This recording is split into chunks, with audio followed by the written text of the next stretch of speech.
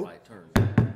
I'd like to call the meeting to order and welcome everyone to the LaVergne Planning Commission July 30th, 2024 meeting at 6 p.m. We do have a quorum.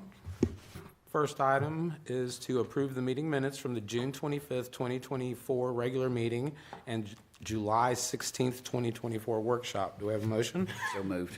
We have a motion to approve. We have a second? Second. We have a second. All in favor say aye. Aye. All opposed?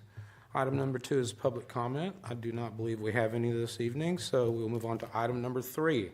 Recommendation to the Board of Mayor and Aldermen for subdivision acceptance, Carruthers Crossing Phase 2 property located off Carruthers Road, requested by SEC Inc., PDR Plan Density Residential Zoning District. Mr. Logan. I think staff recommends to maybe move this to the end of the agenda, Yes, sir. We'll or not do it at all, depending on how y'all decide at the end. Yes, sir. We'll Thank move on to item number 4. Site plan, Smyrna Ready Mix, new 2-story building totaling approximately 980 square feet on approximately 8.87 acres, requested by Wine Engineers. Property located at 371 Waldron Road, tax map 17G, Group A, Parcel 2. I-2 Heavy Industrial Zoning District, property owned by SRM LLC. Mr. Logan. So this is the request from Smyrna Ready Mix for site plan approval. And you can see on the screen there, the property. There's quite a bit of gravel there today. They're going to be cleaning a lot of that up with this site plan and adding some concrete in areas. Zooming out, you can see there the location of the property is right here in the center of the screen. And the zoning map, again, where I'm pointing, zoning is I-2, heavy industrial, which is suitable for this use. These are the site photos, and you currently see there where the concrete ends and the gravel beyond. They will be building a new building with this site plan, a 2-story batch house. The square footage of that's approximately 980 square feet for that building, so that will be part of this site plan. There's one more photo, shows the current site. Other than that, the site is an architectural overlay, and the batch house that they're proposing is 100% brick, and there is a brick that was submitted by the applicant Thank 2 you. weeks ago. So you can see that from Mr. Blair. Other than that, all the planning comments have been met, and I believe all engineering has, but I'll turn it over to Mr. Lyde in case he wants to say anything. Thank you, sir. Ms. Lyde. Their engineers submitted a complete set of calculations. They are adding a concrete treatment system prior to fixing their detention basin, and with that, and also their new equipment is going to be much more environmentally protective than their existing equipment, so the staff is happy. Thank you, sir. Do we have any questions or comments from the board? With none, we'll entertain a motion. Make a motion to accept as submitted. We have a motion. Do we have a second? Second. We have a second. All in favor say aye. Aye. All opposed, motion passes. On to item number 5. Site plan, City of LaVergne, new fire training facility on approximately 1 acre, requested by the City of LaVergne.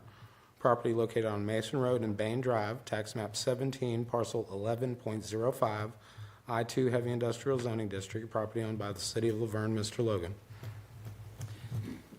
So this property on the screen is slated to become a temporary training facility for LaVergne Fire. It is located at the corner of Mason and Bain Drive. The proposed layout shows 2 new structures that will be built on the site that will accommodate training facilities for LaVergne Fire. You can see the zoning here, where I'm pointing in red is the actual property. And here's a site photo. It's a vacant tract today, just mainly gravel on the site. And there's another photo looking straight ahead at the Cosmos granite facility. And you can see that white car is at the stop sign at the corner. So these are the plans that were submitted by the engineer of record. And you can see the site here. It's approximately an acre site, and these structures will be built from Conex containers. So they'll be stacked and assembled and so forth. The height, the tallest height on the plan is 28 feet, which is no problem. The zoning allows a 50-foot height for buildings. All containers are shown at a 30-foot minimum setback from all property lines. The only outlier may be the storage facility that's over here on the south side. Other than that, the area will be fenced. You probably remember from 2 weeks ago with black vinyl coated chain link fence for security and other reasons.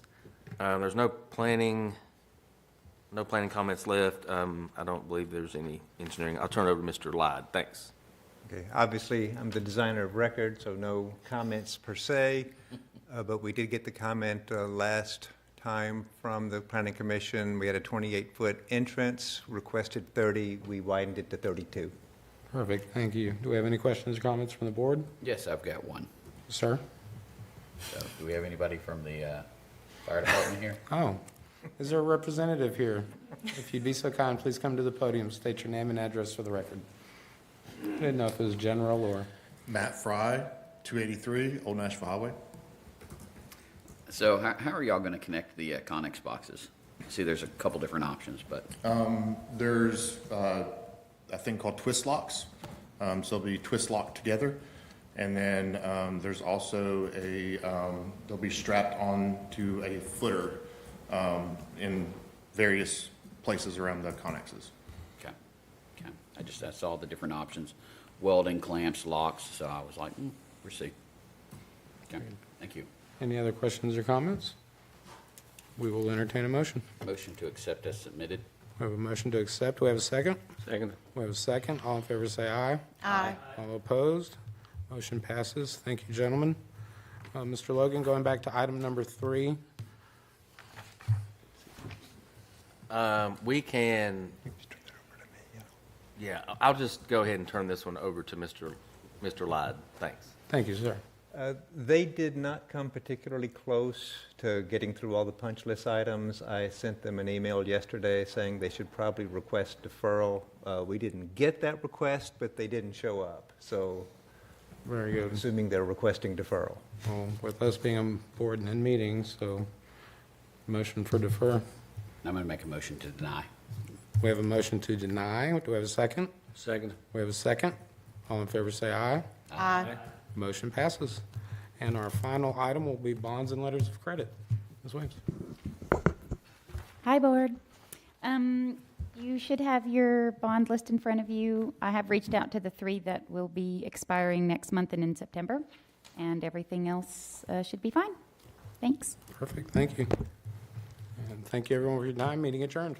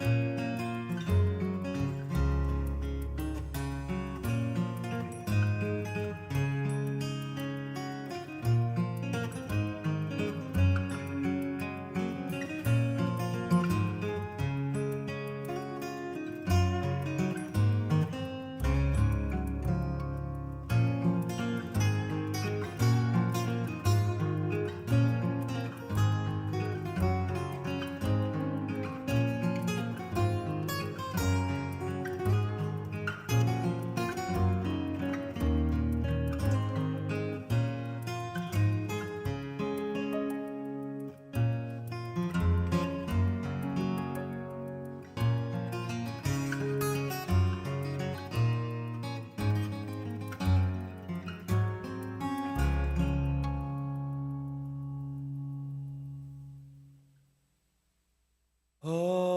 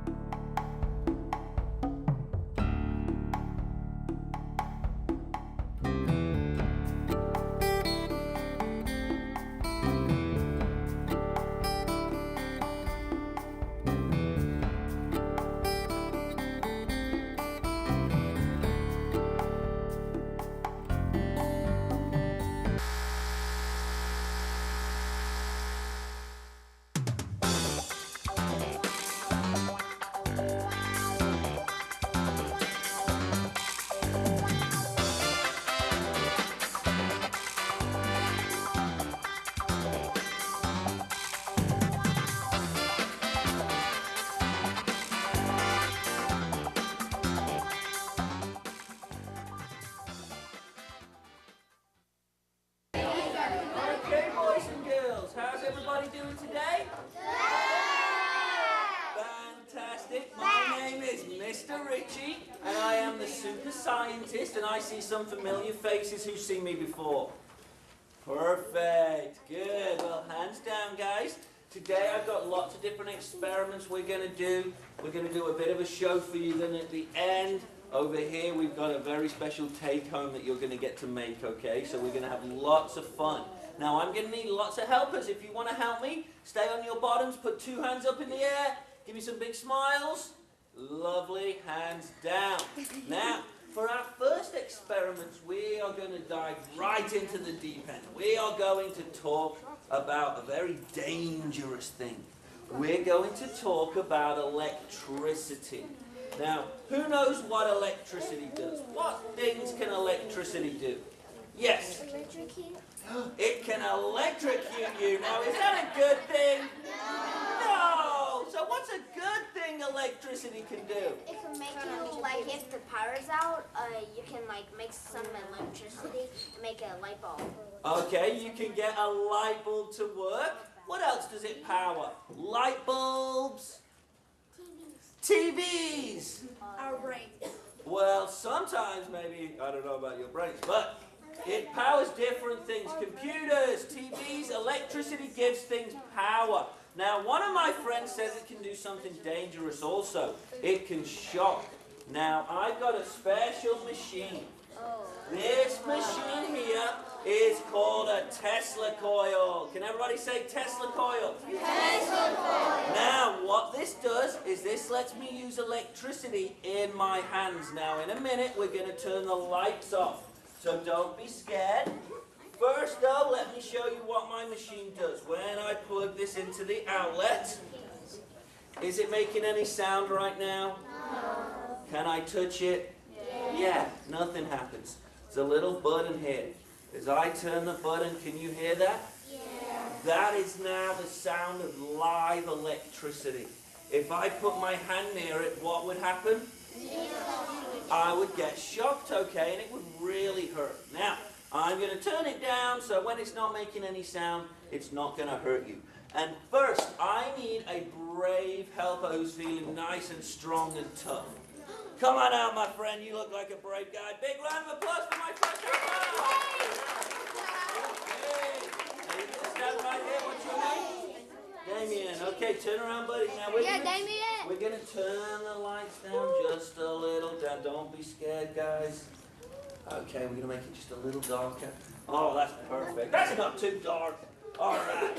Now, what we have here is a light bulb. Now, this is the same sort of light bulb that we have up in the ceiling. Now, you're going to hold this in 2 hands and do not drop, okay? Hold tight. Face everybody for me and take a couple of steps back. Okay, now, we are going to turn the Tesla coil on and move it towards the light bulb. Now, hold it out straight. Don't drop. I promise it won't hurt. Now, when I turn this on, how do we know the electricity's on? The noise, it starts to buzz. Now, I'm going to move this towards the light bulb. Now, as I do that, what does it start to do at the bottom? Just a little bit. It starts to light up. Look again. It's lighting up a little bit. Hold it up so people at the back can see. Watch. It lights up. Now, am I touching the light bulb? No, there's a big space in between the light bulb and the Tesla coil. Now, if I put my hand in that space, what would happen? You can get shocked. I would get shocked, okay? Now, what we're going to do, I am going to show you the electricity. Right now, it's invisible. We can't see it. Hold it just a little higher. Move your hands down to where mine are. Now, this time it might look scary. It won't hurt, I promise, okay? Hold it in 2 hands. I promise it won't hurt. Now, when I turn this on, everybody watch the bottom of the light bulb. We get the light bulb to light up. Now, as I get closer, the electricity is attracted to the bottom of the light bulb, and you have to hold on. Are you going to hold on, or do you want someone else to help? It's fine. You got it? I promise it won't hurt, okay? Hold on to it. It won't hurt you, I promise. Watch the bottom.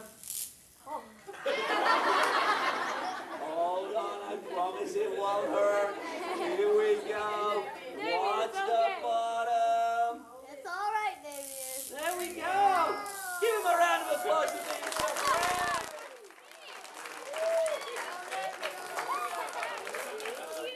So, you can see the electricity now traveling through the air. What color is it? Purple. Purple, it's pink, it's got white and yellow in, and it's jumping through the air to the bottom of the light bulb. Now, what we're going to do next. Great job, my friend. Big round of applause. I need another helper. Someone else who's feeling tough and brave. Right at the back in the gray shirt. Come on out, buddy. All right. Now, my next helper's going to come and help me. Now this time, come on up, bud. You're going to hold on to this. Come and stand back over here. Now, what's your name? Luis, okay. Hold on to this in two hands. Now, do not let go, okay? What I need you to do, in a second, you're going to walk your hands up and then down, okay? Up and down. Now, don't go all the way to the top or don't go all the way to the bottom. Leave a little space. Now, everybody, let's watch the bright part of the light. When we turn the Tesla coil on, we know it's working because it starts to buzz. As we get close, the electricity's there, we can't see it. As we get closer, it now jumps through the air and we can see it. It's brightest at the bottom. Move your hands up. That's it. Oh my Keep God. going. And go down. Whoa. And go up. And go down. Now what's happened to the light? It goes up. It goes up and down. What makes it go up and down? Electricity. His hands. Now that's because I have given you superpowers. You now have the power to shock people. Now who's going to be brave and get a shock? Whoa, look at all the brave helpers. Let's go with the strong lady. Come on out, sweetheart. Big round of applause. Okay. What we're going to do, you're going to take a step over this way, and you're going to hold on in one hand. You're going to point your other hand like this with one finger. Okay, come to the side, sweetie. Now, it's pretty dark in here, so we might be able to see it. What we're going to do, slowly, you're going to touch fingertips. Now, after you do that, you always use your finger, okay? After you do that, you're going to touch her elbow. You use your finger, and then, sweetie, lift your knee up, and he's going to touch you on the knee. Now, everybody, watch and listen in between their fingers. Now, hold tight and don't drop. I'm going to set it to a level 3. So it's not going to hurt, it sort of tickles. Now, don't start until I tell you guys. We're going to do it nice and slow. Now, don't start yet. We need to get the power going. Okay. Now, slowly point your finger. Listen and watch. Did you feel that? Okay. Can we see the spark? Try it again. Do your finger. Do it nice and slow. Your finger. There we go. Elbow. Lift your knee up. Perfect. And can you do your nose? Great job! Big round of applause. Excellent. Get back down, guys. Now, is anybody in here today wearing light-up shoes? Does anybody have light-up shoes on? Come and help me. I promise you won't get hurt. Come and help me. Whoa, those are cool. I like those. Come on out, Twinkle Toes. You want to help, buddy? It won't hurt. Come and help me. Anyone else would like? Come on up. Everybody with light-up shoes that wants to help, come on up. You won't get hurt. Who's wearing light-up shoes today? Okay. Now, all of my friends, stamp your feet. Show everybody your cool shoes. That's it. They all light up. All right, now what we're going to do, we are going to make your shoes light up without you having to move. What I need you guys to do is all hold hands. Can you come over here first? Hold hands. And you're going to be at the end over here. Like this, okay? Now, everybody watch their shoes. What we are going to do in a second, you're going to hold on to the light bulb. Don't let go. You You will not get hurt, I promise, okay? We're going to send the electricity up the light bulb. Through your body, your body, your body, your body, through you, into all of your shoes. And all of the shoes should light up. Now, here we go. Don't let go, helpers. It does not hurt, okay? Don't let go. Give me a countdown. 3, 2, 1. Disco shoes. So you can see them all lighting up.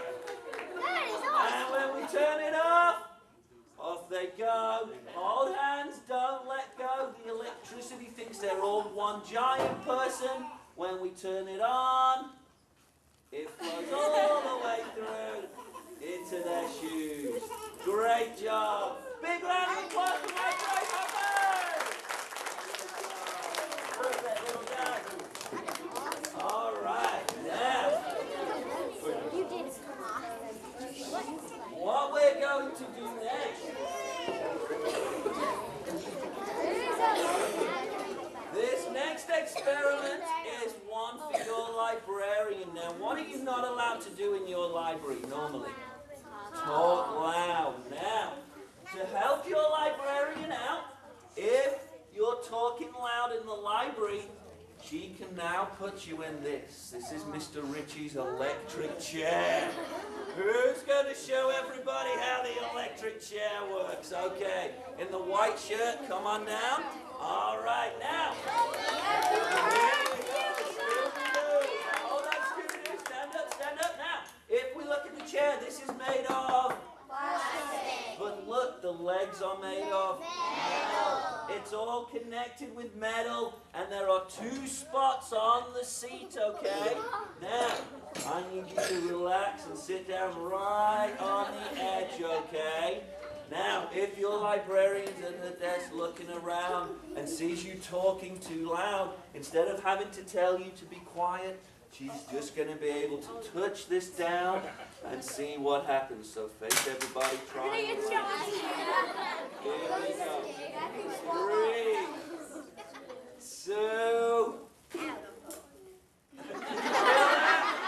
No, oh, move over then. Let's see if we can get it just on the right spot.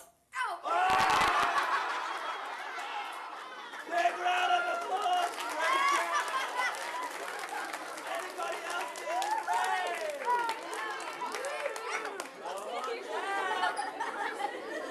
All right. Sit right on the edge.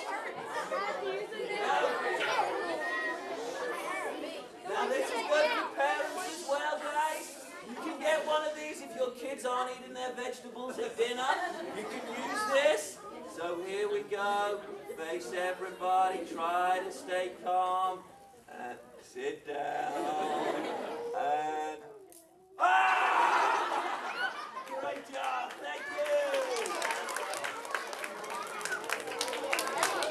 Now, for this next experiment, I need a little lady. You will not get hurt, I promise. I need a little lady. Okay. Now, my friend here, turn around, has got a beautiful smile. Show everybody. Okay, now, you're going to be Mother Nature, and you're going to be mad and angry. So show me an angry face. That's a happy face. She's okay. All right, Princess, what we're going to do? This is the Earth. Who lives on Earth? All right, now, we're going to turn the lights down. Now, we've had some nasty weather the last couple of days, so stand back here, Mother Nature. Hold on to this. This is a thundercloud. Now, when we have a thundercloud, we get rain and we get lightning. Oh my God! You can see the lightning strike. Now, if the lightning hits the wrong spot, it can do a lot of damage. Now, stand back, sweetheart, just for a second. Here, this piece of paper is going to be a tree. Now, if you're ever outside in a thunderstorm, one of the worst places you can stand is under a tree. Now, hold on to this, Mother Nature. Don't let go. We're going to let the lightning hit the wrong spot. You're okay? Here we go. 1 second. Now, if that was a tree, that tree would come crashing down on your head, and would that feel good? No. Okay, that would be really bad, right? Big round of applause for LaVergne37086.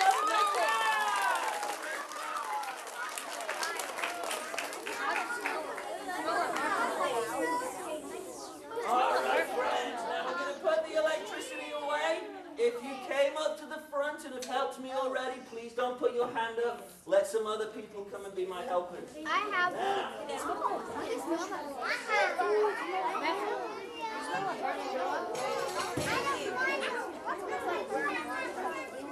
For my next experiment, I need somebody who's not afraid to get wet.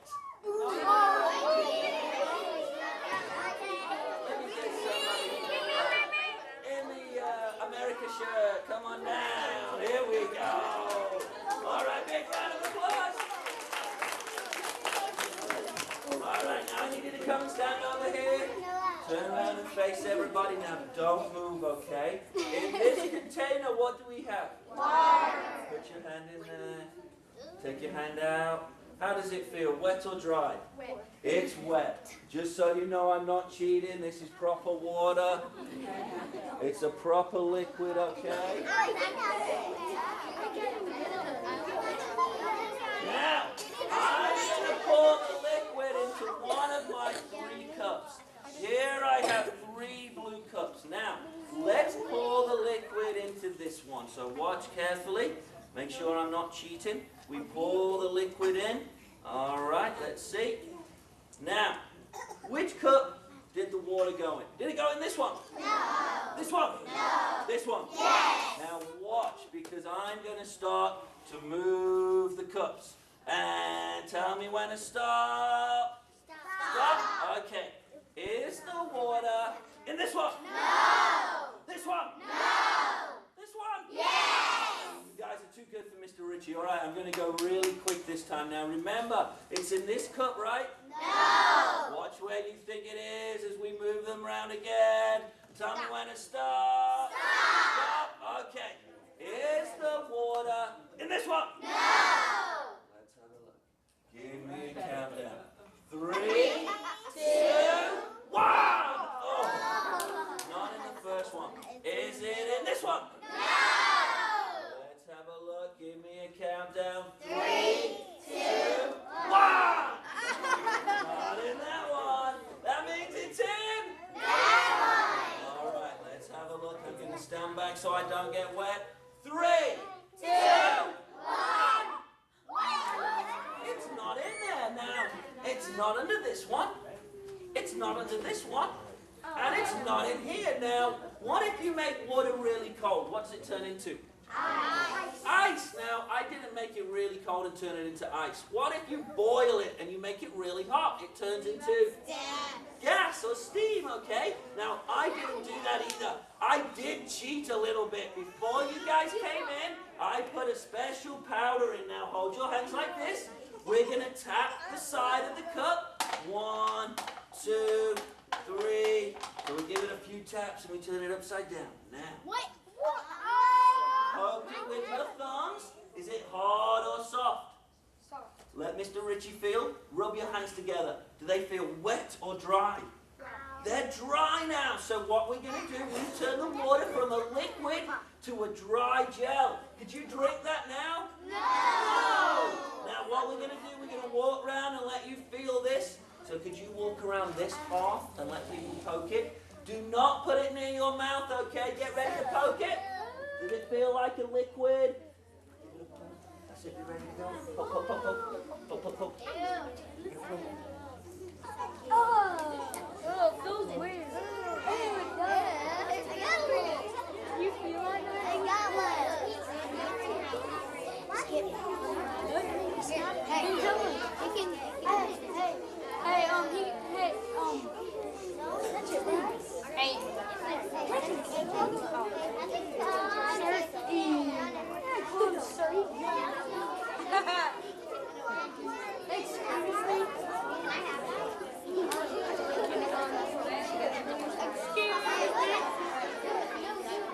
Excuse me?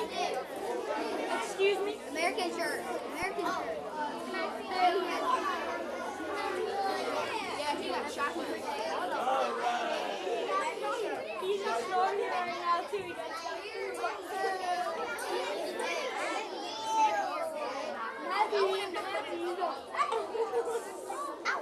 I wish he was holding it.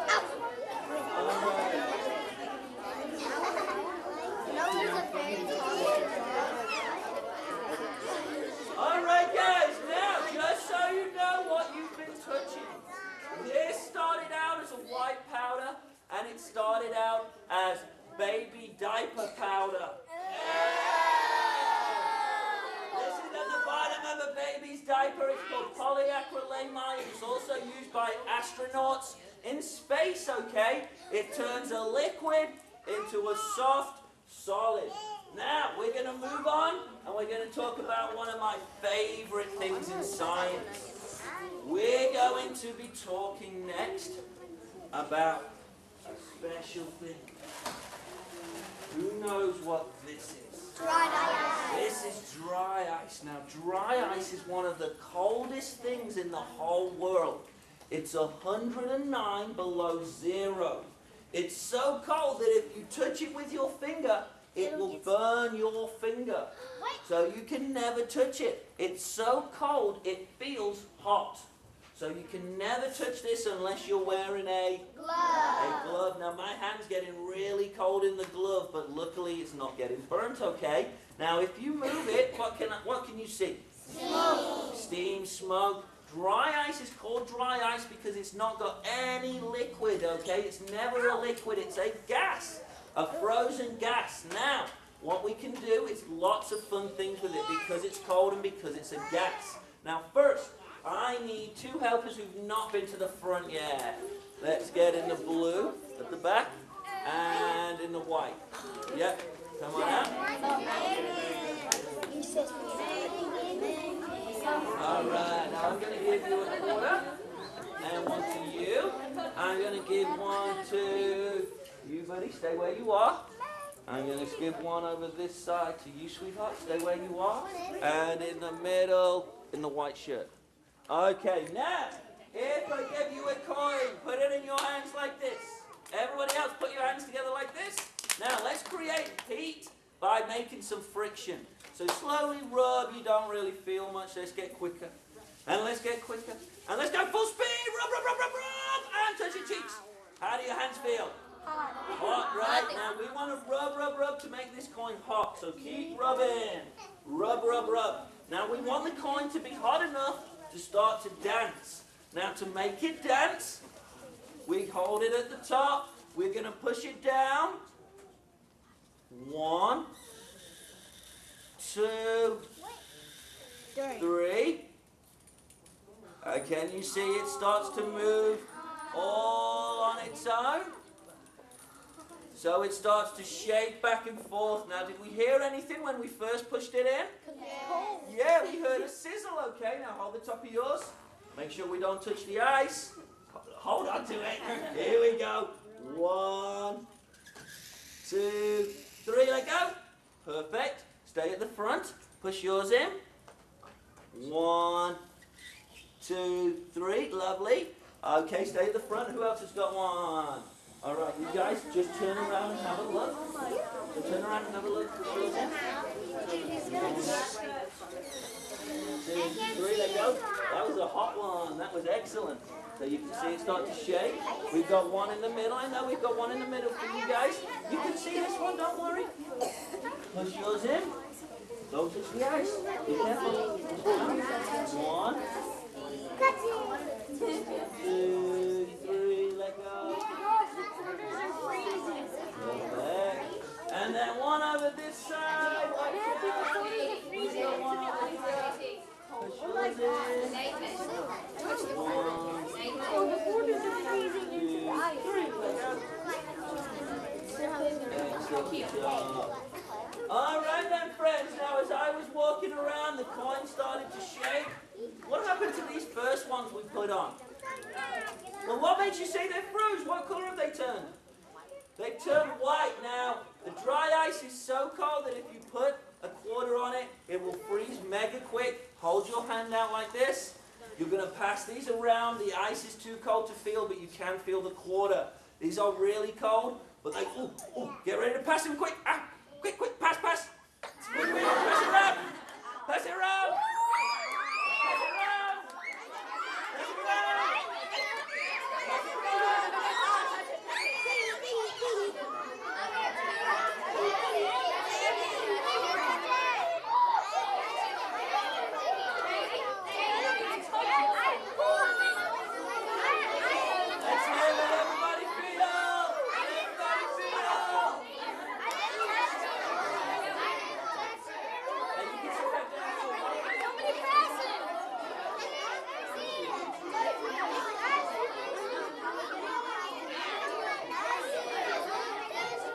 Okay, guys, let Mr. Richie get his money back. Thank you. Anybody else? Lovely.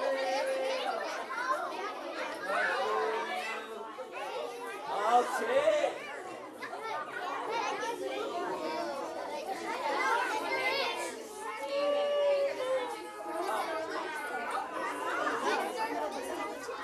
Now, next, guys, we're going to do a listening experiment. Dry ice, we've said, is really cold. Compared to the ice, thank you so much. Compared to the ice, this pan lid is hot. Now, when the ice hits the metal, It turns up. Makes vibrate. you get one sound.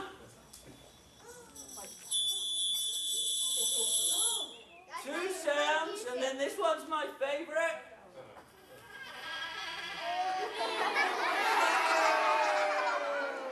Is that you? Wow. So we got one here, and then in the middle's that stinker.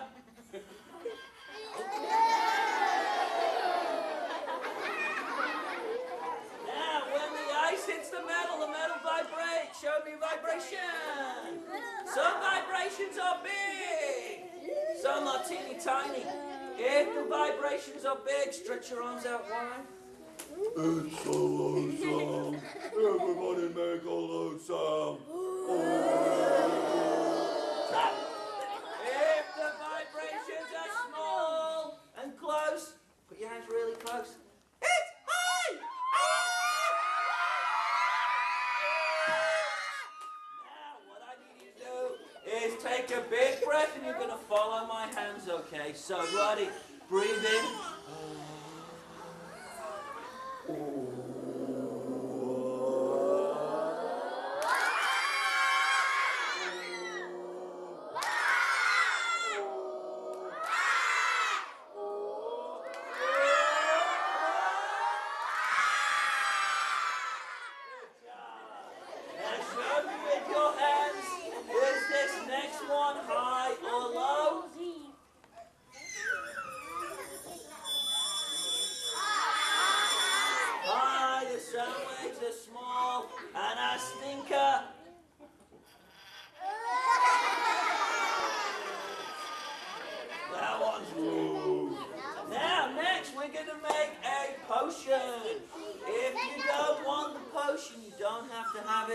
Put your hands on your head.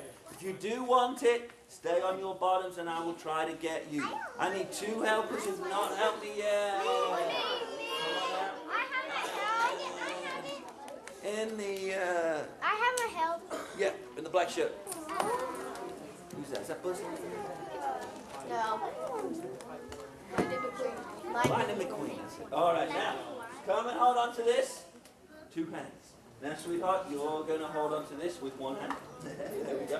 All right, now turn around and show everybody. Now, what we're going to do, we're going to make a potion using our dry ice. So with my hammer, I'm going to break it up into some little pieces. And we're going to put those little pieces in the container. So let me just see it for 1 second. Now, hold this in two hands. Do not drop it. It will not hurt you, okay? I promise. So be brave. Face everybody so they can see. Now be really brave. Hold it in two hands. It won't hurt you. Turn around. I'll hold it with you. Turn around and face everybody. Okay. Now hold tight.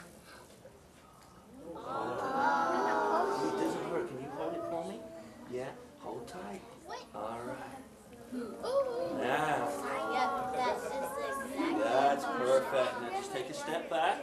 Add a squirt of Super Science liquid. Now don't be scared. A little bit more than that. There we go. Give it a squirt. Perfect. We add a little bit more. And now put that back on the table. This is now a Super Science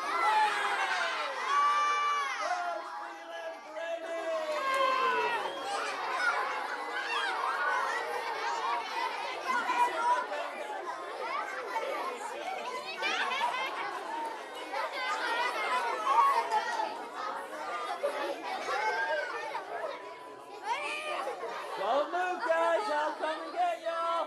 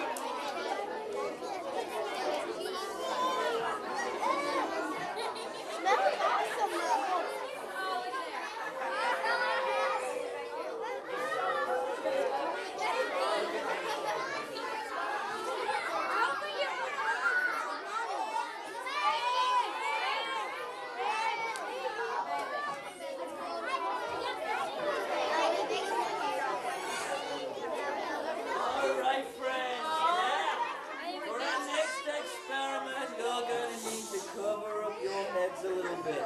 We're going to do an explosion next, okay?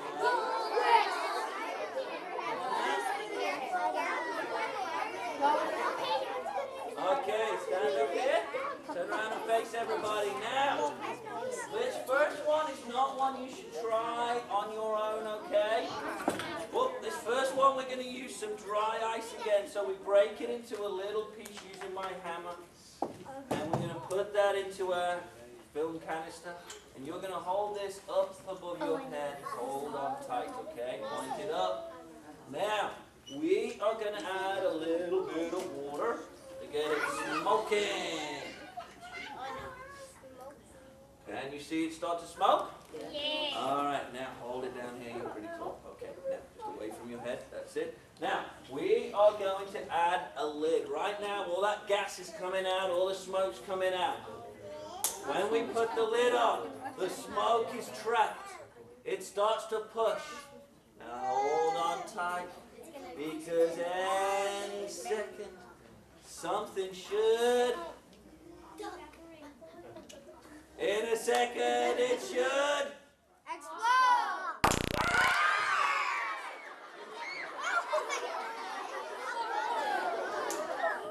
5, 4, 3, 2, 1. sit back down. Anyone else want to go?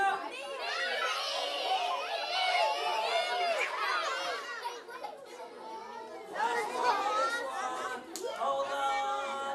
It fills up. The smoke pushes until there's no space left. And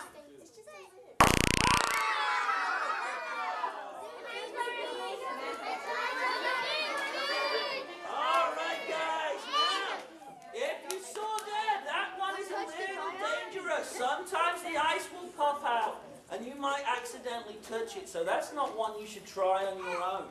This next one is one you can try with your family, okay? All you need is a film canister. You can get these free at Walgreens. Now, where's my lid at? It's back there. Oh, I got this one now. You need to make sure you've got a clear lid, okay? They'll give them you free at Walgreens. You need one of these, and you need an Alka-Seltzer. And this is going to turn the bottle into a rocket. It's best to do it outside because this will go above a house, all right? Come on out. Now, what you're going to do, you're going to break the Alka-Seltzer in half. So snap that in half. We're going to put a little bit of water in the container. So we fill it up about a quarter of the way. Now, you're going to drop both pieces in. I'm going to snap the lid on. We're going to turn it upside down, and it's going to blow up. Here we go. We need to back away after we put it in. Get ready to drop them in at the same time. Both at the same time. Drop it in. Back away. All right, here we go. Now this one is safer because you can touch the Alka-Seltzer afterwards, and the bubbles are what caused the explosion. All right, thank you so much. Sit back down. Now, friends, we've got a special treat for y'all. Here in a second, we're going to move on to do our making portion of the show where you get a take-home. Now, before that, we've got a couple of announcements. I am Mr. Rich from Super Science. We have a soccer science camp next week down the road in Murfreesboro. I've got some flyers around. It's loads of fun. We build rockets and race cars, catapults, different things, and then we do soccer in the morning. So it's loads of fun. If you'd like to come, we do still have spaces available. I also do birthday parties where we can come to your house and we can do our fun stuff at your house. Now, can we do the announcements next? First Mama's coming up.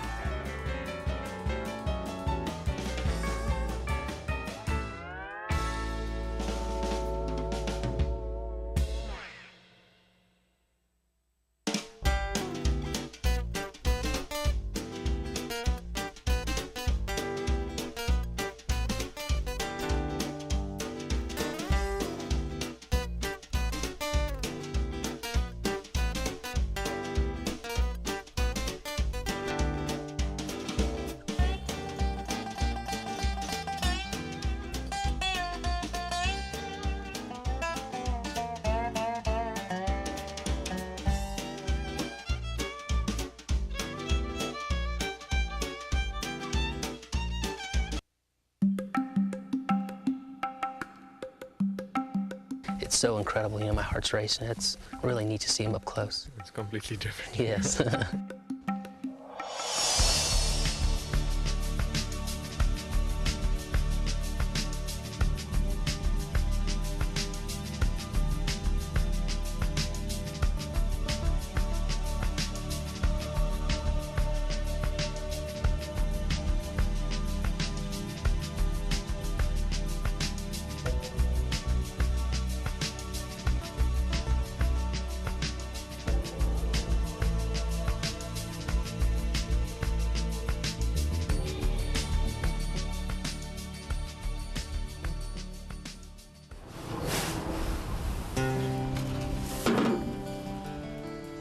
Hi, my name is Jason Green, lead rhino keeper here at Busch Gardens, Tampa Bay. I have the best job ever, taking care of endangered species and helping to prevent their extinction.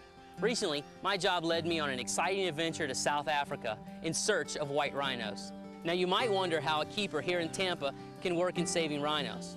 Well, rhino conservation, in fact, the conservation of any species, depends on a lot of people all over the world working together in many different ways. Partnerships and working relationships between zoos and conservation organizations like the World Wildlife Fund and the International Rhino Foundation are the backbone to the fight to help protect the rhino. Working together, we're finding the solution to help protect these species.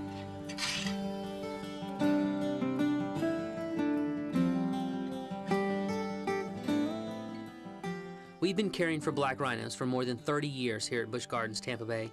And over the years, we've learned an incredible amount about their reproductive physiology, dietary needs, and social behavior. And we've been able to measure our success with 7 healthy rhino calves born here at the park. Not long ago, 2 white rhinos came to Busch Gardens from other zoos in the United States. Since then, we've been learning all we can about the white rhinoceros so we can broaden our ability to help conserve them too. That's what ultimately led to my trip to South Africa, to bring 3 white rhinos here to a new home. But before I tell you about my trip, let me share with you why I think it is so important to save the rhino species. Rhinoceroses are one of the most endangered species in the world today, but it wasn't always that way. If you go way back in time, I'm talking millions and millions of years ago, there were many species of rhinos. In fact, scientists believe that at one time, rhinos were found on most of the world's continents. World Wildlife Fund's chief scientist, Eric Dinnerstein, has studied rhinos for decades.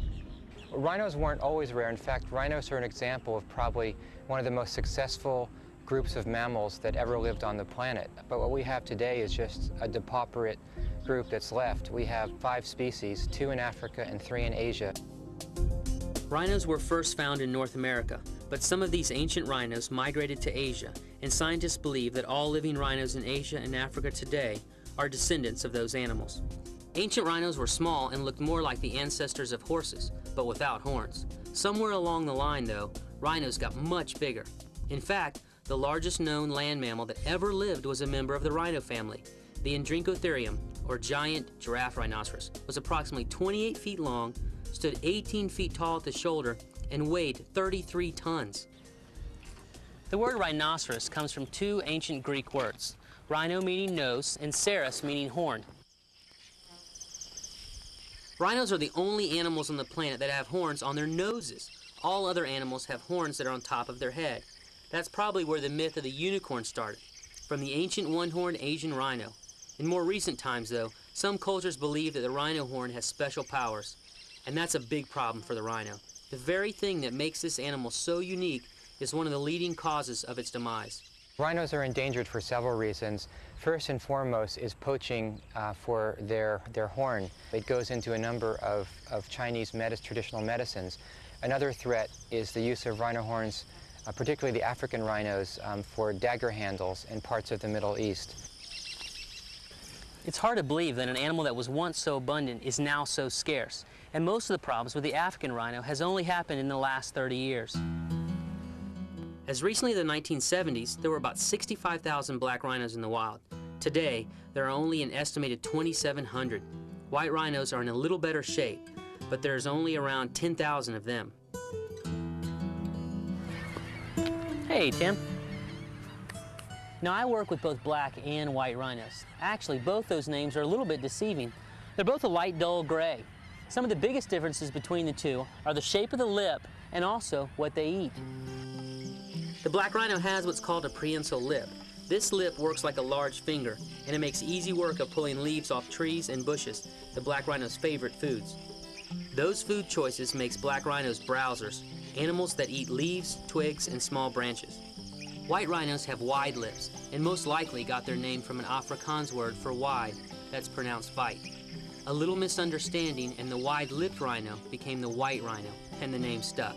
These lips are best suited for eating grasses, so white rhinos are known as, you guessed it, grazers.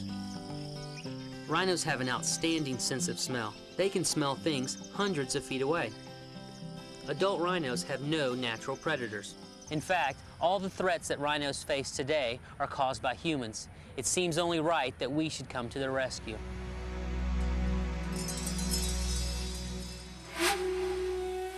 Rhino conservation has become a global effort over the years. Conservation organizations like World Wildlife Fund and International Rhino Foundation work side by side with zoos and other interested groups worldwide. The biggest part of these organizations' work is concentrated on conserving wild rhinos in their natural habitats, and they've had a good level of success. In Kruger National Park in South Africa, we've been involved from the beginning to try to bring back the white rhino populations, and that's been perhaps one of the best success stories of wildlife conservation in Africa. By providing money to help protect the park, stop poaching, provide infrastructure, we're on our way to a major recovery of this species. South Africa pioneered this model of in situ rhino conservation. In situ means in the wild. The object of this kind of conservation program is to protect a core animal population, in this case rhinos, so overall numbers can increase. Then, some of the rhinos can be moved or translocated into another protected area to start a new group. The ultimate goal is to have at least 10 separate groups of 100 or more living in protected wild habitats. This system works to protect the rhino's genetic diversity, as well as to guard against losing the entire population to disease, famine, or poaching. Animal translocations have proven to be a successful method of conservation in the wild, especially with the white rhino in South Africa. One great byproduct of conserving large animals like the rhino is that many small species are able to survive as well. There are many other diverse species that occur within the home ranges of these giant mammals, and so they become a very good flagship for us to focus on, because we know a lot more about the biology of some of these large mammals than we do of many of the smaller species, and if we can just capture large enough areas for protection, we'll be able to conserve those as well. Okay, so back to my trip to Africa. You're probably wondering why I went there when my job is to take care of rhinos here. Well, one way of conserving animals is to learn more about them and provide good habitats and breeding programs here in zoos. Then that information is shared with other zoos, projects in the wild, and our guests here in the park. At Busch Gardens, we encourage people to make a personal connection with animals and learn more about them in their natural habitats. By doing so, we hope they'll be more interested in saving wildlife and more enthusiastic about doing things that can help. The animals here make great ambassadors for their relatives in the wild that are struggling to survive. I think it's important to have rhinos serve in zoos, serve as good ambassadors for rhinos that live in the wild, and educate people and make them more aware, who ordinarily wouldn't be, of their situation and the plight that they're in, how endangered they are. And that's a very important thing to be doing. And to be more effective at that, we need to have rhinos in a number of different zoos around the country that can portray that message. But to do that, it means we have to have effective breeding populations of rhinos in zoos. Most people believe that all the animals in zoos are from the wild, and that's just not the case. More than 80% of all the mammals in zoos are bred in zoos, from well-managed programs that help ensure genetic diversity and overall health of the animals. Sometimes, though, animals are brought to zoological facilities from the wild if the populations in the wild are consistently increasing. Sometimes it's done to avoid overcrowding in the limited habitat space available, and sometimes it's done to establish healthy conservation populations in other parts of the world. When wild-bred animals are relocated into zoological facilities, it strengthens and diversifies the existing gene pool of animals in zoos. That allows more breeding, which then allows more zoos around the world to have animals that can help to spread a conservation message. In turn, more animals means more opportunities to learn about them and collect information that will be useful not only to zoos, but to conservation projects in the wild as well. And it also helps to develop large, healthy groups of animals that could, in case a catastrophic event wipes out a wild population, be reintroduced to the wild. Well, that was a long answer of why I went to Africa. Here's the rest. It's short, I promise. Since we only have 2 male white rhinos, we went looking for females that we could bring back to the park to start a breeding program. A bonus would be new bloodlines that would produce genetically different offspring from any other white rhinos in the United States. So we contacted the International Rhino Foundation for help, because they coordinate the placements of white rhinos all over the world, including animals that can be moved from the wild. After a stringent review, the foundation put us together with Kruger National Park in South Africa.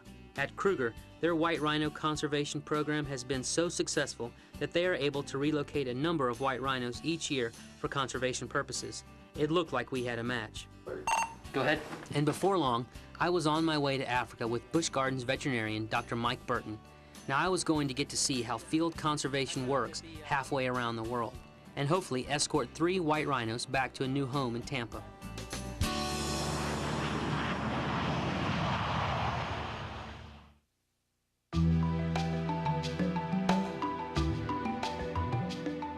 Our destination in South Africa is Kruger National Park, where preserving the delicate balance of people, wildlife, and habitat is a constant challenge. But it can be done, and Kruger's conservation program is an excellent example of a system that manages all of these pieces well on a daily basis. For over a century, this wildlife refuge has been carefully developed and maintained, and today it's rated one of the world's finest wildlife reserves. And with more than 3,500 white rhinos, it also has the largest population of white rhinos in the world. As soon as we arrive at Kruger, we go to meet Johan Milan and see the rhinos we'll be taking back. Johan is one of the vet techs that works on the capture team, and it's his job to care for the rhinos, make sure they're healthy and prepared for the move. Welcome in South Africa. I suppose it's your first trip down here. Yeah. Oh, yeah. I think the main thing you're here for is the rhinos. Let's go and have a look at them. Excellent. You guys feel like it? The rhinos that are brought here are chosen after a lengthy process. First, park rangers determine if any rhino group is too densely populated. If it is, then they determine which of those rhinos need to be moved. The next step is to decide whether it will be a translocation to another wildlife area or a relocation to a zoological facility. If it's a relocation, then the animals come here to be prepared for the transport. Over a period of months, the rhinos are moved along through a series of enclosures called bomas, where they are gradually acclimated to unfamiliar noises, vehicle traffic, and contact with humans. So this is the bull. Yep, this is a bull. And about how old do you estimate he is? Mike, he's about, I would say, between 5 and 7, 8 years old. Okay. We'll be taking 3 rhinos back to Busch Gardens, 1 male and 2 females, and Johan has been supervising their acclimation through the boma system for the last 8 months. And you start in those back bomas, and then What they happened work is their way that, up here. we've got the stronger bomas at the back where we put them in the first period. There's a sort of a way to do it. We've got a big camp, and then slowly but surely move them to the front after, say, 2 or 3 weeks. And then from there, once we're satisfied that they're doing well, they eat well, they defecate well, the health condition is fine, then we can bring them in here and make them used to the traffic and the people. Animal health and safety is a #1 priority here, and everything is done to ensure that the animals are adapting well to the changes. And if they don't seem to be adapting, you just turn back home? We just take them straight away to where we've captured them. You do? So they know the area, they know where's the water and everything. The last step in the acclimation process is to move shipping crates into the enclosures with the animals. From this point on, the rhinos are fed in the crates, which makes them become just another non-threatening part of the rhino's environment. It's really amazing to see, you hear wild white rhinos and stuff, and you see this rhino in here just calm as can be, just munching away, almost ignoring us. Yeah, I think it's also important, the period that they spend in these enclosures now, and also, we've had these crates in here for about a month. So they get used to it, they know where their food's coming in, and they know what's going. It's really interesting for me to see how the boma system works, and how the rhinos have been prepared for the move. It's obvious that the rhino is the important thing in all of this. This isn't just about moving rhinos, it's about making sure that these rhinos are well taken care of, and that the people who get them know something about them that makes the transition easier. It's definitely all about taking care of the rhinos, and from the calm demeanor of the 3 animals that are going to Busch Gardens, the system seems to work really well. Tomorrow, we're going to see white rhinos in the wild.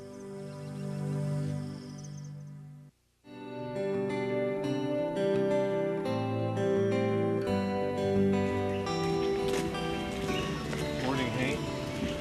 Good morning.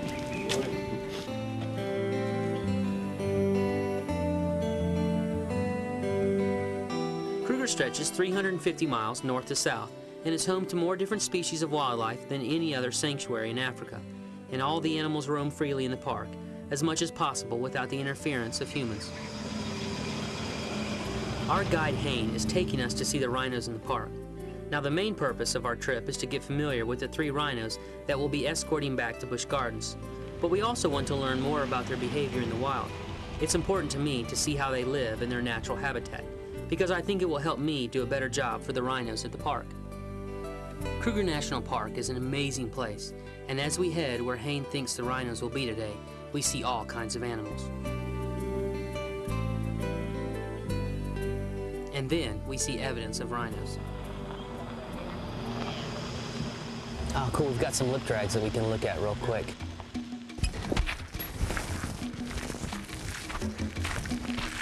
Very neat. Yeah. If you look, you can see, you can almost see the width of the white rhino's lip, and they've drug it through the ground, just smelling and tasting. Very neat. Very cool. There's quite a bit of them right through here, this little area. Looks like a cow and a subadult. There's some little bit smaller tracks in the ground. There's even some old lip rugs. Very neat. Let's go find these rhinos. Before we get to the rhinos, though, Hayne has something else that he wants to show us. Oh, cool. There's a little rhino rubbing post over there. Take a look at that real quick. I've seen the rhinos at the park turn stumps into scratching posts, but I'm really curious to see one in the wild. Ah, cool. What a great post. Look at this. You can see where they've just rubbed it smooth. This thing is... Leadwood, right? Yeah, it's like hard as a rock. Insects can't even bore into it. It's so thick. Hayne said he's seen this here for about 18 years. Very cool. Okay. All right, let's go find some rhinos. Turns out we were really close. They're in a mud hole right up the road. Oh, cool. We've got 2 white rhino bulls. Look like adults. So it's pretty common to see them then at this wallow, Hayne, is that right? Yeah, Mike, they tend to come out here on a hot day, like today, and in the late afternoon they come for a cool down and a bit of a drink, so it's pretty regular for them to be here. Don't they, for the most part, at least within a day or two, have some pretty average routines and patterns that they may travel? Yeah, it's because they are territorial. They often follow the same route on a daily or on a 2-day basis, really, where they're probably passing the same spot. And that's when they visit their middens and do their territorial marking and so on. It's good for us to see rhinos in the wild exhibiting some of the same behaviors as the rhinos at the park. It's a good confirmation that we're doing the right things for them. So, Hayne, is it common to see 2 bulls together like this? Yeah, it seems like when they're young like that, they will live in loose association like that, maybe 2 or 3 together. Yeah, we have 2 young bulls back at the park that are together, and they get along really well, and we're just not sure what to anticipate as they get older, but they're doing really well right now. Very cool. That's what we've been waiting for. On the way back, Hayne makes one more stop, and we meet another of Kruger's guides.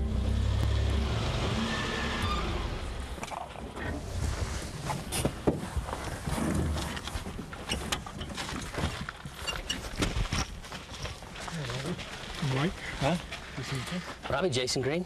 Nice to meet you. Great. All right, that's ready. We're going trekking? Yeah. Awesome. Kruger guide Robbie Brendan is heading out to check on a large male that's supposed to be in the area, and he's letting us come along. We start seeing signs of rhinos not far down the path. Oh, there's a great big mitten up here. Great. A midden is essentially a rhino latrine or bathroom.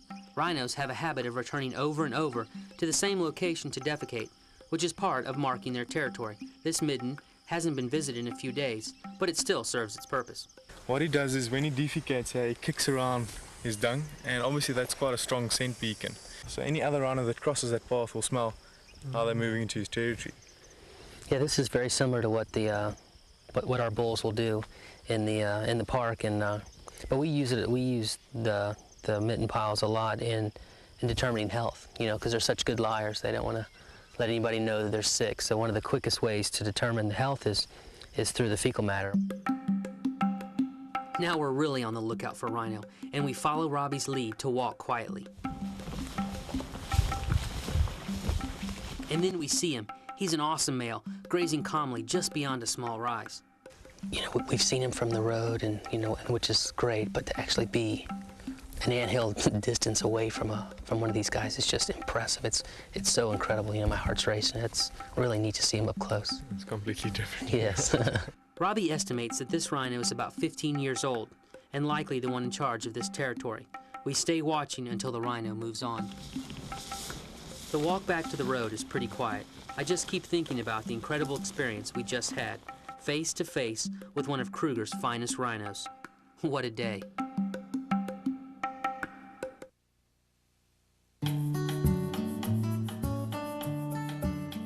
Our last day at Kruger starts early because there are several other rhinos to be loaded for transport in addition to our 3.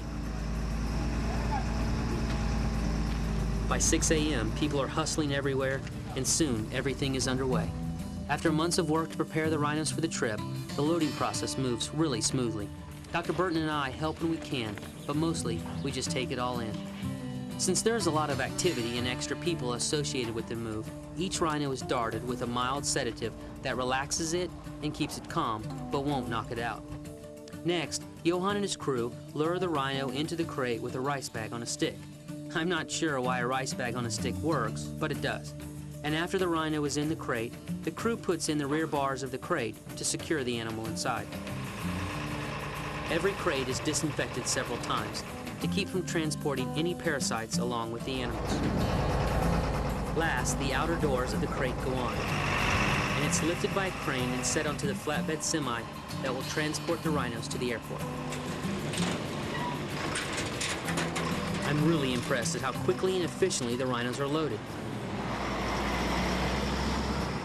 By 10 o'clock, we're ready to head for the airport at Johannesburg, and before long, these guys will be in their new home.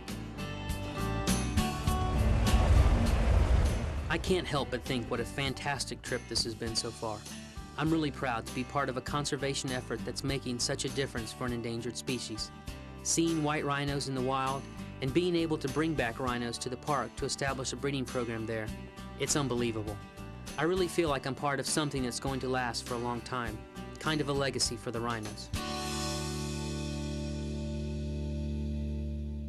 After landing in Orlando, we made the short trip to Busch Gardens in Tampa, where we released the rhinos into our temporary quarantine facility.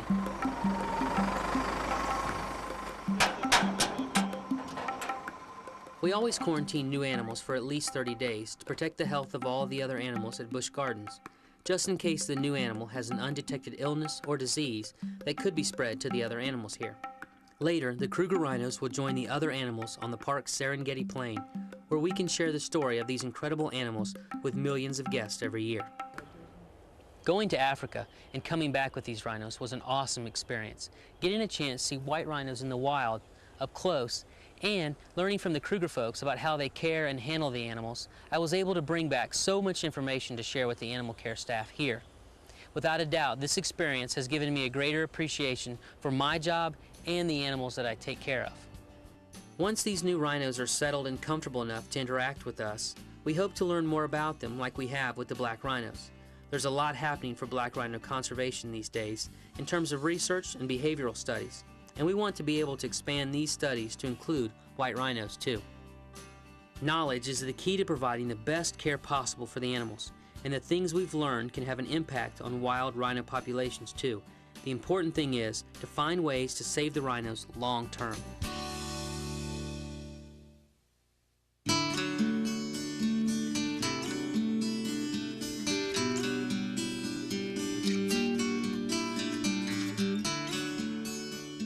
In the zoological world, it's long been said that animals will only breed if they're at ease and secure in their surroundings, and that seems like a reasonable deduction given the vulnerability of newborns. So having a successful breeding program is a good sign that animals are fully comfortable in their surroundings, and a successful breeding program is an important part of wildlife conservation. We've had a very successful black rhino breeding program here at the park. Unfortunately, I haven't gotten to witness one of the births, but we've had 7 born here, all of them healthy babies. Most births have happened during the night, but we do keep a video camera running in the rhino's night quarters, so at least we get to see it secondhand. And let me tell you, baby rhinos are the cutest things.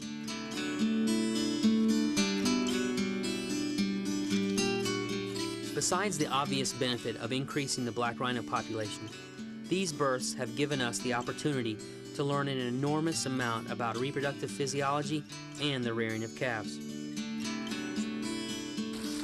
We've been able to get ultrasound images with the pregnant females.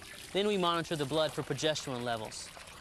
Then, watching the mothers with their calves has really taught us a lot about their parenting skills.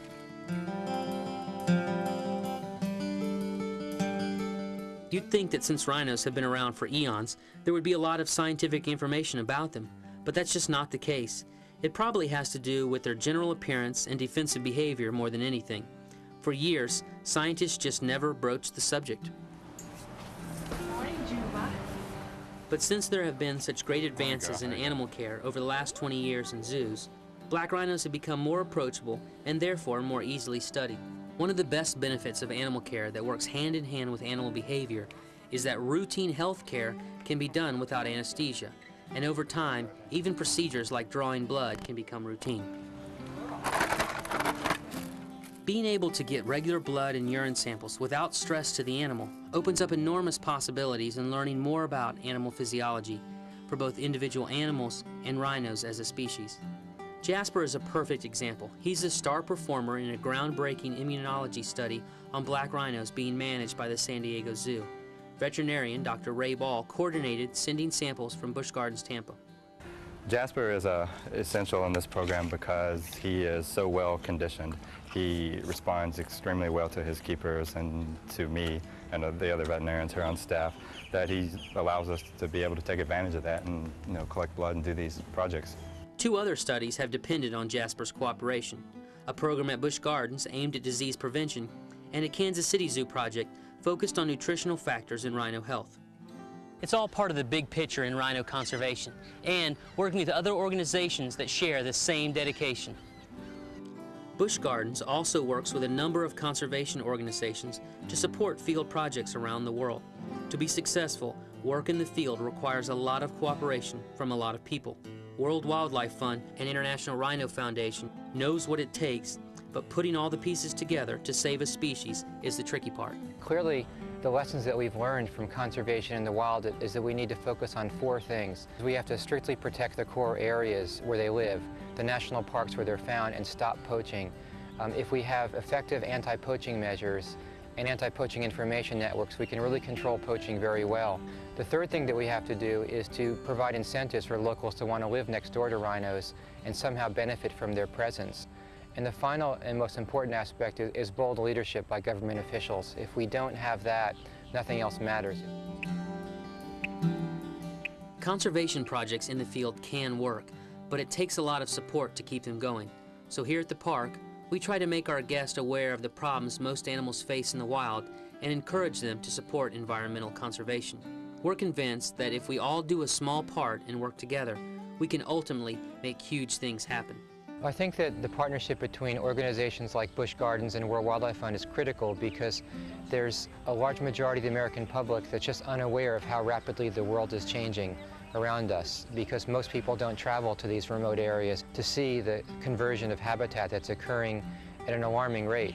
And so whether it's educating people about gorillas and the loss of habitat in parts of Africa, or the same thing here in Asia, it's critical that we are able to reach a large audience and make them sensitive to this issue.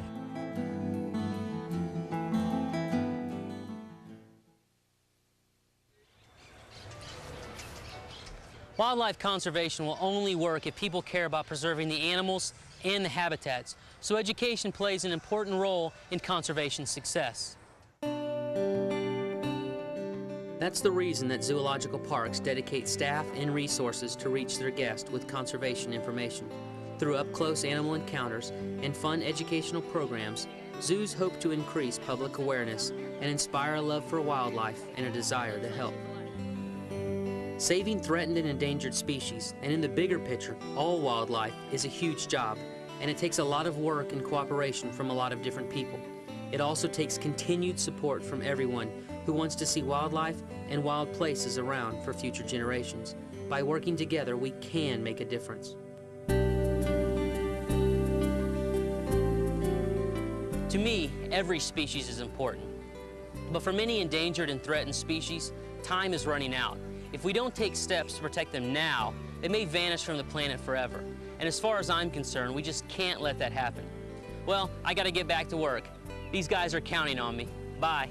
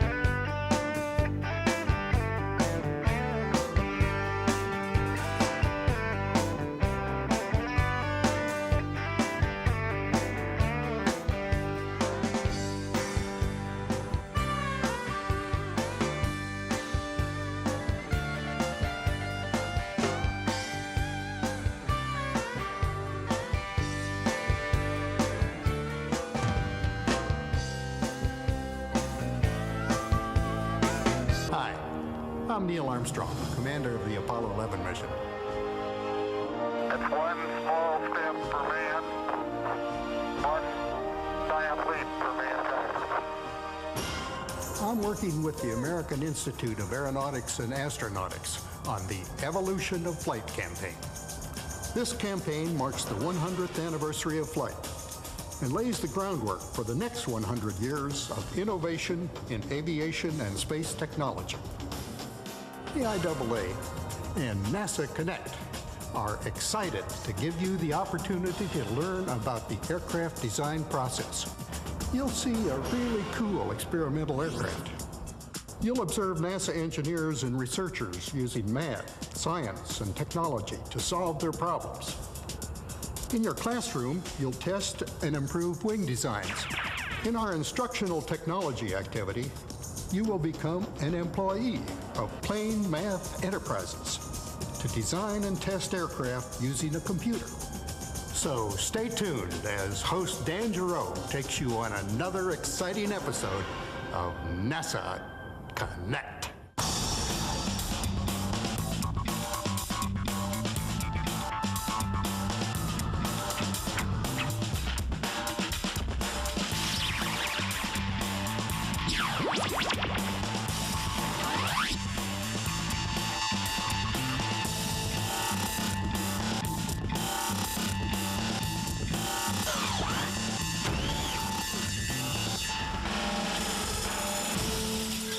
Hi, welcome to NASA Connect, the show that connects you to math, science, technology, and NASA. I'm Dan Giroux, and today I'm at the National Air and Space Museum in Washington, D.C. Over my shoulder is the Wright Flyer. This is the first manned airplane to fly under its own power. It was built by the Wright brothers. This is the Bell X-1, the first plane to break the sound barrier. Notice how sleek its shape is. And this is the X-15. It's the first airplane to fly into space. Notice how closely shaped it is to a rocket. There are tons of planes here. Let's take a look.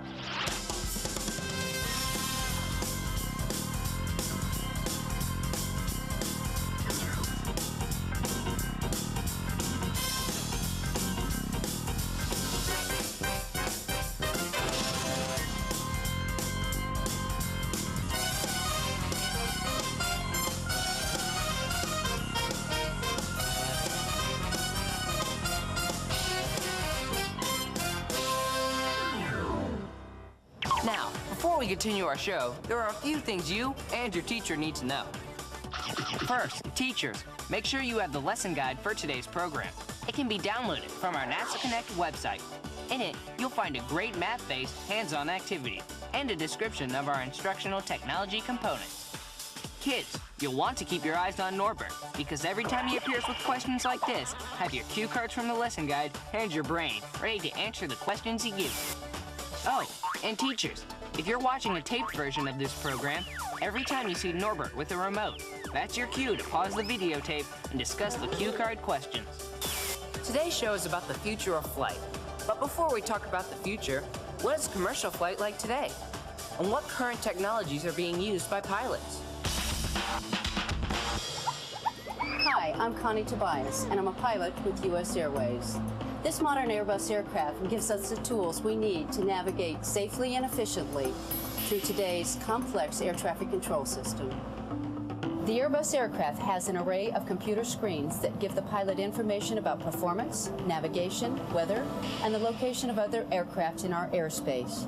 About 10 years from now, over 3 million people will be flying every day. That's about 1 million more than today. Updated computer technology and faster aircraft will be needed to deal with this increase and to reduce the travel time between destinations. Thanks, Connie. Now that we know what pilots have to keep in their minds with today's aircraft, let's consider the future of flight. Have you ever wondered what the airplanes of tomorrow will look like, or how fast they will travel? Will tomorrow's planes travel into space or beyond? On today's show, we're going to learn how NASA researchers and engineers are using geometry and algebra to design, develop, and test future experimental airplanes. What is an experimental plane? Experimental planes, or X-planes, are tools of exploration that come in many shapes and sizes. They fly with jet engines, rocket engines, or with no engines at all. which means NASA flies not only the fastest airplanes, but the slowest as well. Some planes are too small for a pilot, and some are as large as an airliner. The research conducted on experimental aircraft today gives us a glimpse into the future. NASA's developing one of the fastest experimental X-planes ever. It's called the HyperX. What is the HyperX? The HyperX research vehicle is an experimental plane that uses this really cool engine technology called the scramjet. Go for main engine.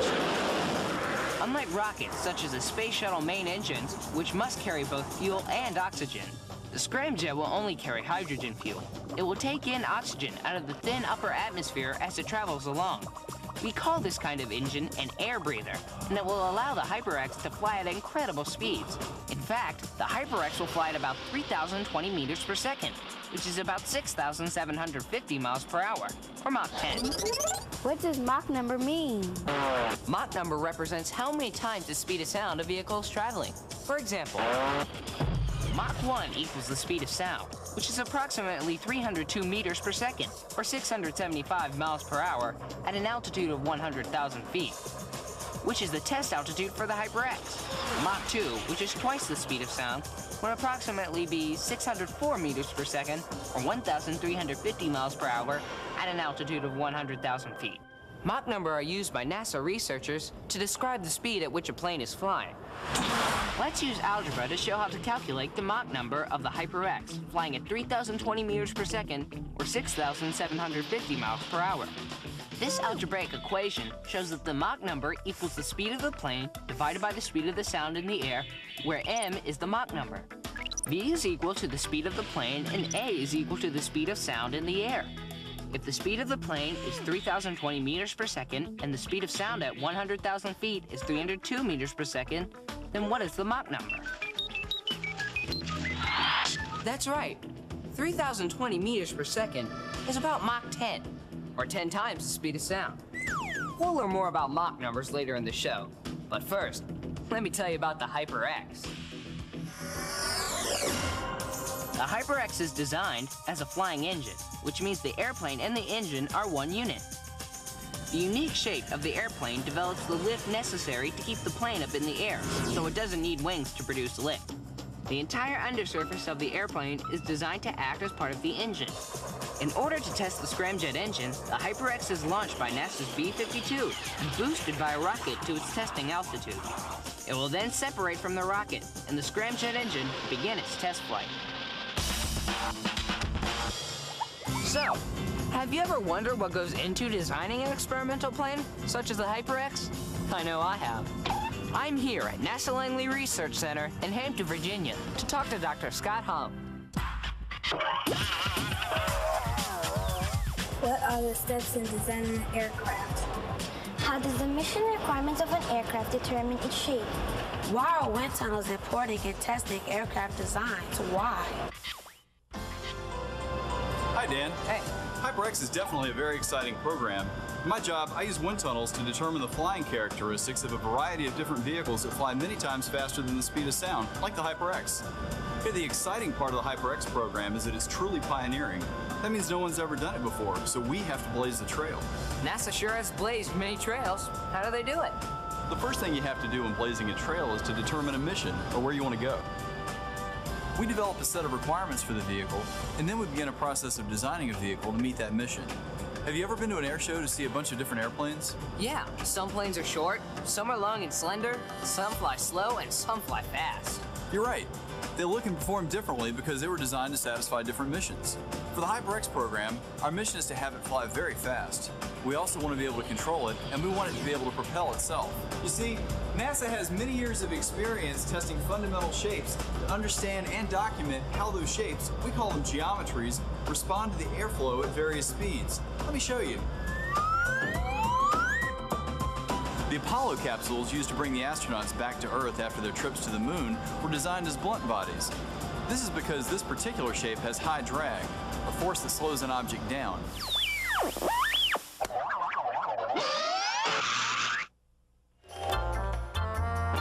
The blunt body creates the drag needed to deploy the drogue parachute, followed by the main parachutes.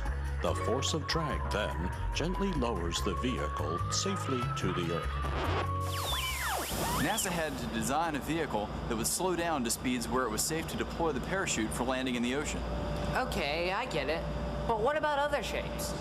Well, we know that slender shapes, like the Concorde, have less drag. A vehicle that has to propel itself, like the Concorde or the HyperX, has to have an engine with enough power to overcome the vehicle's drag. So if you were designing the HyperX to propel itself and fly really fast, would you want a blunt body or a slender body? I'd want a slender body. That's right. The HyperX is designed as a slender body because it has less drag for the engine to overcome. You're well on your way to becoming a conceptual designer, Dan. I am? Sweet. So, once you've decided on a mission, what's next? Detailed design. A conceptual designer makes decisions like the one you just made to find a geometry that will meet the mission requirements. The detailed designer uses tools such as CAD or computer-aided drafting to turn ideas into drawings. These drawings help us work out the details of how to design parts of the HyperX, like the engines, the control surfaces, the fuel tanks, and so forth. Once we have an initial design, we begin a process to improve it. We compare the design of the HyperX to other vehicles with similar characteristics. We may need to make changes to the geometry to improve the performance. How do you know if you need to change the shape? One way is conducting wind tunnel tests. You see, during the design and computer modeling stages, we extensively used our wind tunnels to quickly screen our HyperX designs. And then, the wind tunnel tests helped us to determine the best design and to understand how the vehicle will fly. Okay, so what is a wind tunnel? Wind tunnels are devices that allow us to move air over a scale model of a flight vehicle, like the HyperX.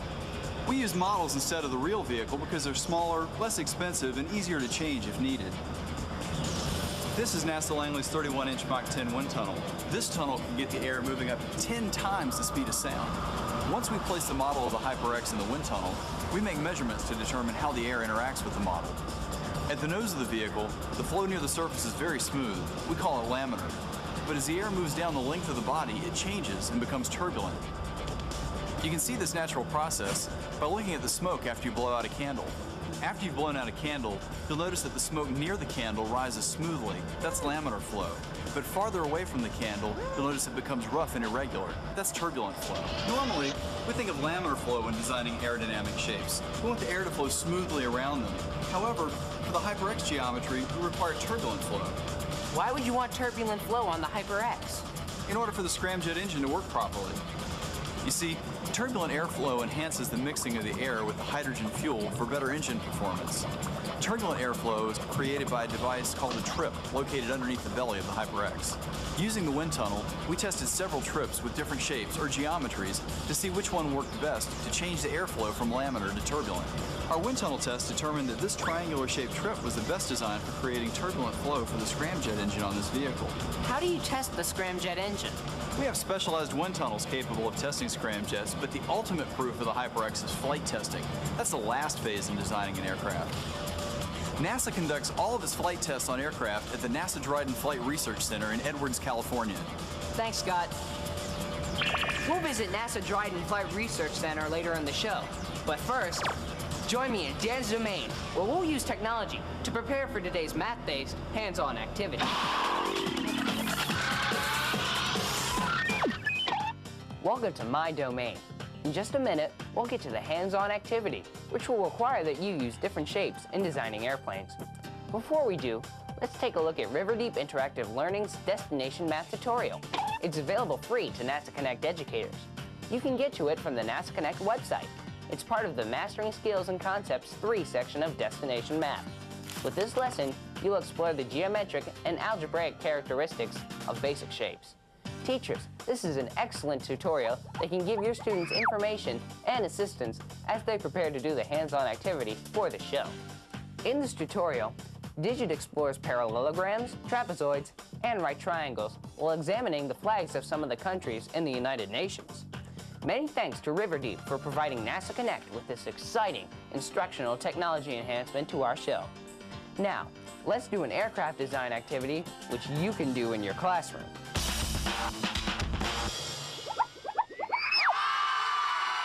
We're from Pulaski Middle School, here in New Britain, Connecticut. NASA Connect has asked us to show you this show's hands-on activity. Here are the main objectives. You'll use algebra to calculate wing area and aspect ratio. You'll use a portable glider catapult to analyze wing geometry. You'll design, construct, and test an experimental wing. And you'll work in teams to solve problems related to wing design.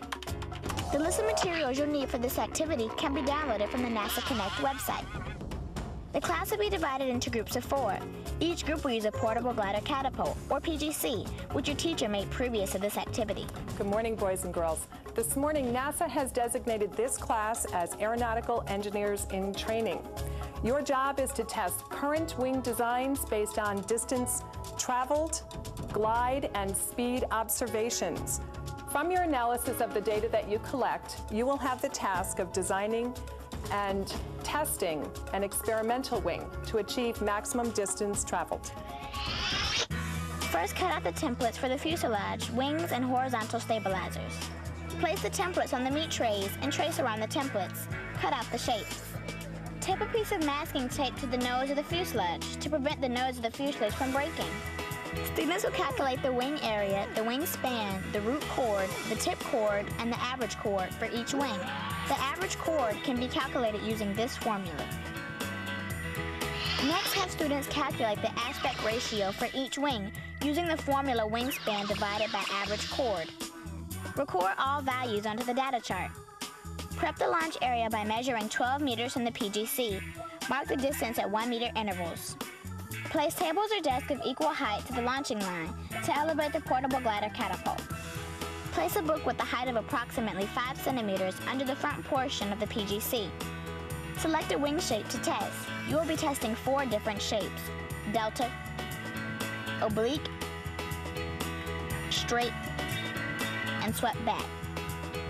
Attach a small binder clip to the aircraft to give it some weight in order to achieve maximum distance traveled. Position the aircraft on the PGC.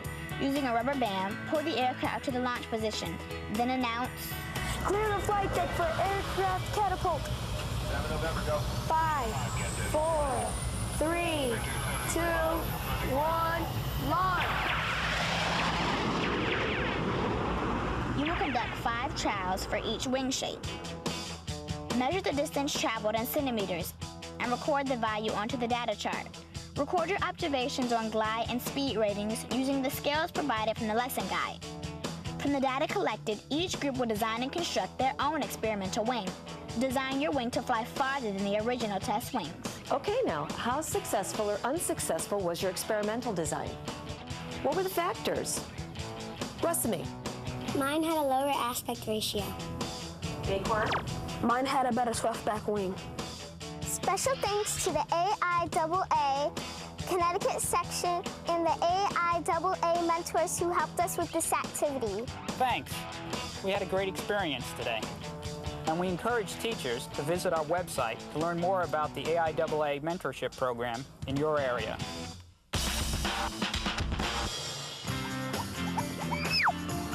Okay, we've learned how geometry is important in designing an experimental aircraft. We've also learned some steps in the aircraft design process. But there's still one more step to go. Scott mentioned earlier that the last stage in designing an aircraft is flight testing. Well, the lead center for flight testing is NASA Dryden Flight Research Center in Edwards, California. Let's take a look and see what they're doing with the HyperX. How will the HyperX reach its test altitude? How do the HyperX engineers collect their research information? Why is algebra important in HyperX research? Hi, I'm Lori Marshall. I'm a research engineer in the aerodynamics branch here at NASA's Dryden Flight Research Center. I'm one of the engineers responsible for getting the HyperX ready for flight. In order to do this, we perform tests on the vehicle to ensure that the instrumentation system will measure the necessary data. We make sure that the control room is set up properly to record this data during flight. We also perform inspections of the HyperX during assembly and testing to ensure that the systems are operational and that no damage has occurred. You see, the HyperX is a thermal protection system, similar to the space shuttle. The exterior is covered with special tiles that allow it to withstand the high temperatures of high-speed flight. If any of the tiles were damaged, not only would the vehicle structure be compromised, but the aerodynamic shape that we've tested during the design process could also be altered, and this could affect the flight. How do they flight test the HyperX at such high speeds? Great question. The HyperX is a very small vehicle, about the size of 2 kayaks side by side. As Scott told you earlier, it will fly at about Mach 10. Now, because of its size, we only have enough fuel for use at the test conditions or when the HyperX reaches Mach 10. How do you get HyperX to reach Mach 10? The HyperX is attached to the nose of a rocket. The rocket is mounted under the wing of a B-52 jet. Let me explain what happens. The B-52 takes the HyperX, which is attached to the rocket, up to a preset altitude and speed, and releases it. Then, the rocket ignites and flies to an altitude of approximately 100,000 feet, traveling to the test conditions. Next, the HyperX separates from the rocket and the scramjet engine ignites. This is when the flight test begins. The HyperX generates over 600 measurements that are sent to the control room during the flight. These measurements allow the research engineers to determine the success of the flight. Each engineer can access their data on specially designed displays, which are also recorded for post-flight analysis. How do they analyze all these data? Well, we use several different methods, but algebra is the foundation for all of these. We use algebra throughout the design, flight testing, and post-flight analysis phases of the experiment. The Vehicle Stability and Control System is a good example of how algebra is used during flight testing. For example, take a seesaw. A seesaw consists of a board and a pivot point, or fulcrum. Suppose we have Norbert on one side of the seesaw and Zot on the other side. Here, the seesaw is not balanced. How do you balance the seesaw? Well, to balance the seesaw, the product of the weight and the horizontal distance on the left side of the pivot point must equal the product of the weight and the horizontal distance on the right side of the pivot point. By moving Norbert on the left side of the pivot point closer in, you can see the seesaw becomes balanced. In mathematical terms, the weight of Norbert times his horizontal distance to the pivot point is equal to the weight of Zot times his horizontal distance to the pivot point. Now, in the case of the HyperX, the flight computer controls the wings and the tails to keep the vehicle flying and stable throughout the experiment. If not for these calculations, we wouldn't be able to fly and get the necessary data. How do you flight test the HyperX? As a matter of fact, we did. Unfortunately, like many experiments, this one didn't go as planned, and the HyperX never made it to the test conditions. Sometimes, when performing experiments, unforeseen events can occur. However, we were able to receive data from the HyperX before the test was terminated. We will use this data to successfully flight test the HyperX again and achieve our mission of testing scramjet technology. Wow, if the HyperX program is so successful, how will it affect the future of flight? Well, let's see. Recently, I flew from NASA Langley in Virginia to NASA Dryden here in California. It took about 5 hours. If commercial aircraft were using the same technology used on the HyperX, my flight time would have been reduced to 30 minutes. If you ever plan to go into space, the same technology would allow for larger cargo capacity, so space travel would cost less. This technology would also allow for reusable vehicles at a much lower cost. This means we could see more launches and more exploration of space.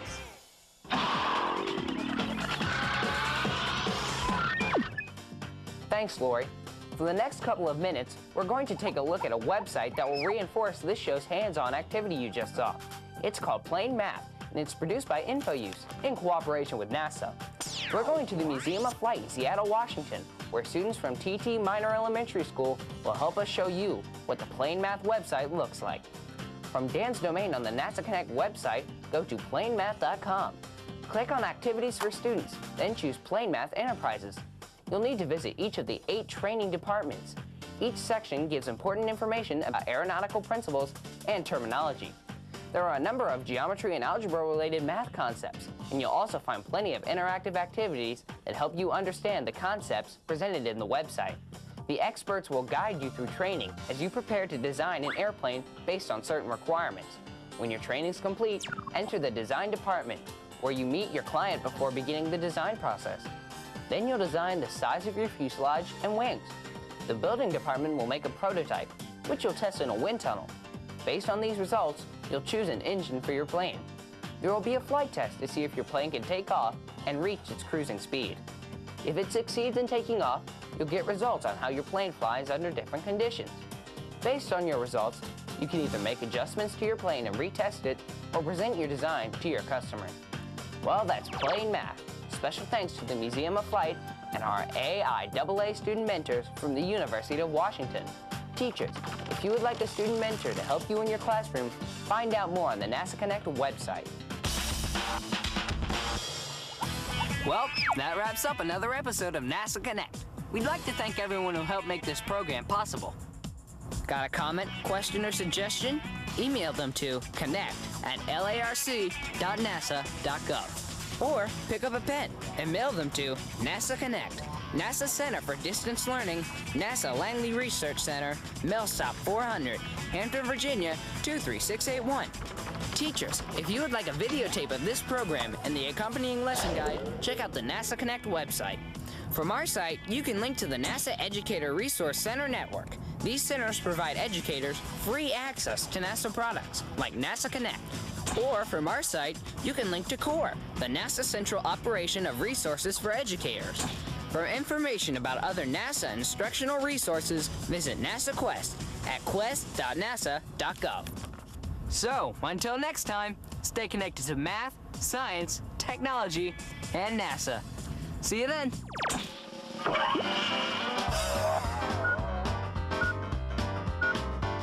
We want the air to flow smoothly around them. However, for the HyperX geometry, we required turbulent flow. I screwed that up.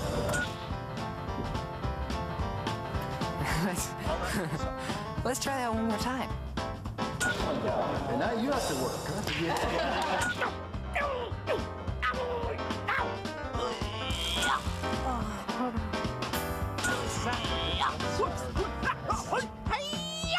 Here are the main objections.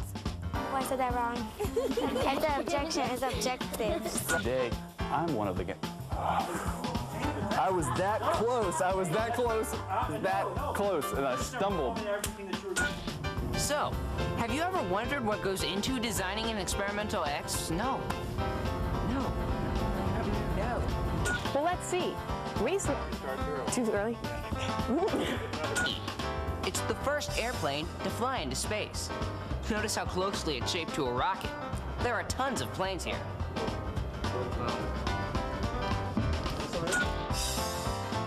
Wow! Oh, no. Traveled, glide, and speed observations. You will, oh, I'm sorry. That's what I do when I'm nervous.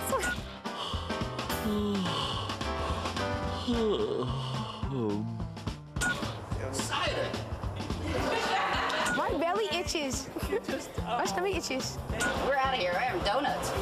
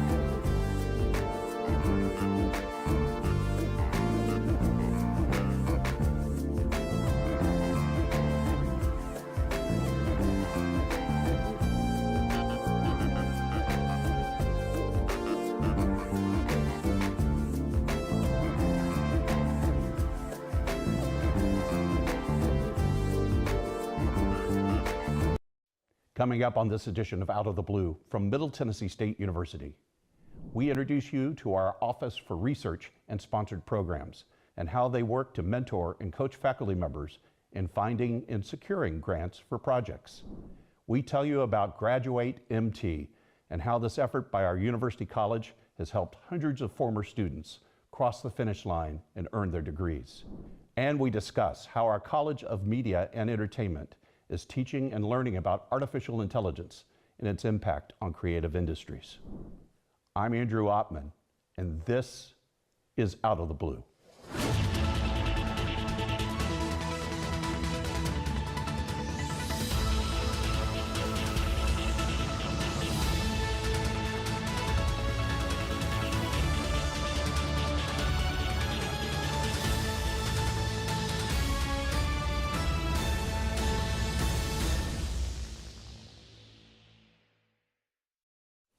Welcome to Out of the Blue. I'm Andrew Ottman. MTSU's Office for Research and Sponsored Programs works to mentor and coach faculty members to find and secure funding grants for projects. Rachel McGinnis heads that office and talks with us today about the services and support they provide our faculty to crack the code for research financing. Rachel, welcome to Out of the Blue. Oh, thank you for having me. Your first time on the show? Yes. We got a lot to talk about, got a lot to catch up on. But let's tell everybody first about the Office for Research and Sponsored Programs. Tell us what you do. In our office, we help faculty, staff, and students get grants on campus. So we help them find grants. We also do training for grants, new regulations that are coming out. And we help them, once they get grants, to process the grants all the way to closure. It's got to be a complicated process. I bet you almost every organization has a different set of rules, requirements, forms to fill out, things like that. Yes, very much so. And that can be frustrating. If I want to just focus on the work and try to get it done, you're kind of helping me as a faculty member figure out the things that can make me successful, so I don't have to dive too deeply into the details of the process. Yes, and because we've looked at these so many times, like the National Science Foundation regulations, it's easier for us to keep processing them. You might have been looking at it for the first time. And I was going through some of the things you do. The grant enhancement program sounds like it's just really along those lines. You figure out a way to help a faculty member take an idea and make it into something that can get money and be more effective to compete. Yes, Grant Enhancement Program actually takes you all the way from finding grants that you might be interested in year one to submitting the grant before the first year is over. That's incredible. Yeah. From idea to completion. Yes. Is it scary for the first time if you're trying to do this? I'm a new faculty member. I want to get into this. I know this is where I need to be. I'm on the tenure track. I want to make this happen. I mean, is a lot of this sort of a coaching job? It is. Yeah, at the beginning it is, but about halfway through they get really excited. So it's great to see them grow throughout the program. So we had a colleague of yours and mine, Dr. Ben Stickle from Criminal Justice Administration, talking about all of the work that he's done through grants, an impressive total of $14 million. And he said something that I'd never really processed before, that $14 million sounds big, and it is. But that's not just money coming to the MTSU, it's flowing through us to help others. Can you talk a little bit about that? Because I don't think everybody quite grasps that. The university has a lot of grants that we work with the community partners and different institutions across the state. So really what we're doing is making a difference not just here, but throughout the state. And we're taking that expertise of the faculty, this resource of a state university, and using that collective brain power through this process to figure out how to make the place a better place to live, right? And make things work better, right? Yes, that is why a lot of the faculty do what they do. They really want to make things better. So how do I get engaged in this process? Where do I begin? Do I just call you up and say, hey, I want to get started? I mean, how do you find your customers, I guess is we try to go out anytime that we can to get a hold of them. They reach out to us. We have specialists for each college. It's listed on our website, and you can definitely reach out to them. They always like to help from the beginning of the process all the way through. So this is kind of a segue into the grant services you provide to faculty. I mean, I think that's one of them, right? Talk through the other things. Yeah. We do trainings. In addition to that training, we also offer trainings from the different agencies when they come in. We have other faculty that will provide trainings, and anybody that wants a training can request it, so we put those on. And you know, we do the proposal development and the award management afterwards.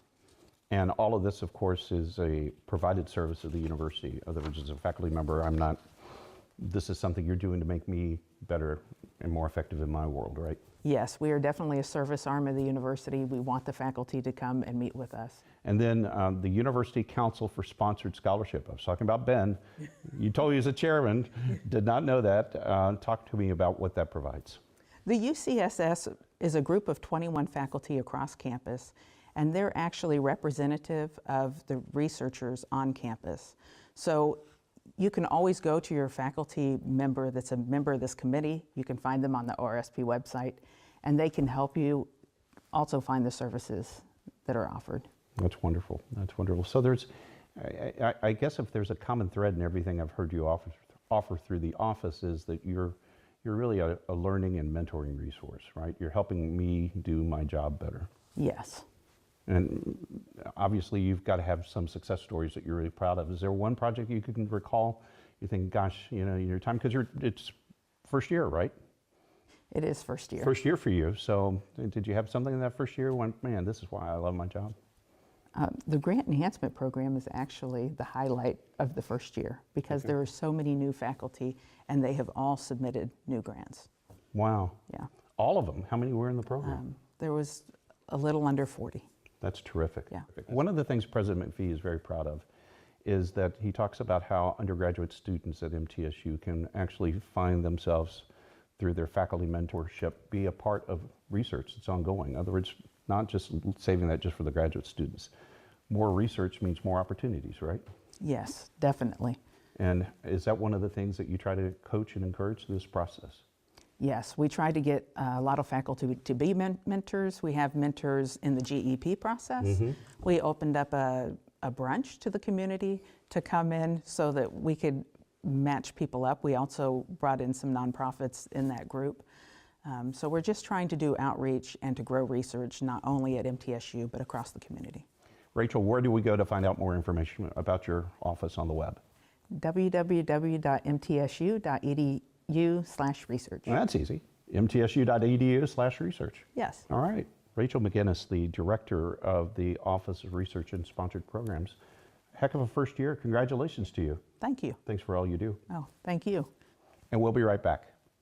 The stars come to Middle Tennessee State University, and students come here to become stars no matter what they pursue. We're the only college of media and entertainment in the world, just outside the heart of Nashville. Look, mic check, 1, 2, everybody listen. When you do it like this, ain't no competition. I'm talking BIG, VIP. Treat them like a front row seat and make them pay attention. If I shoot for the 3, then I ain't never missing. Cranking up the degrees like I was in the kitchen. Can't lose, got too much to prove. And when you do it all, it gets too hard to do it.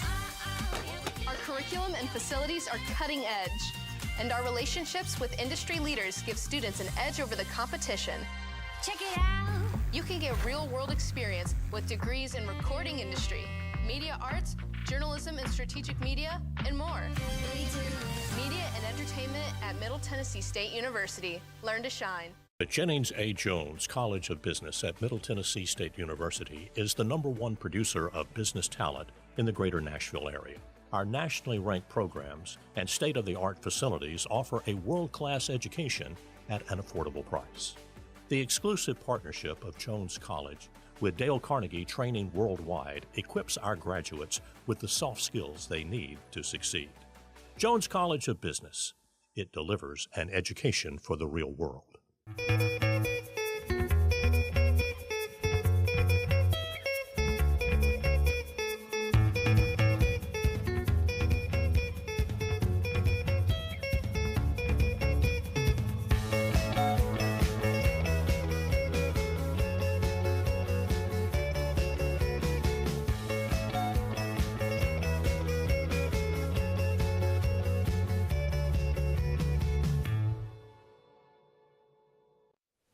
Welcome back to Out of the Blue. I'm Andrew Ottman. Graduate MT is an effort by our University College and it has helped hundreds of former students cross that finish line and earn their degrees. In many instances, the people called by Graduate MT are unaware how close and how possible graduation may be for them.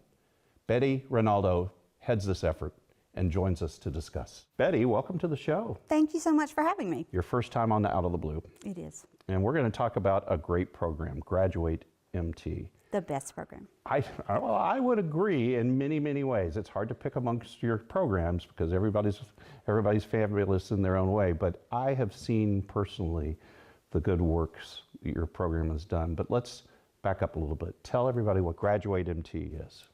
Graduate MT is a program that we have in University College. And really what it is recruiting our prior MTSU students, our adult students, to come back and finish their degrees. It started out in 2015 as a call to action from our governor of Tennessee at that time, and it was part of an initiative called Drive to 55. They wanted to have 55% of the state population of Tennessee graduated by 2025. So it started from those roots, and we kind of grew it from there and made it our own at MTSU. And I really want to give everybody kind of a sense of the joy you bring in this program. And I want to start with a story back from 2016. You were just starting into this role. It was right. It was Governor Haslam's administration where it was Correct. Really pushing that aspect of getting more degree holders at the university. And we responded by taking a look at all of our former students that had some credit hours, maybe a lot of credit hours, right, but had not crossed that line. And you and your team had done this fabulous job looking at those who had more hours, had enough hours to graduate, but they just hadn't graduated. And you just went through and kind of diagnosed. And there was this phone call that you or your team, when we were in there with President McPhee, we placed to this woman who hadn't been at the university for a decade plus, and you go, hey, I'm with Graduate MT. You need to know that if you change your major to, at that time, liberal studies, now it's integrated studies, you've already graduated from this university and you can walk on the graduation line in 5 days. And she just started to cry. Yes, she did. It was a very beautiful moment for us. It's why we do the work that we do. And at that time, liberal studies was the answer to graduation for a lot of people. So for Graduate MT, we look at different criteria. One of those is being the amount of hours, obviously, 120. And all she had to do was fill out her intent to graduate form. And she was in disbelief. She wanted to know, what else do I have to do? You know, is this a joke? Are you kidding? Yeah, and, do I have to write you a check? And she did walk across the stage in 5 days. We got her over and got her cap and gown and all of that. But in 2016, when we did that particular campaign, we graduated 18 students in that week that we called. So it's very rewarding work. It's great work. So we're a pioneer in adult degree completion. I'm very proud of that. We have a large population of adult learners, and they come to us because the adult degree completion program has really made it easy for them to connect with the university and get this done while they're accomplishing full-time jobs or whatever family obligations.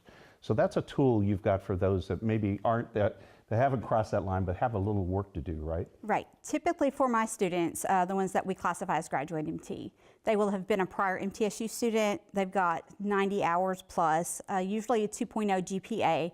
Those are the students that are really close and may have stopped out for a variety of reasons.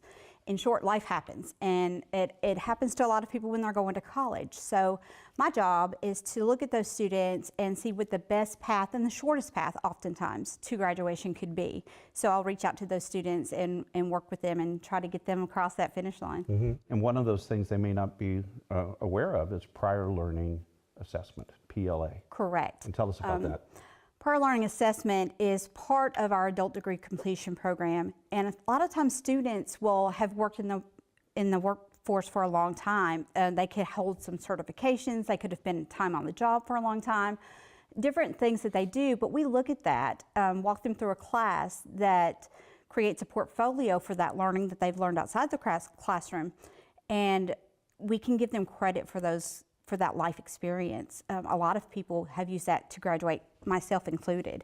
Years on the job is a big thing, and I encourage anybody who hears about that, is curious about that, call us and ask questions. We're happy to talk about that. You do prove the learning that you've had outside the classroom, and a lot of times people are like, wow, I didn't know that I could use that in that way. Right. And so it's great. I didn't realize this job had project management and budgeting Right. and administration.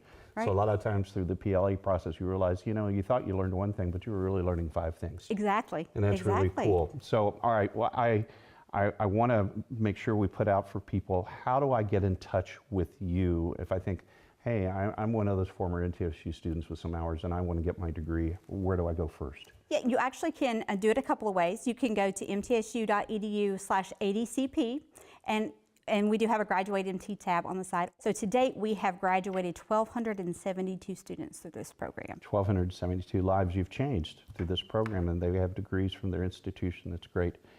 Betty Renato with Graduate MT, thank you so much for all you're doing for our campus and the people we serve. Thank you so much for having me. And we'll be right back. We do it. The stars come to Middle Tennessee State University, and students come here to become stars no matter what they pursue. We do it all. We're the only college of media and entertainment in the world, just outside the heart of Nashville. Look, mic check, 1, 2, everybody listen. When you do it like this, ain't no competition. I'm talking B.I.G., VIP. Treat them like a front row seat and make them pay attention. If I shoot for the 3, then I ain't never missing. Cranking up the degrees like I was in the kitchen. Can't lose, got too much to prove. And when you do it all, it get too hard to do it. Our curriculum and facilities are cutting edge, and our relationships with industry leaders give students an edge over the competition. Check it out. You can get real-world experience with degrees in recording industry, media arts, journalism and strategic media, and more. Media and entertainment at Middle Tennessee State University. Learn to shine.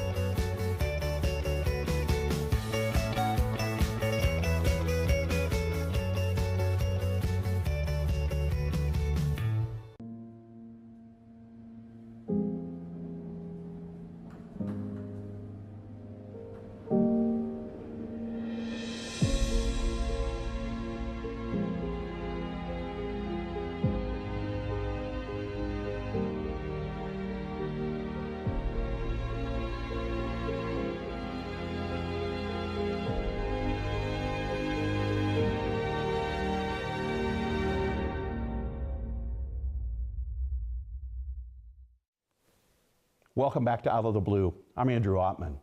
Our College of Media and Entertainment is teaching and learning about artificial intelligence and its impact on the creative industries.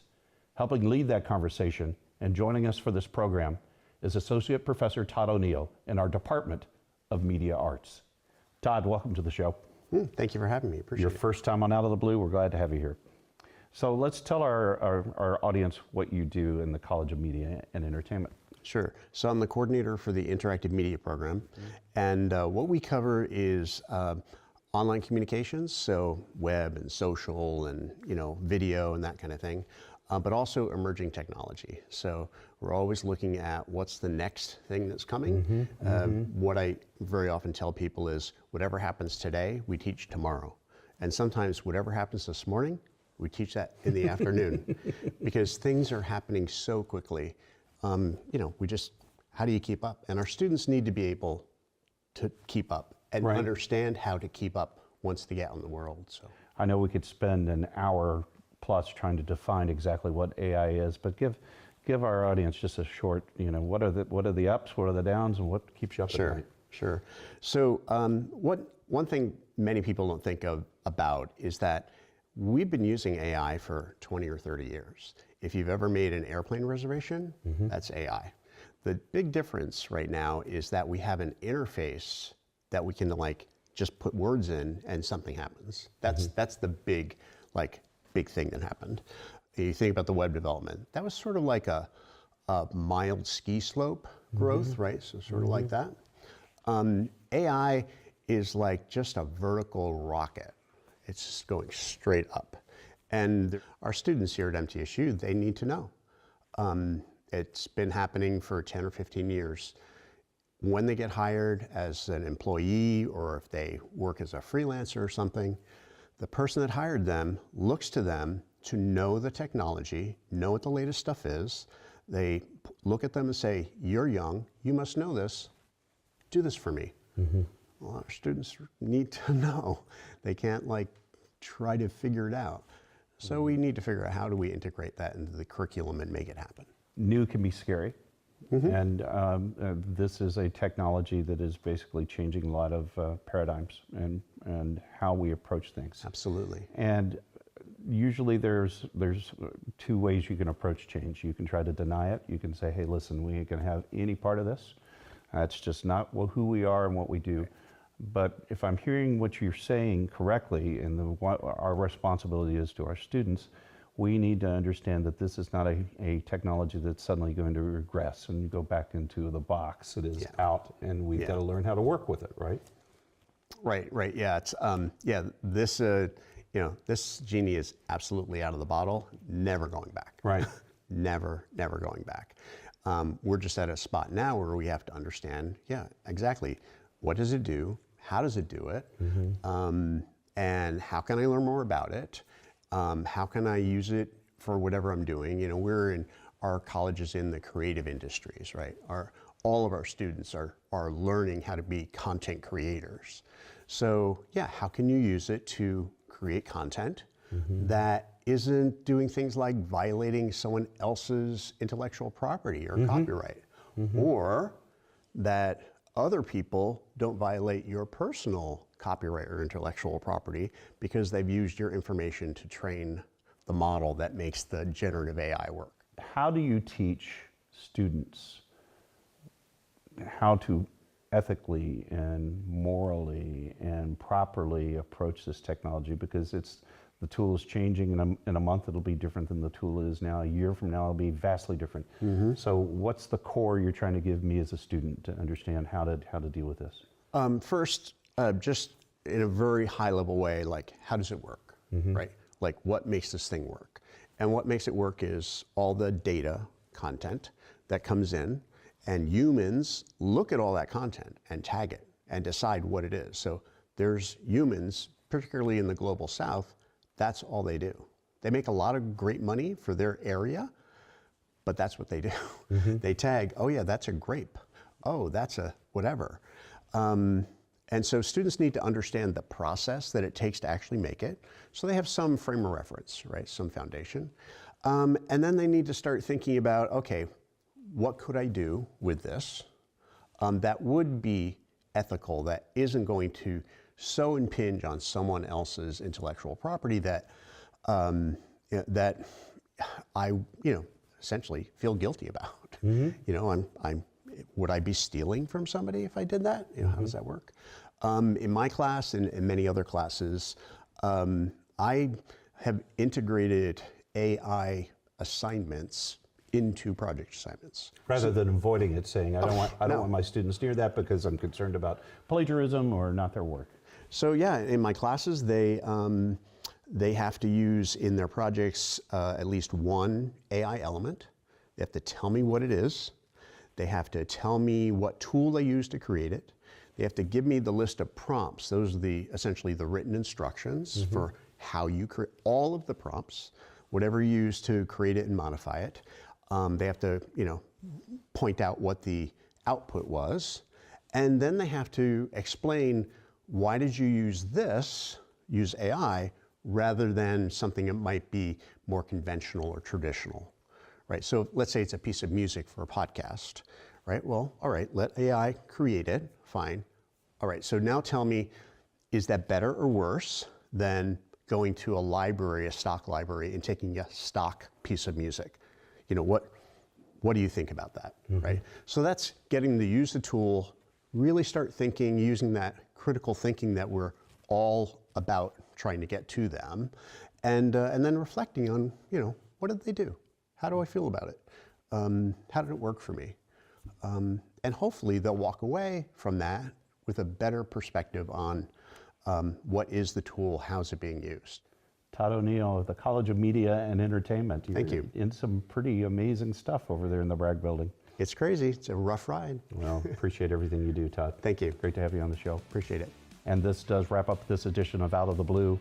A reminder, you can find content about the university 24 hours a day by going to our website, mtsunews.com. You can find additional information and special features on our social media platforms, X, Instagram, LinkedIn, and Facebook. Broadcasting from the Center for Educational Media, I'm Andrew Ottman. Stay safe, stay on course, and remain true blue.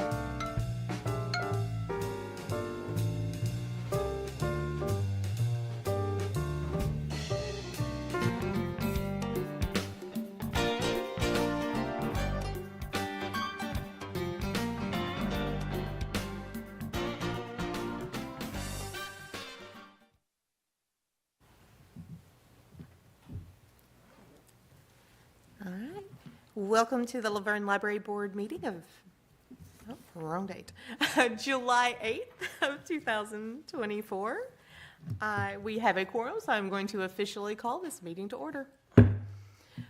First thing up for us to look at are to approve the minutes from the May 13th regular meeting. I will entertain a motion to approve the minutes. Motion to accept as submitted.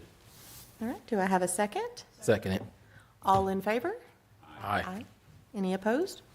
All right, motion carries. Minutes are approved.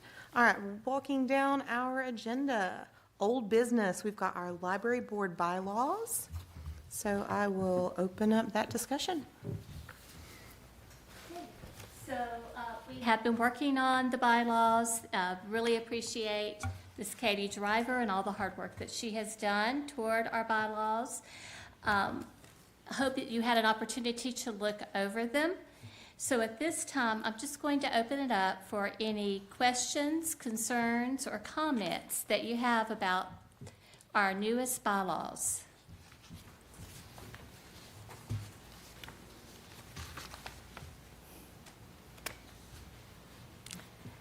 I thought they looked good when I read through them online. Mm-hmm. I think every question we've had in the past, for me, every question I had has been answered, and they're clear, they're concise, and they are in our new century. I love it.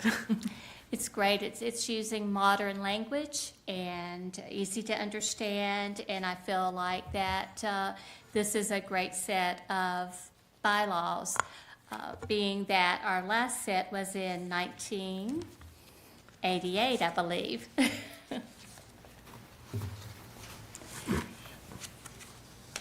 Would we like to make a motion to accept? I'll make a motion to accept as submitted. All right. Do we have a second? Second. All right. All in favor? Aye. Any opposed? All right. Motion carries. We have new bylaws. All right. Great. All right. Thank you to the board and thank you to Katie. Absolutely. Thank you. All right. Next up on our agenda, library card replacement charges. I'll turn that over to Ms. Donna. Okay, so this is under our new business. Currently, we charge $5 per card for replacement. It has been like that since 2002 when the new building was built and going forward. I checked into it, and we approximately had 20 cards that were replaced in 2023, so that was about $100. Cost of the cards, I just bought 2,000 new adult cards, and they're 32 cents each. I would like for us to consider no charge for replacement cards. At this time, several libraries around us no longer charge for replacement cards, and some of the reasons to consider the no charge for replacement cards is the access and equity. You know, public libraries are committed to providing equitable access to information and resources for all of our community, and charging a fee for a replacement card could create a financial barrier for some of our lower income individuals or families who may depend very heavily on our library services. And please stop me at any time if you have any questions or concerns. Another reason is to promote library use. By not charging a fee for replacement cards, we encourage our patrons to continue using their services without additional financial burden. And this helps us maintain and increase community engagement with library resources. Another reason would be customer service. Offering free replacement cards demonstrates goodwill and customer service to our patrons. It helps us build positive relationships between the library and its community members. And another reason, education and lifelong learning goals. We as libraries, we promote lifelong learning and education. By waiving that fee for a replacement card, it supports our goals by ensuring that individuals can consistently access educational materials, digital resources, and community programs without, the financial impediments. So do you have any questions? And I would love to hear your concerns or your thoughts on us not charging for replacement library cards. Well, from a budgetary standpoint, this is a very minor impact, if any, for the city's budget and the library budget. So for me, I don't see a problem with this. It's what our surrounding communities have already moved to. So That's what I was wondering, how would that affect the budgeting and whatnot? So it's $100 is what we made last year with it, and the cost was $3.20. So it's a $97 hit. I'm all for it. Okay, excellent. And we have had patrons who have come in to get a replacement card. And of course, we do offer that if they did not want to pay the $5, we could look up their card number for them using their photo ID. And several of them have written down their card number. But it's so wonderful to have that card in your hand. And when you've had a child who has lost their card, and we're saying, I'm sorry, you can't have the card because it costs $5. Do you have $5? We don't say it like that. But, you know, that's the impact. So, thank you. Any other? Do we need to make a motion to remove that charge? I'll make a motion to remove the $5 charge for replacement library cards. Do I have a second? Second. All in favor? Aye. All right. Thank you very much. I think this is a step forward. I love Very much a removing that step barrier. forward. That's a good one. All right, so next on that new business is ID for computer guest passes. So talk to us about this, Okay. Ms. Donna. So these are things that Tammy, as my new assistant library director, she has been wonderful. We have sit down to look over our policies and to look over some of the things that we have done just because it's always been done that way. And we're now comparing ourselves to our neighbors like Nashville Public Library, Rutherford County Library System. Not that we have to be like them, but it's good for us all to be very similar. So this is one thing, the ID for computer guest pass. So we currently require a photo ID to receive a guest pass to use a computer. Now, this guest pass can be for someone who doesn't have their library card, and if that's the reason, what we'll do is we'll ask for their ID, we'll look up their library card and give them their number. They don't have to take a guest pass. But if someone who is just moving through, that needs to use the computer for a reason to print off something quickly, we have people come in wanting to print off shipping labels, wanting to print off things for the airport, you know, just very quickly. They may not be back to our library moving through, or they may come back once or twice a year. Then sometimes requiring a photo ID can present several challenges and potential barriers to access. One thing is accessibility. Not everyone has a government-issued photo ID, and this requirement could exclude individuals who are homeless, elderly, or from marginalized communities who may not possess or have access to such identification. Students is one of the reasons. We have students bring in their high school ID. If they don't have their high school ID before, sometimes they couldn't get on if they didn't have a parent or if they didn't have someone in there. That's one reason we started taking pictures, so that if they didn't have their card with them, they didn't have their photo ID with them, we could use a little bit of their information, such as first and last name, address, phone number, look them up, and then we could see the picture. Well, that helped. But by not using an ID for just computer guest passes, it really will help with our students who come in there. Most of them will come on a Friday afternoon or a Saturday afternoon at 3:30 and need to print off a bunch of work for research papers because it's due Monday morning. And if they are not given the access to the computers, there goes their homework, there goes their project. Another reason that we have had people tell us is privacy concerns. Requiring a photo ID raises those privacy issues. Users may be uncomfortable sharing personal information or having their identity documented for simply using a public service like our library computers. When we ask for a photo ID, of course, they give us their license usually, and we do not write down their license number. We write down their name and their zip code. But to them, that's still their personal information. Barriers to service. It adds an additional barrier for people who urgently need to use a computer for job applications, educational purpose, or accessing government services, but lack the required identification. And last, it may discourage usage. So some individuals may avoid using the library computers altogether if they know they will be required to provide a photo ID. This defeats the purpose of making technology and information accessible to all. Now, we currently implement login procedures and time limits to ensure responsible use of the public computers.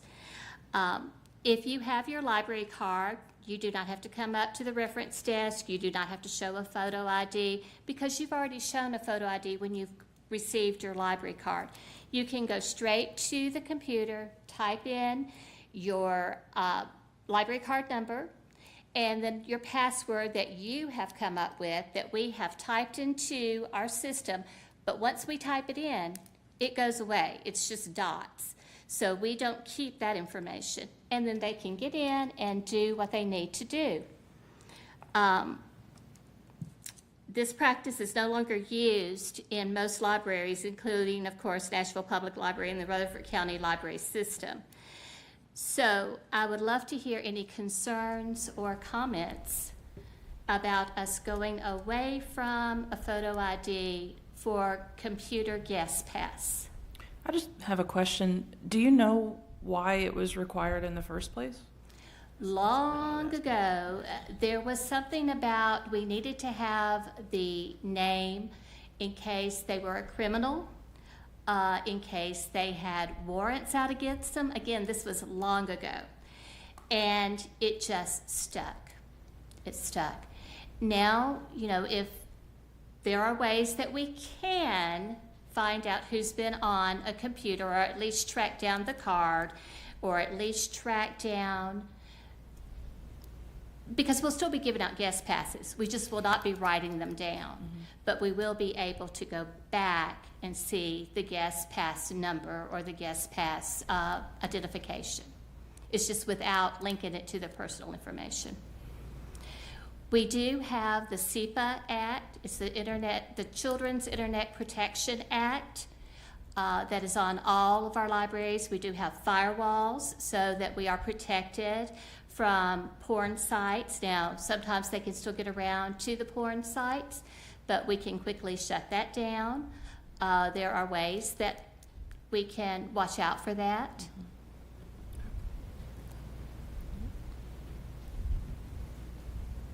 Any other concerns? Mayor, are you familiar with the Patriot Act? Okay, could you explain that a little bit to them? I really don't think the Patriot Act comes into task with this, because we're not.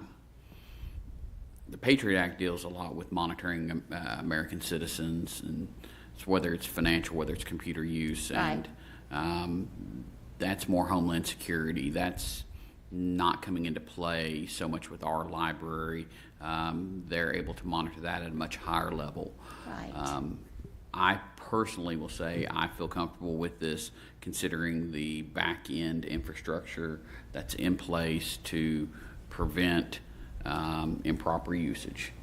And so, and we just, we've got to monitor our end to make sure that this isn't being abused in the long run. So correct. That's something that staff would do.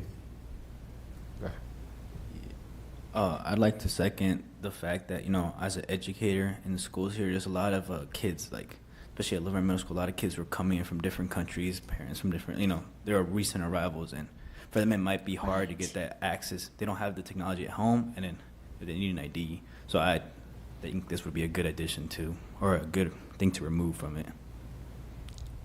And this is something that we can monitor as we go to make sure things are going correctly and that we're not having any uptick in any behaviors, if that makes sense.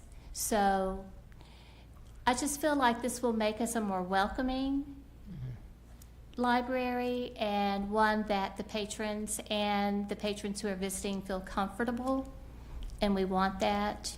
Another good thing about our system, we're just going to use porn for a second. We have the control system, and that is what controls the time limits, and our firewalls are attached to this. If perhaps I have a parent come by and say, I just walked behind a computer and I see something that I don't think really should be up because of our children, one of us will take a little stroll, and then we can very quickly go over to our computers and send a message. Please take down the site that you are on. It is inappropriate, and it goes against our SEPA Act, our SEPA policy. And more likely than not, they will instantly get out. And that's just one thing that could happen. Oh, a quick question. What is the current time limit on it? Because I've always brought in my own laptop when I came in to do work, so. Sure.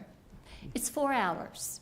Oh. We were able to up that amount when we received 7 more computers. That was several years ago, which was exciting. It used to be 1 hour, way back when. And then it went to 2 hours, and we were excited.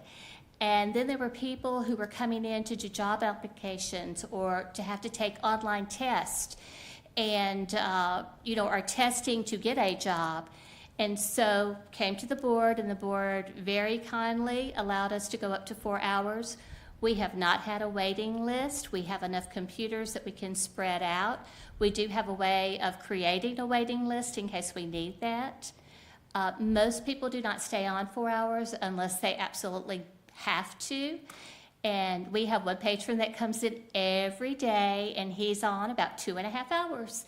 And he's just happy as a lark, but he knows he has that other time if he needs it.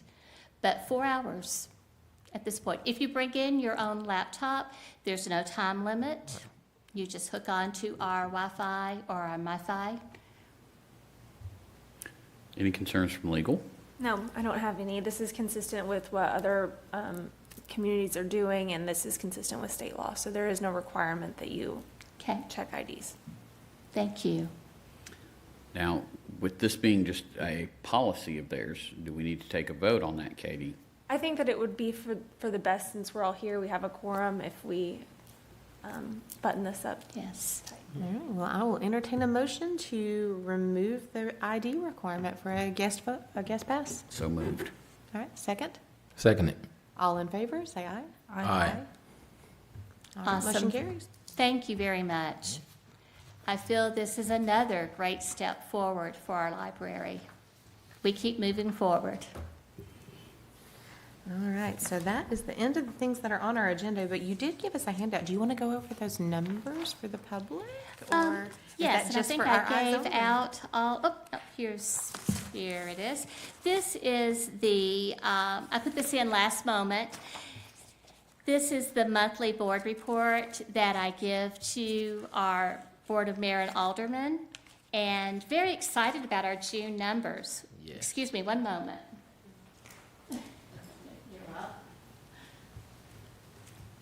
Sorry, Ms. Dunn, I caught you by surprise, but these were good numbers, so I was like, okay. No, this is great. Great numbers. So the programs that we had in June were 38, and that includes babies all the way through adults. And I feel like we need a drum roll for this. Our program attendance was 2,014. That's great. Excellent attendance. Our library attendance, those coming in our doors, 9,247. Circulation, 6,134. And that was just our printed materials and our DVDs. Our ebooks and our e-audios, 239. Felt very good about that number. New patron cards, 216. Wow. I think this is the very top number that we've had since I've been at the library, which off and on has been 18 years. Computer usage, 1,050. So our computer usage is up a little bit. Summer reading's going to go on now until June 27th. And we were closed for the 4th of July, and I hope that all of you had a wonderful 4th of July. If you can notice, I put in a couple of sets of pictures. There's Creekside Saturday. This is where Alexandra Thompson from Stormwater came in. She goes down into our creek and she catches these little critters and brings it up to show the children and talk about stormwater, talks about the creek, why it's important to keep our creeks clean, and what these little critters do to help our everything that goes on there in the creek.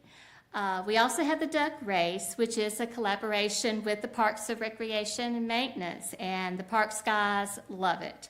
They created the river, and the children raced their rubber ducks down the river.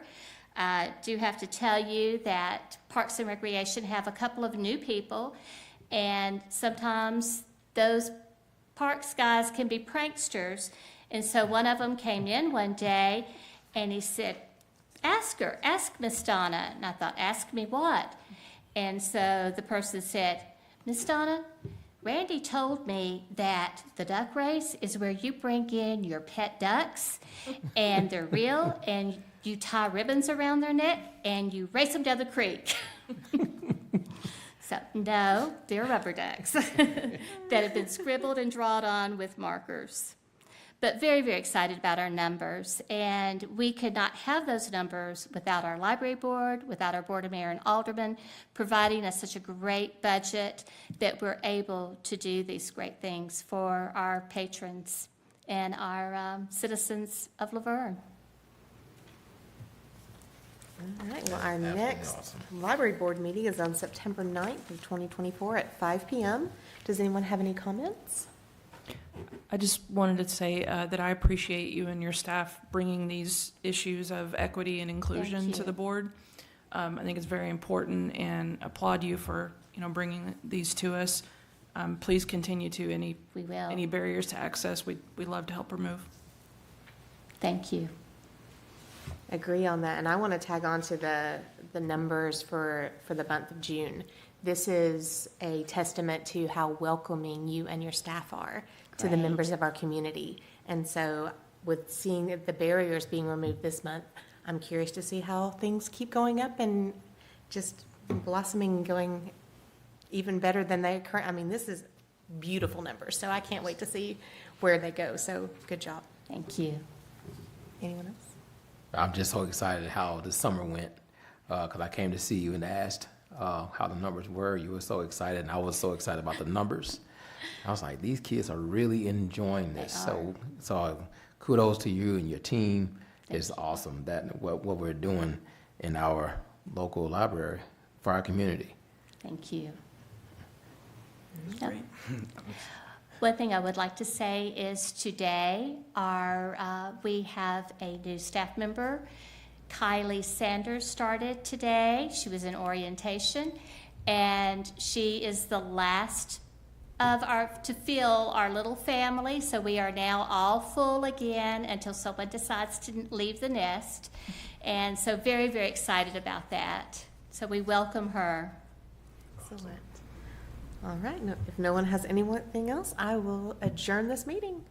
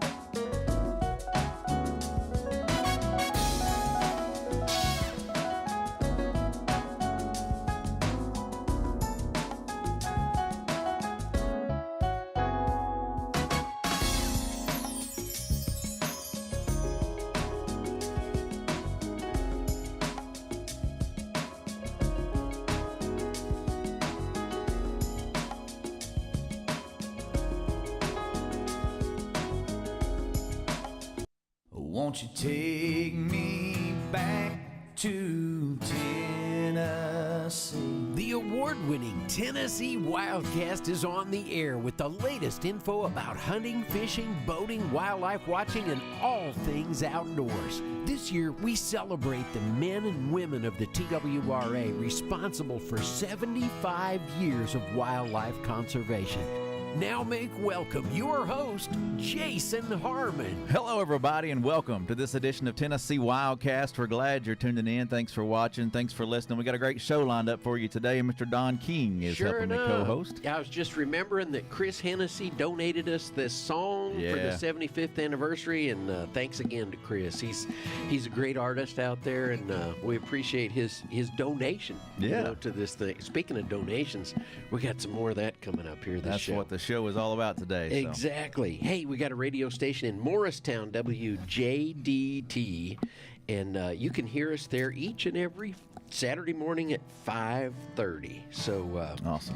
You can tune us in there, or about 29 other radio stations across the state. So we appreciate our radio partners and look forward to adding some more this year. Yeah. Appreciate our radio partners. Appreciate you guys out there watching and listening, subscribing, liking, sharing. We appreciate all that. And today, this is going to be a show that you want to make sure to share and let folks know about, because it's all about the 2024 Conservation Raffle. And we have Johnny Allred and Richard Logston with us today to talk all about that. So appreciate you guys being here. Thank you for having me. Yeah, thank you.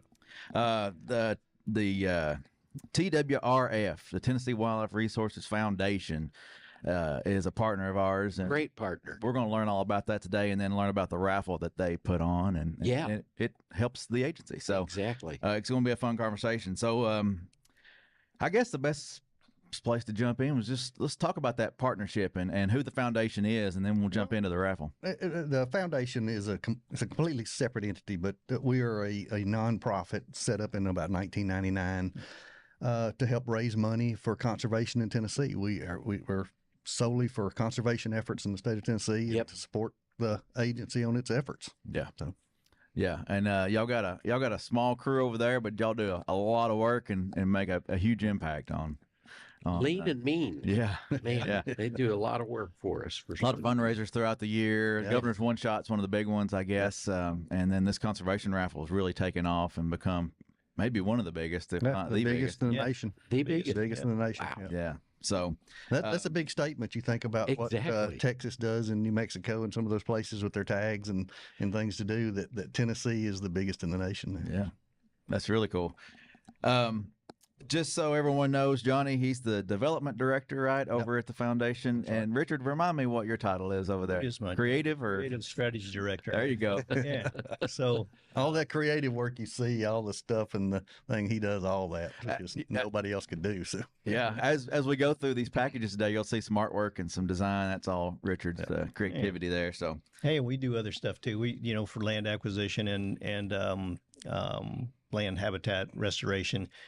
Last week, Johnny and I were tearing down beaver dams in Jackson, Tennessee. So we get out trying to keep timber alive. So, yeah, for sure. Got to do what you got to do, right? That's right. Yeah, we've been best friends for years and hunting and fishing, and we got some adventure stories. But it's good to be able to work together. This is a lot of this stuff is internet and things like that, but we get outside a lot, and that's good. And get out behind the desk. I think Richard got a little bit of practice with Randy Travis over the years, doing a lot of graphics work for him. I've seen a couple of bus wraps that he had a hand in, album covers and stage designs and things like that. You guys in the music business. Yeah. You're still in it. I'm out of it now. We're on the edge of it. Yeah. I had 25 years of with Randy Travis and with Gary Morris before that. I actually got into meeting Johnny with Gary Morris and working for him for years. Met him hunting elk in Colorado and moved to Tennessee and lived with him for 6 months until he kicked me out. And then and that's how he met Johnny and I met Johnny. We became best buds, and then then when been hunting together for 40-something years. Oh, now. yeah.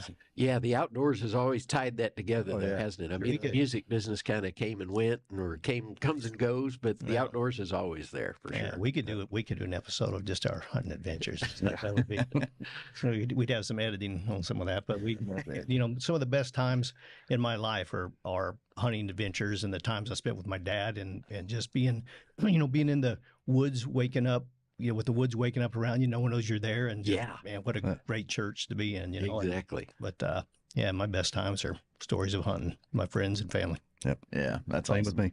That's awesome. Well, let's jump in and chat about the raffle. I know this isn't the first year. 2018 is when it started. What's amazing about this raffle is it just keeps getting bigger. In 2018, we raised $225,000. We thought that was huge. It was, it was to us. We had an elk tag and a rifle. Yeah, and that was it. That was one package, one prize, and but we were ecstatic when we did that, and it's just grown 31% basically every year.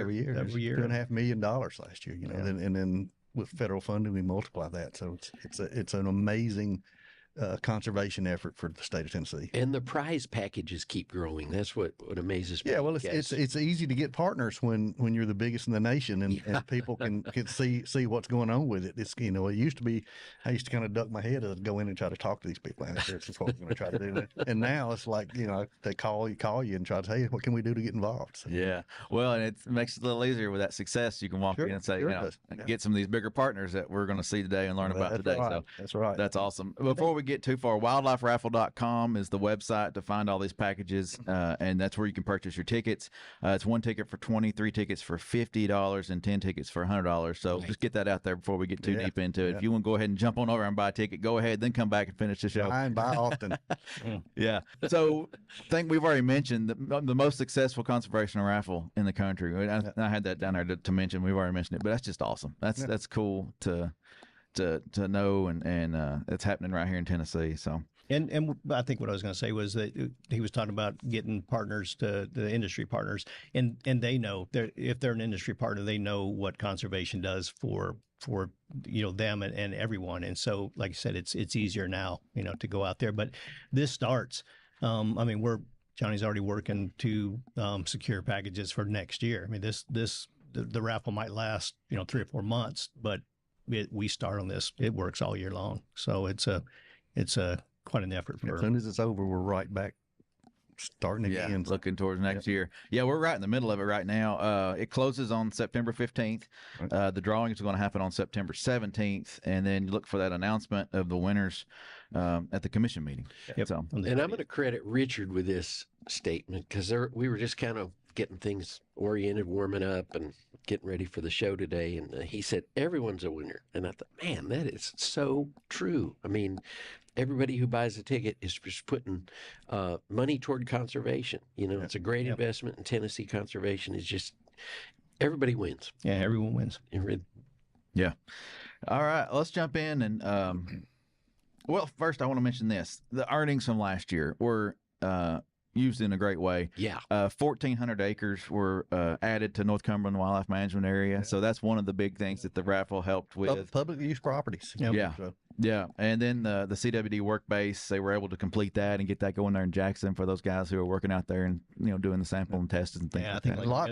Lots of other smaller projects, but those two big ones right there.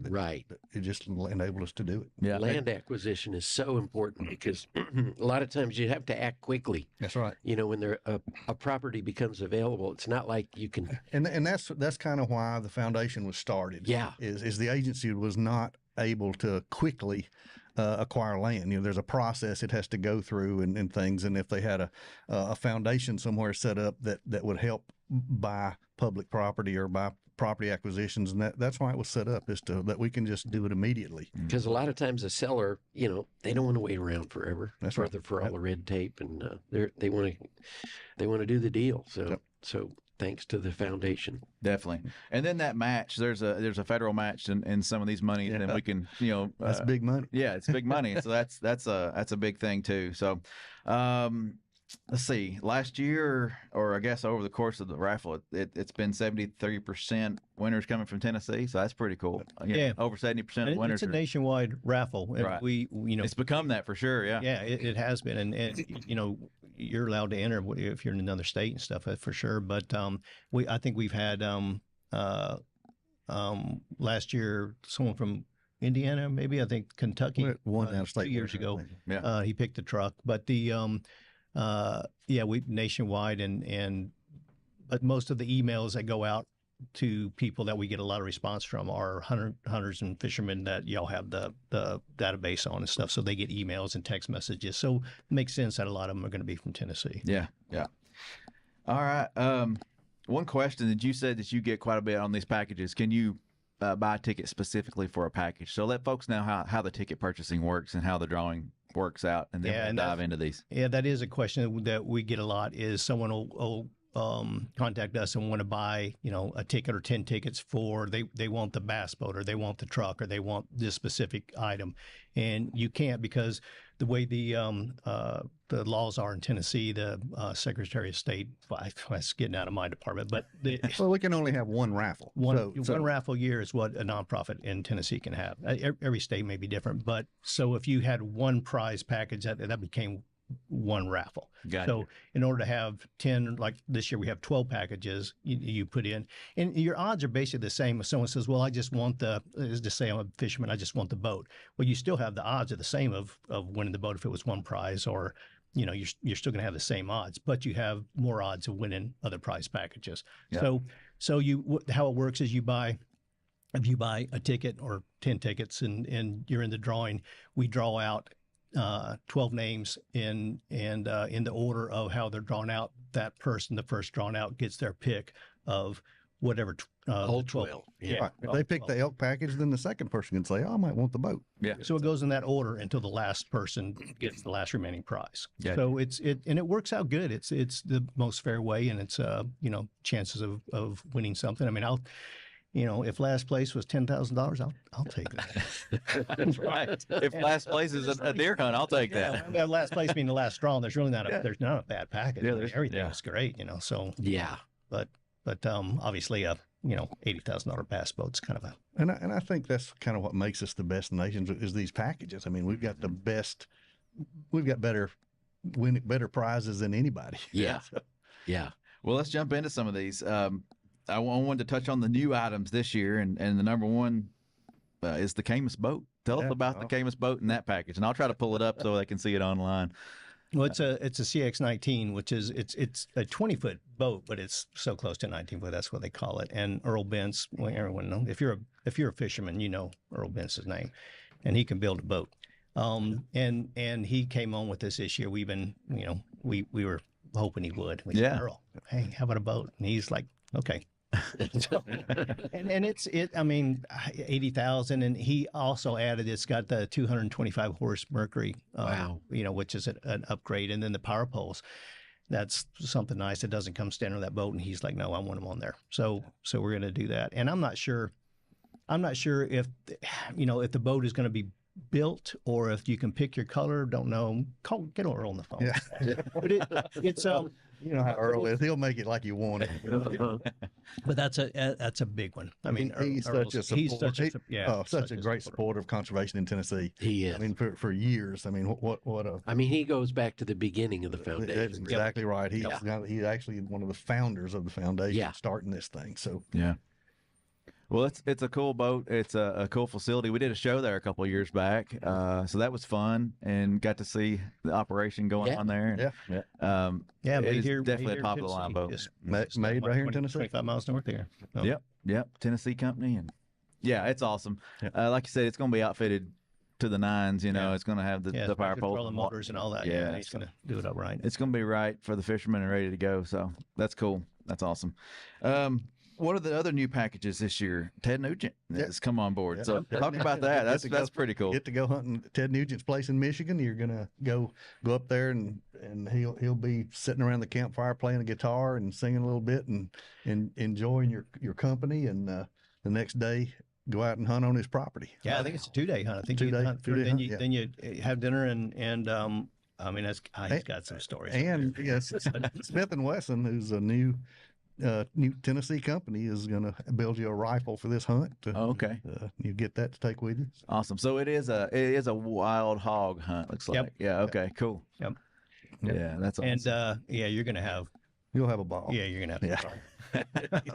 Such a character and such a an iconic rock and roll guy. Yeah. Yeah. Definitely. And that's cool. Smith & Wesson stepping up and new to Tennessee and That's right. and jumping in right off the gate. Right off the bat. They called us. Oh, awesome. How do we get involved with the foundation and the agencies? What do we have to do to get involved? And they're jumping with both feet. Just a great company. And Ted's a long time outdoorsman. I mean, I think that came before music, or at least at the same time. Yeah, he said he hunted as a kid. All his life he's always hunted. He had a good relationship with Ted Bear, and I mean Fred Bear. Ted Bear, Yeah. and I mean they did a lot together, and he's outspoken, but he is he understands conservation and what it takes to keep all of this going and the hunting and fishing heritage alive. Yeah. And it's nice to have him with us. My predecessor, Dave Woodward, who worked here, it's the I&E chief, information education chief for many years, got a phone call one day, and his secretary at the time said, "Hey, you've got a call. There's a fellow named Ted Nugent on the line." And he said, "You're kidding me." So anyway, he picks up the phone. Sure enough, Ted's down doing it. I think he just completed sound check down at Municipal Auditorium back when that was the concert venue in town. And he said, "Hey, yeah, here deer season's opening up, and I want you to come down and just come down and hang out." So sure enough, Dave went and hung out with him backstage, talked hunting. He went to talk hunting with him. That's cool. Very cool. Well, and the third package that I want to bring up that's new this year is $10,000 cash. Yeah, $10,000 cash. Yeah, that's pretty self-explanatory. That's right. You don't have to explain what that one is. Well, one more that's new. The deer hunting package, the President's Island deer hunting package, is it's just a phenomenal tag to get, almost an impossible tag to get. It takes years to do it. So American Hunting Blind is you get all kinds of stuff to hunt with. You're going to get a Matthews bow. You're going to get lock-on stands. You're going to get tree saddles. Any way you want to hunt them, right. You'll have a setup there to go hunt on President's Island. But American Hunting Blind stepped up this year, and they're going to give you a chalet hunting blind, $5,000 hunting blind to take to your hunting property as an addition to this package. So it's kind of it is the Cadillac of hunting blinds. So it's they're a brand new company, and they're it's nice. We got to unbelievable blind. So they're doing it up right. Yeah, it looks really cool. If like I mentioned earlier, wildliferaffle.com, you can go check out the photos of some of this stuff. But yeah, it's got like the cup holders, a table in between the chairs, and it just comes with everything. It looks like, and we're just talking about that. These are just new packages, right? But the old packages aren't small either. Shabby. I mean, sure. You're talking about definitely. We're going to get into those. Let's go back up here to the top and.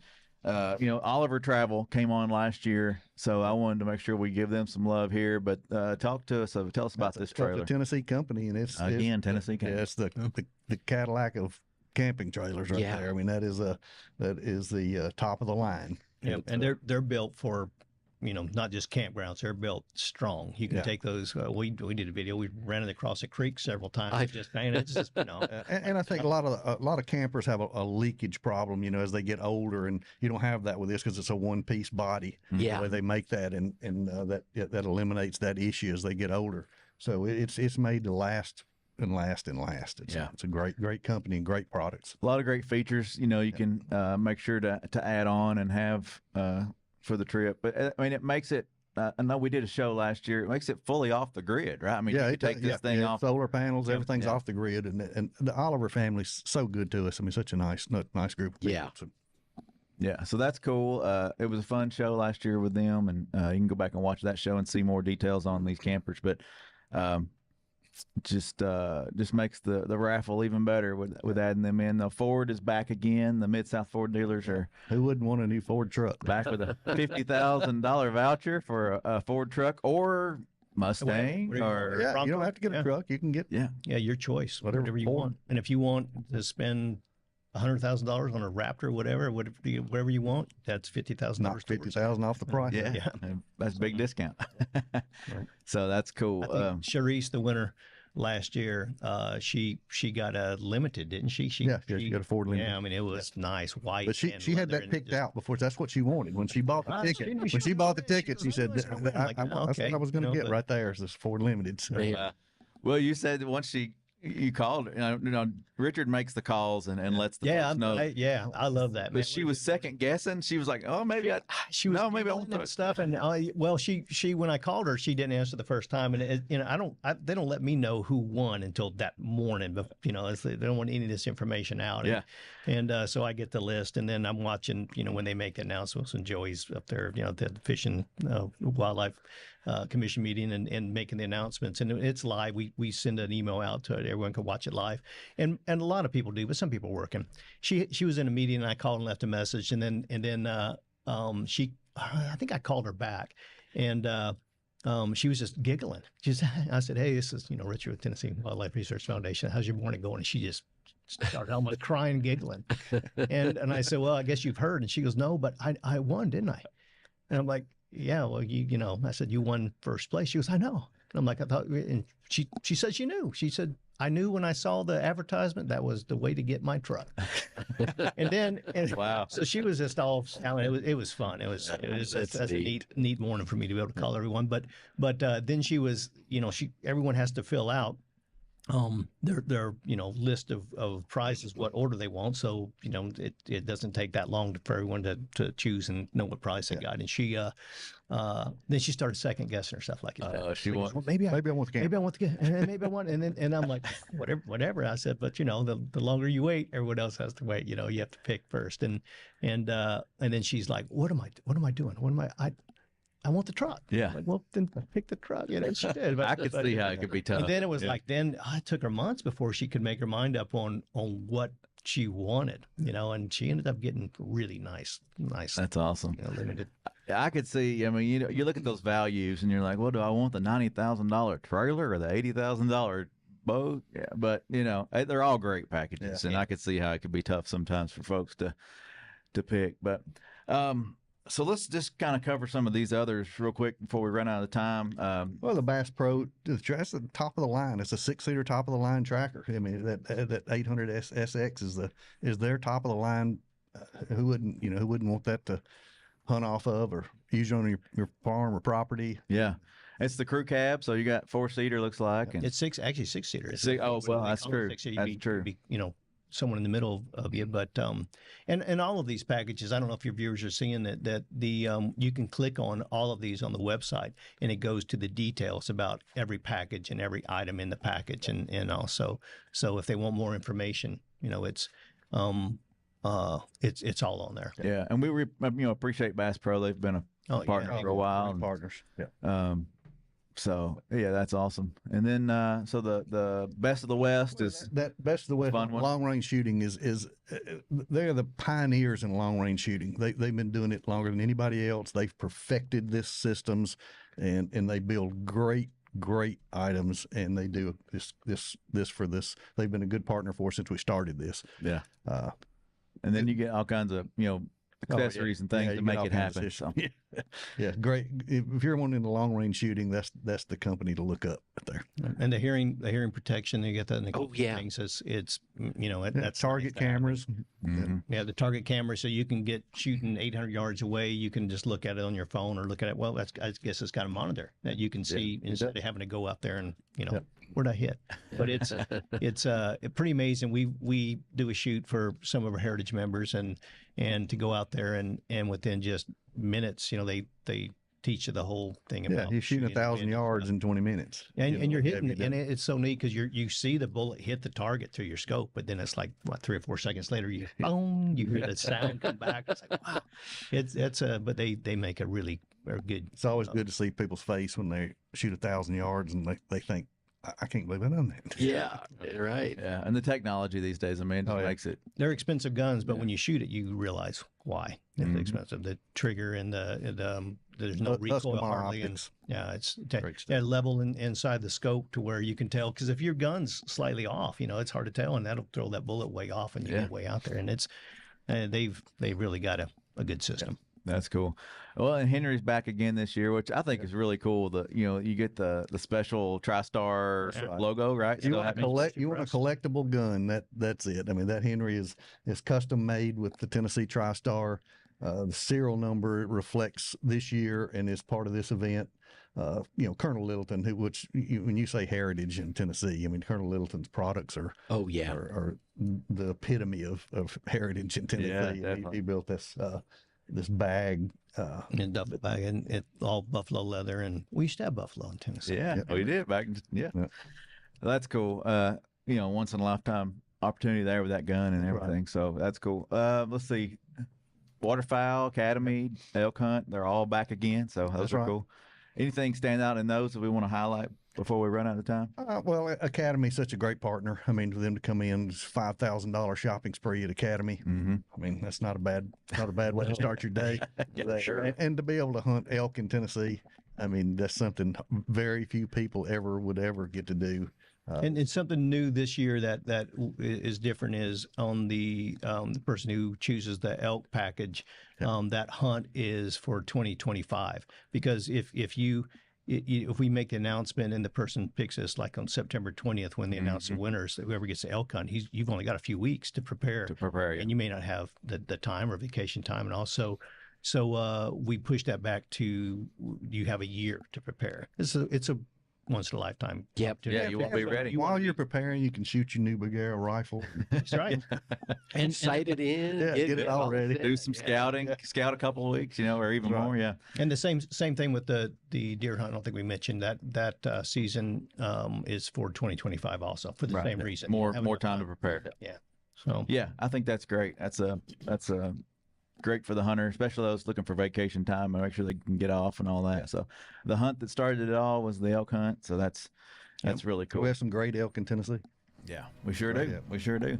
All right, let's see. We covered the Ted Nugent. We covered the deer. So that's all of them. The waterfowl package, and it's going to be another successful raffle. It's cool to see the couple extra packages in there. So wildliferaffle.com. Go buy some tickets. Yeah. Go get your tickets today, wildliferaffle.com. Everyone's a winner. That's right. Yeah, like you said. I mean, any of that money that comes in goes right back into conservation. That's right here in Tennessee. So, and hearing interview after interview with the winners, that's the thread that holds it together. I was just proud to do it because I know it's helping conservation in our state. Yeah, and you got to give back. It's we need to support the wildlife conservation for sure. With I mean. People call us up saying, "Hey, there's coyotes moving into our neighborhood." No, we moved into their neighborhood. And it's like we're losing habitat, and it's just all conservation. It's a very good cause. Well, thanks for all you guys do. Thanks for all you do. Yeah, great partner. We couldn't do this. We couldn't do this without our partners, without our celebrities, the help, and especially the agency of what you guys do to help us pull this off and be successful. So thank y'all. Well, right back at you. Thank you for all y'all do. Thanks for coming in and talking about this today. Anytime. Glad to come. We'll get it out there some more. We'll share some more information about it. Keep coming back, keep listening, keep watching, keep tuning in, and we'll see you next time. Stay connected with TWRA by visiting our website at tnwildlife.org and follow us on Facebook, X, and Instagram. Join us as we celebrate 75 years of conservation in our great state. You can invest in Tennessee's wildlife future by purchasing a license at GoOutdoorsTennessee.com. That's GoOutdoorsTennessee.com.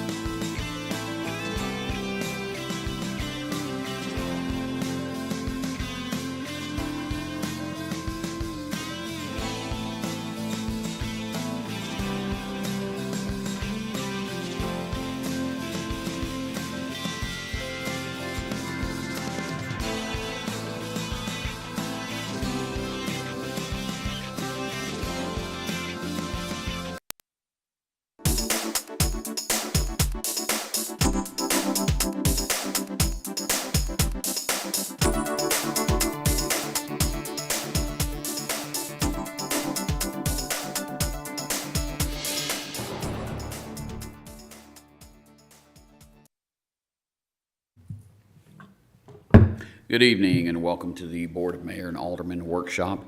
It is August 6, 2024, and it is 6:30 p.m. The prayer on Thursday evening will be by Alderman Waldron. Pledge of Allegiance will be with Vice Mayor No. Everyone should have a copy of the minutes from the June 27th, 2024 workshop and the special meeting on July 18th. We will have a service ribbon presentation on Thursday. And next up, we've got the TDOT presentation for the 24 Southeast Choice Lanes project. If you would, please come on up. Thank you all for letting us come and talk a little bit about something that's definitely going to impact LaVergne and surrounding areas. So I'm Brian Ledford. I'm the Executive Director of TDOT's new Public-Private Partnership Division. That will not fit on a business card. We tried. So when I say P3, that's public-private partnerships. But I'd just like to, informally go through some information with you all. Feel free to stop me unless that violates decorum. But just stop me and ask your questions. I would say let's let him go through his presentation and then ask him questions at the end, please. Okay, I'm glad I asked. So the first question is, why are we doing this? And why are we looking at options that involve private partners, that involve user fees? Why are we doing this? We have over a $30 billion identified need for projects. You all know we went through a big prioritization process, came up with a fiscally constrained 10-year plan, and you see what can be programmed with the dollars that we have. So $30 billion of identified need. The I-24 Southeast Corridor that I'm going to talk about is over a $5 billion investment to add lanes, to add 4 lanes to I-24 for the stretch of road that I'll talk about. Our annual budget is $1.2 billion for the entire state of Tennessee. That includes all of our state of good repair, resurfacing, bridge repair, plus any new projects. So when dealing with a mega project like this I-24 corridor, our only, without raising taxes or without the state going into debt, our only option was to do that in very small pieces. We do phase after phase after phase. And I would not see the end certainly not in my working life, probably not in my lifetime, of that effort based on the constraints that we have from a funding standpoint. So what are choice lanes? Let me start by saying what choice lanes are not. Choice lanes are not toll roads. We're not converting I-24 to a toll road. We're not forcing anyone to pay anything, and all of the existing capacity that's there now will still be there for free when we finish this project. So these are new additional lanes. We've shown 4 and 4 because that's largely what we have through this stretch of the corridor is 4 lanes in each direction. So we're showing 4 new lanes. They are price managed lanes, and the whole purpose of these lanes is to provide a more reliable trip time on the corridor. It's kind of a known truth in transportation design. You can't just widen your way out of congestion. That LA has proven that, Atlanta has proven that. You give people 10 lanes and they'll figure out how to weave around and still be clogged up. A managed lane concept like this has a much better, is much more effective at improving congestion. So the new twist to this is that these choice lanes will be designed, built, financed, operated, and maintained by a private sector partner. That's the private in public-private partnerships.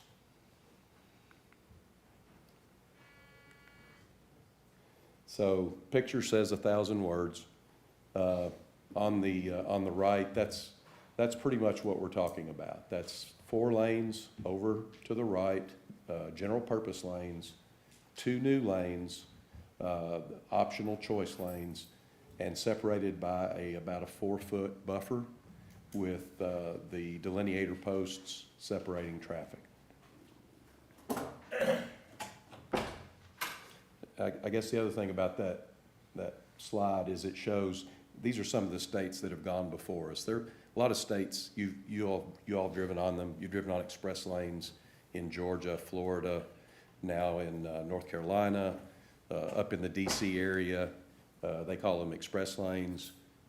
We call them choice lanes to emphasize the fact that you don't have to get in them if you don't want to. So some of the transit effects of this, Texas saw 73% more customers, FDOT, 68% reduction in travel times, GDOT, an increase in on-time performance. The message here is that ridership has increased because travel times got reliable, that folks knew they could get on a bus, ride for free in the choice, the buses will be free in the choice lanes, and that they can have a more reliable trip time wherever they're going on transit. So, and that decision was made very, very early by the governor, by the commissioner. Choice lanes will always be free for transit buses. Here's some of the benefits that I've talked about. Reliable trip times. You know, WeGo gets to envision some express routes maybe that they couldn't even think about right now. Increased ridership and decreased congestion. Another one that's a benefit, I don't really have a slide for it, but another benefit of not just buses, but everyone moving is that emissions are reduced. The less idle time, more moving down the road, both in the choice lanes and in the general purpose lanes. So a public-private partnership, some of the benefits, some of the reasons that the legislature voted for this on a bipartisan basis, overwhelmingly passed this, is this public-private partnership allows us to address urban congestion and frees up other state dollars for rural projects across the state. It allows us to leverage that limited pot of funding that I was talking about. We'll have a very small public contribution toward this project. The first project will probably be in the $2 billion range. Our public contribution will be a very small fraction of that. The rest of it will be financed by the private sector. It also accelerates project delivery. We're on a track to deliver several miles of interstate widening to address urban congestion in a much smaller number of years than we would have if we had done this just organically with regular funding. So I-24 specifically, this is the environmental study area. It goes from 840, just past 840 in Murfreesboro, almost to the inner loop on 24, gets a piece of 440 to tie in, and then goes over to Briley Parkway. So this is 24 miles that is involved in our NEPA study area. Right now, we're in preliminary design. Our environmental, our NEPA work is underway. And the most immediate upcoming activities are some public meetings that are happening in late August that I'll talk about here in a minute. And that's really where we're trying to get the word out, because we want input from folks. So multiple access points, and the key word on this slide is potential. None of this is finalized, but we're looking at the various traffic and revenue studies that try to predict where the best places to have dedicated ingress and egress for the choice lanes. And here are some of the direct access ramps that seem to make sense starting out. Let me emphasize that no existing general purpose lanes, interchanges, or access points will be impacted by this. All the general purpose, free, travel and movements that are allowed and are out there now will be available after this project's done. We talked about, you know, buses use the choice lanes for free. They see this as a big positive for them, and they're coming to our public meetings, and we're engaged in a community impact partnership with them.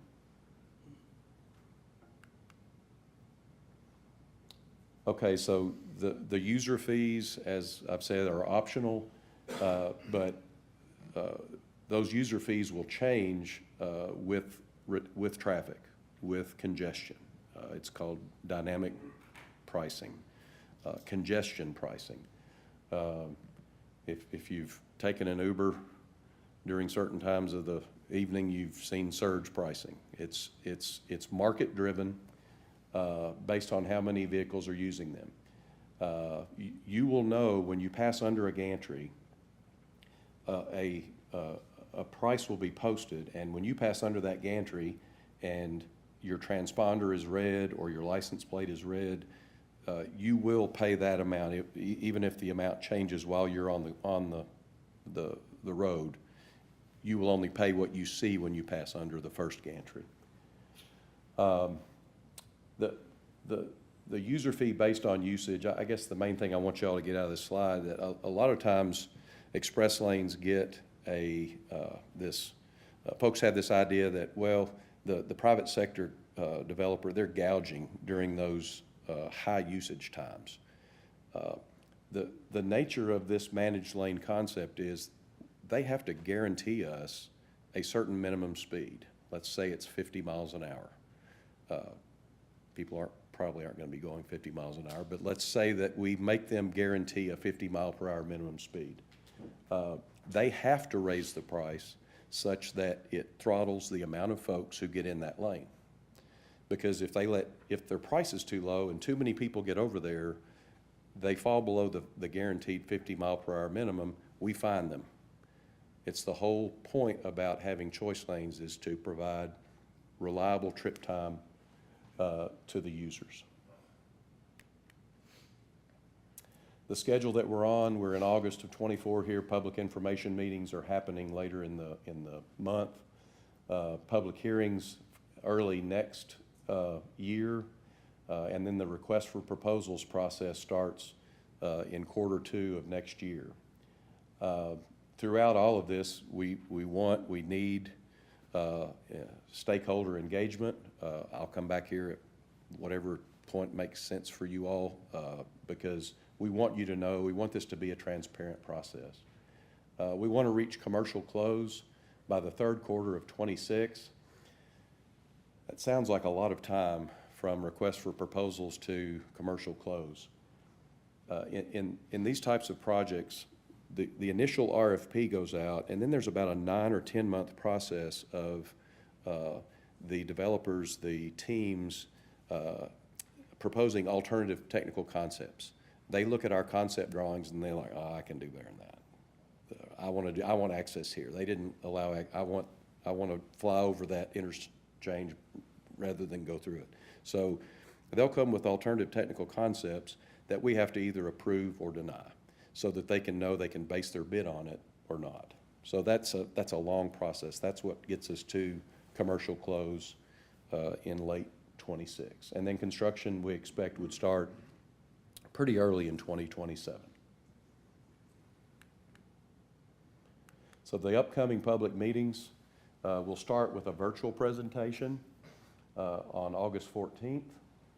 That'll be and that'll be open for quite some time. And then the live events are on the screen. These are all, you can find these on our Choice Lanes website. But you know, trying to spread these out, trying to get not just geographically spread them out, but spread them out in terms of the time, so that folks who have different schedules can still make it to a meeting. In the public meetings, we'll show the concept plans. We'll show you know, the typical sections of what the roadway cross section looks like. potential access points, get feedback. We'll show where we are in the environmental process. We'll talk more about those benefits to transit. We'll talk about the right-of-way process. We're doing everything we can to stay within the right-of-way that we own, but with any large-scale interstate widening project, there are going to be some right-of-way impacts. And then, you know, the most importantly, we get feedback from the folks along this corridor. That's what steers this project. So, you know, some of the things, you know, that we're asking folks to do, share the information that you have. And, you know, number 5, invite us to speak to, it can be a formal setting like this, or it can be just a group of, you know, community stakeholders that have an interest. We will get someone there, so. And then here's our contact information. So I went through that very quickly because I don't know how much time you all have, but I'm glad to answer questions. And if I don't know the answer, I will tell you that I don't know, but I'll find out. So. Only question I have is if you have a bad wreck and the main roads is blocked, would the them lane be used to keep the traffic flowing? No, we're talking about that. I think any type of emergency access, any type of a natural disaster, anything like that,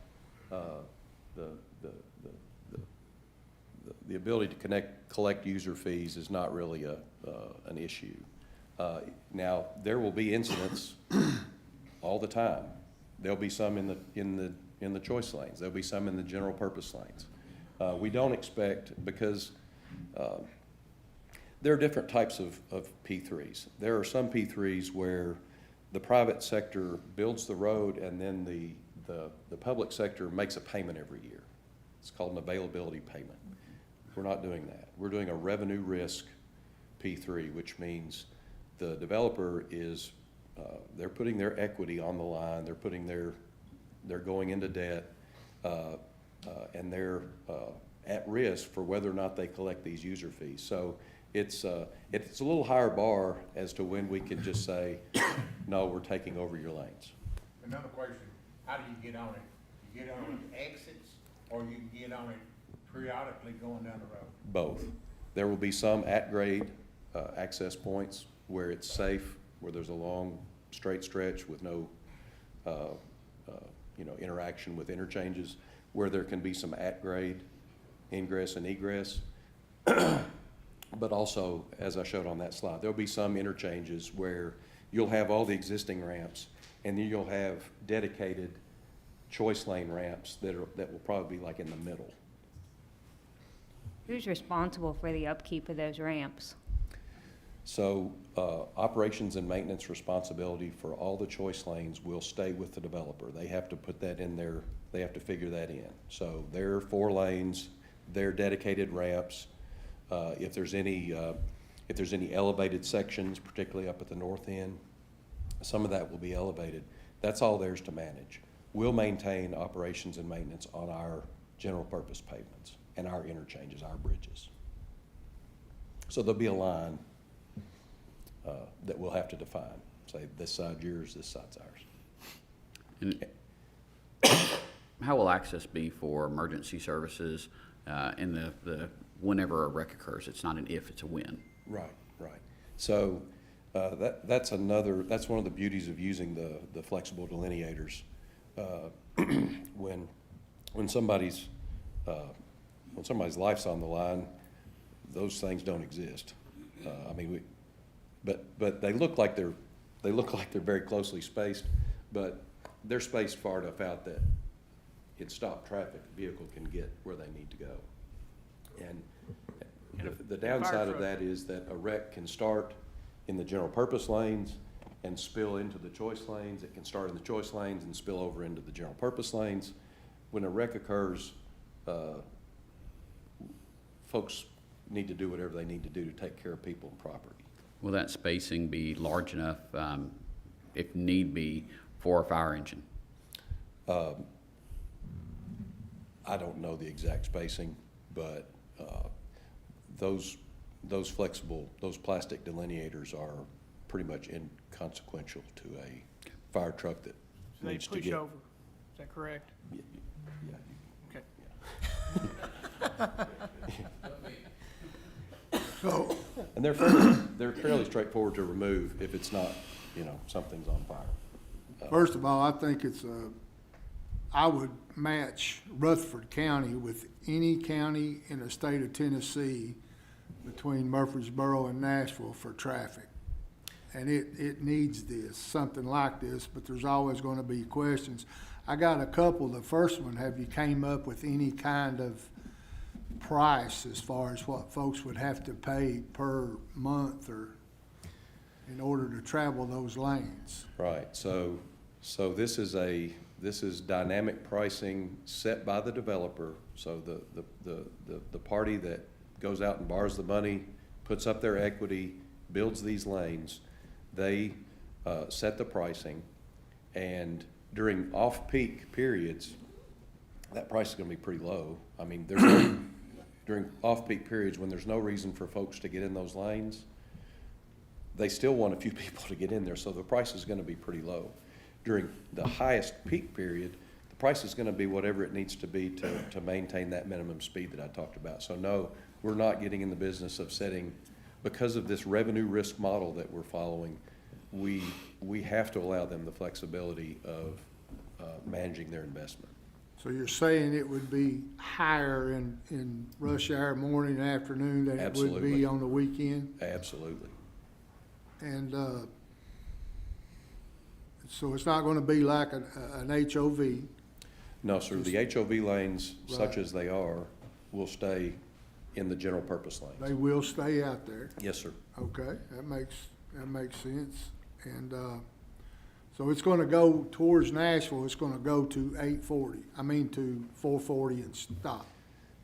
That's the entire area that we're studying. Eventually, that's where we want to be. Because you got that underpass when you come into Nashville where 40 and 24 goes together, and you're two lanes any way it goes right there. Unless they tear that out. That requires some creativity, some engineering, some Yes, it coordination. will. Some coordination with railroads. There's all the above right there. I And you drive talked- it every day. And you talked about it would be paid for very little by taxpayers. Most of it would be from the people that use it, and That's correct. The Transportation Modernization Act brought over $3.3 billion of general fund dollars to TDOT, and $300 million went to state aid off the top. So the $3 billion was then split up into the 4 regions. Each region got $750 million. Out of the Region 3 allotment of $750 million, we set aside $250 million to jumpstart choice lanes in Middle Tennessee. they kind of have this in Chicago, don't they, Chief? Seems like when I used to drive a truck, they had something like this where you could get over and skedaddle and. They do, they have those lanes, but Yeah. now a lot of them they don't have, they're solid ones because of the construction, they're always in construction, but they do have. I thought I remembered seeing. Yes, sir. And we talked about all the states that have done this before us. Some of them have made some mistakes. We're trying not to step in the same holes they did. Pulling the HOV lane inside the express lanes was one decision that gave a lot of states a lot of problems. So very, early on in the process, the decision was made. There's 4 lanes out there now. We're not touching those. That will be available. The benefit that I get to talk about to a lot of folks is the first community meeting that we went to in Antioch, guy stood up and he said, I'm not getting in those lanes. You can't make me get in those lanes. And I said, I don't want to make you get in those lanes. Stay in the lanes you're in today and don't pay anything and see improvement in your trip time. And he said, why would I go any faster? And I said, because 15-20% of your neighbors are going to get in those new lanes. He said, okay, and he sat That's what this boils down to, is you get the benefit even if you don't pay. So my last question is, you said that there would be a monitor up there that monitors you. Does every vehicle have them, or just people who want them? So, and this technology is moving so fast. It used to be a box, right? The transponders used to be a box on your dash. It's down to a sticker, a smart sticker, that those transponders can read up to 100 and something miles an hour. It's amazing to me. And by the time we go lanes open, if we start construction in 27, by the time our lanes go open, that technology will have moved even farther. So you can either have a sticker, a transponder, or there will be a license plate bill. There'll be a license plate lookup, and you'll get a bill in the mail. And that's consistent with what we see in other states as well. We want the transponders out there. We don't want to go do license plate reader, have fees, send bills to Michigan and hope somebody pays. We want to give these transponders away. It's a 50-cent sticker. So you'll see us trying to really get those transponders out and get folks set up, because that makes everybody's life easier. So this isn't the first time that Rutherford County has kind of been used as a guinea pig for different road transits. Will the smart corridor be finished as it's planned, or is this going to replace it? The smart corridor assets that are out there now obviously will have to come down. They are gantries over 4 lanes. Mm-hmm. So we're going from 4 lanes, or from 8 lanes to 12 lanes. So all of that has to come down. What goes back up has not been determined. The whole idea, though, is that the benefits we were trying to get out of smart corridor, smooth the flow of traffic, give folks a heads up about what's in front of them, reduce congestion, or reduce the effects of congestion, reduce incidents. A lot of those benefits are baked into a much bigger effort. It's moving. So I've got a question. Where are you gonna get the land? I mean, you're bucking up to, industrial and retail, and you're going from 8 lanes to 12 lanes, and where are you gonna get the land? Right. So the engineers have been very busy, and during that ATC, the Alternative Technical Concepts, they'll be getting even more creative than we've gotten to try to minimize impacts. But there are a lot of places where we have a surprising amount of room, and we don't really have any impacts. But there are certainly choke points where there are going to be right-of-way impacts, and that's something that we have to be honest with folks about. We have to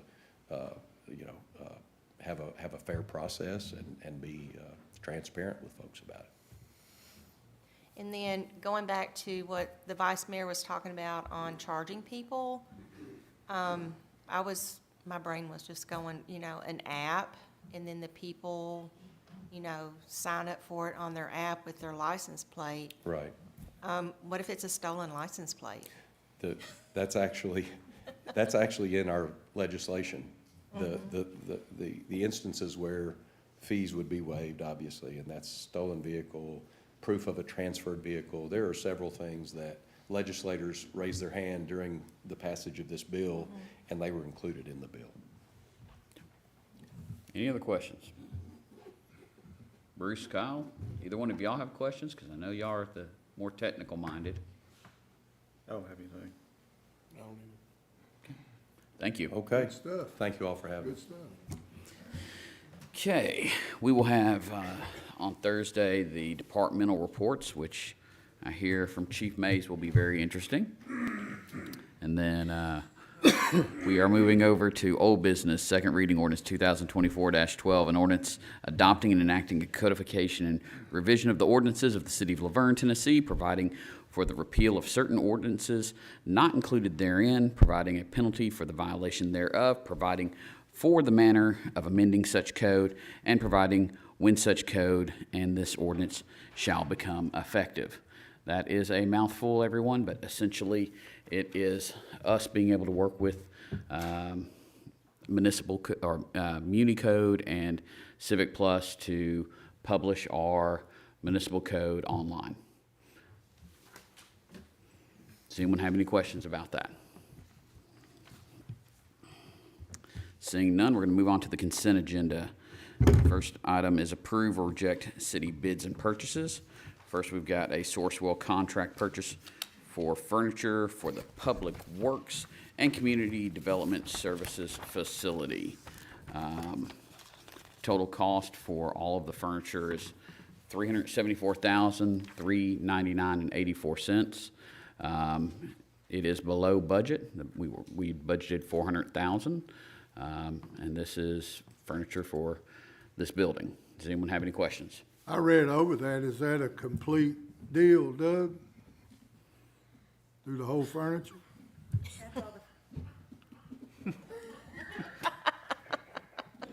Well, Doug? Kyle? Is that for all of the furniture or just part of it, or? It's for pretty much all of it. We still have a lot, or not a lot, we have a few areas like some of the break room areas and stuff that we'll probably get tables and stuff from other locations as opposed to what options they had, because it made more sense price-wise to get those at other locations. So as far as the main office areas, the cubicle areas, your admin areas, front desk, stuff like that, it pretty much covers all of those areas. Okay, good deal. On to number 2, sole source purchase for SWAT rifles for the police department. This is exactly as it sounds. It is budgeted, and the total price for this is $30,980. Does anyone have any questions?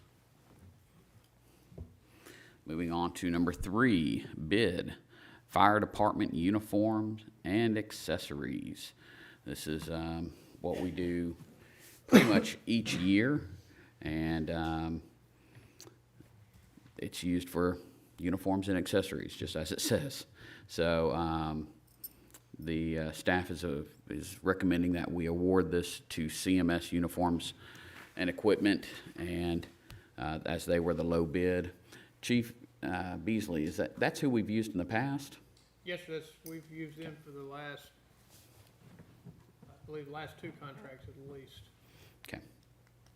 So there won't be problems as far as them being in uniformity with what's already existing? No, sir. Okay. Any other questions?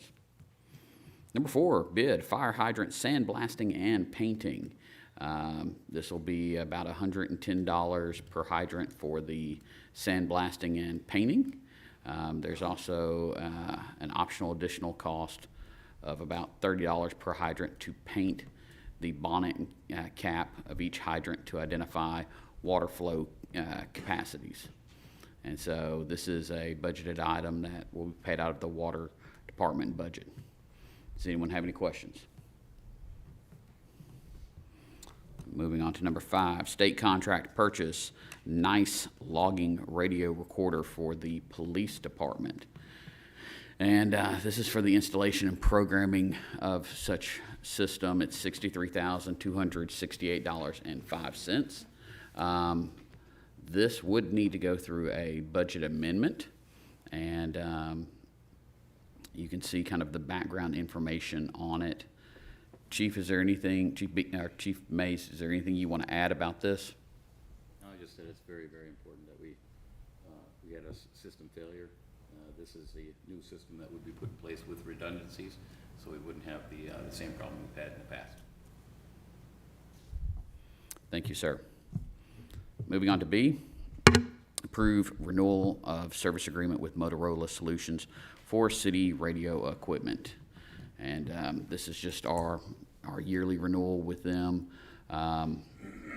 This covers July 1st through June 30th of 2025. The service agreement is $14,784.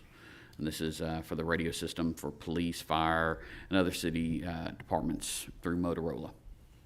Does anyone have any questions? Moving on to C, approve the donation of real property from the LaVergne Industrial Development Board for the Blair Road West Extension Project.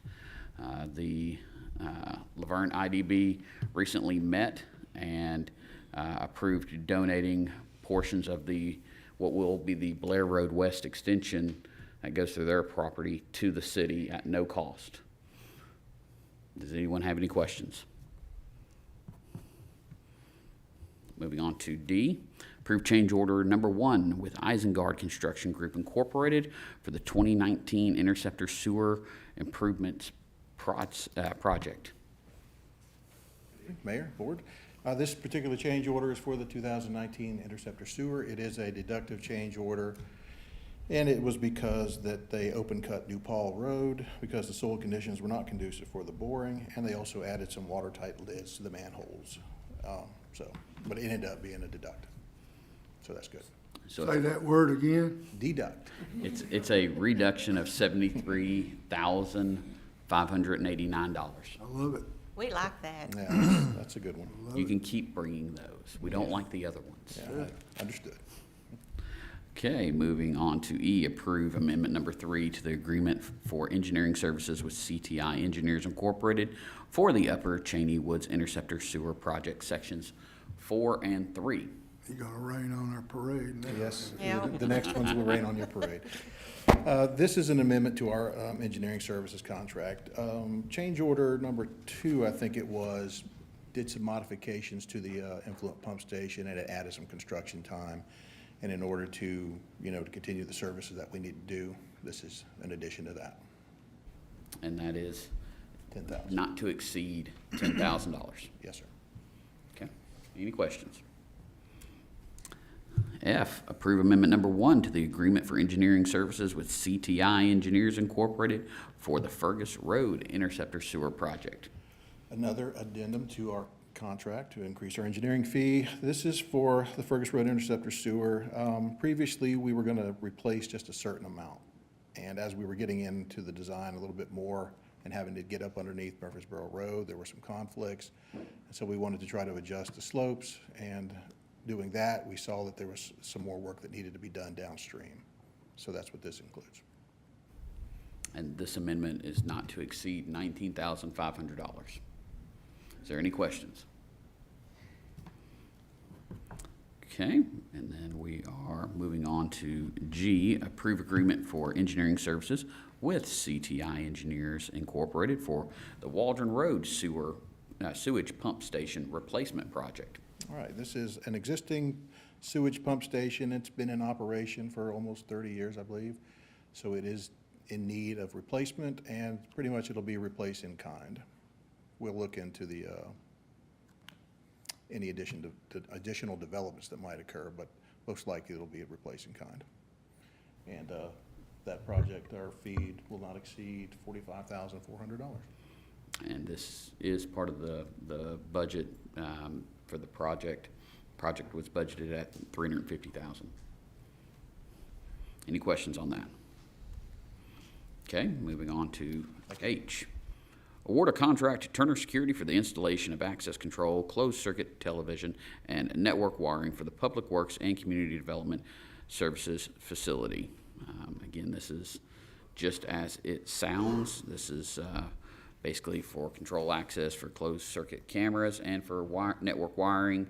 Total contract for this is going to be $225,375, and these are multiple RFPs. You can see that in your packet. Does anyone have any questions? Okay, moving on to I, approved grant contract between the State of Tennessee Department of Military, Tennessee Emergency Management Agency, and the City of LaVergne for the Community Safe Room project Phase 1. And yes, you heard me right, I did say Phase 1. This has been a fun project that's been going on for a number of years. With COVID, pretty much nobody could meet any of the time frames that they originally set forth, so they've kind of taken it back, figured out a few things, and are now moving forward with it. So this is now Phase 1, and this contract extends until the end of this calendar year, so December 31st, and it is $33,304.83. It's an extension of some of our previous ones to reimburse for different expenses that we've had, whether it's design, whether it's dirt work, and as far as doing ground penetrating radar that we've had to do, and just different items with it. So glad to see this come through, and hopefully we can get it back on track. That's always easier said than done, though. Last but not least, number J, or letter J, approve master equity lease agreement addendum to the master equity lease agreement and open-end equity lease rate quotes with Enterprise to lease 5 vehicles for the Codes, City Hall buildings, street and water department. And this will include 1 Ford F-150 for Codes, 1 Ford Explorer for City Hall, 1 Ford F-150 for the Streets Department, 1 F-250, and 1 Ford Maverick for the Water Department. These vehicles were included in the budget as proposed lease vehicles, and you can see all of that here in your packet with those breakdowns. Does anyone have any questions? Okay, moving on to new business, first reading ordinance 2024-13, an ordinance to amend Title 20, Chapter 4 of the LaVergne Municipal Code regarding public records. And this is to bring into our municipal code the Just FOIA website. Currently, it does not mention any of that in here. We're adding that as a online portal to submit, track, and respond to public records requests. Makes it quicker, makes it more efficient than the current process of paper ID and waiting 10 days for Miss Juliet. So this also cleans up a little bit of the language in the municipal code. Does anyone have any questions? Okay.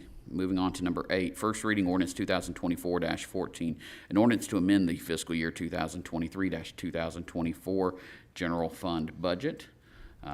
This has got a couple different items on here, and this should be the final budget amendment for the 23-24 year. You should see the total of this amendment is $378,000 is going to be taken out of fund balance, but it covers everything from City Hall buildings to finance to IT. Does anyone have any questions? Moving on to first reading ordinance 2024-15, an ordinance to amend the fiscal year 2024-2025 general fund budget. And this is what we referenced earlier with the nice logging radio recorder for the police department. This is the budget amendment tied to that. Does anyone have any questions? Moving on to number 10, Resolution 2024-20, a resolution of the City of LaVergne Board of Mayor and Aldermen to declare property owned by the city to be surplus to the city's needs and directing disposal of the same. And this is just something we regularly do. This is 6 vehicles out of the police department that have been seized and awarded for the city's disposal.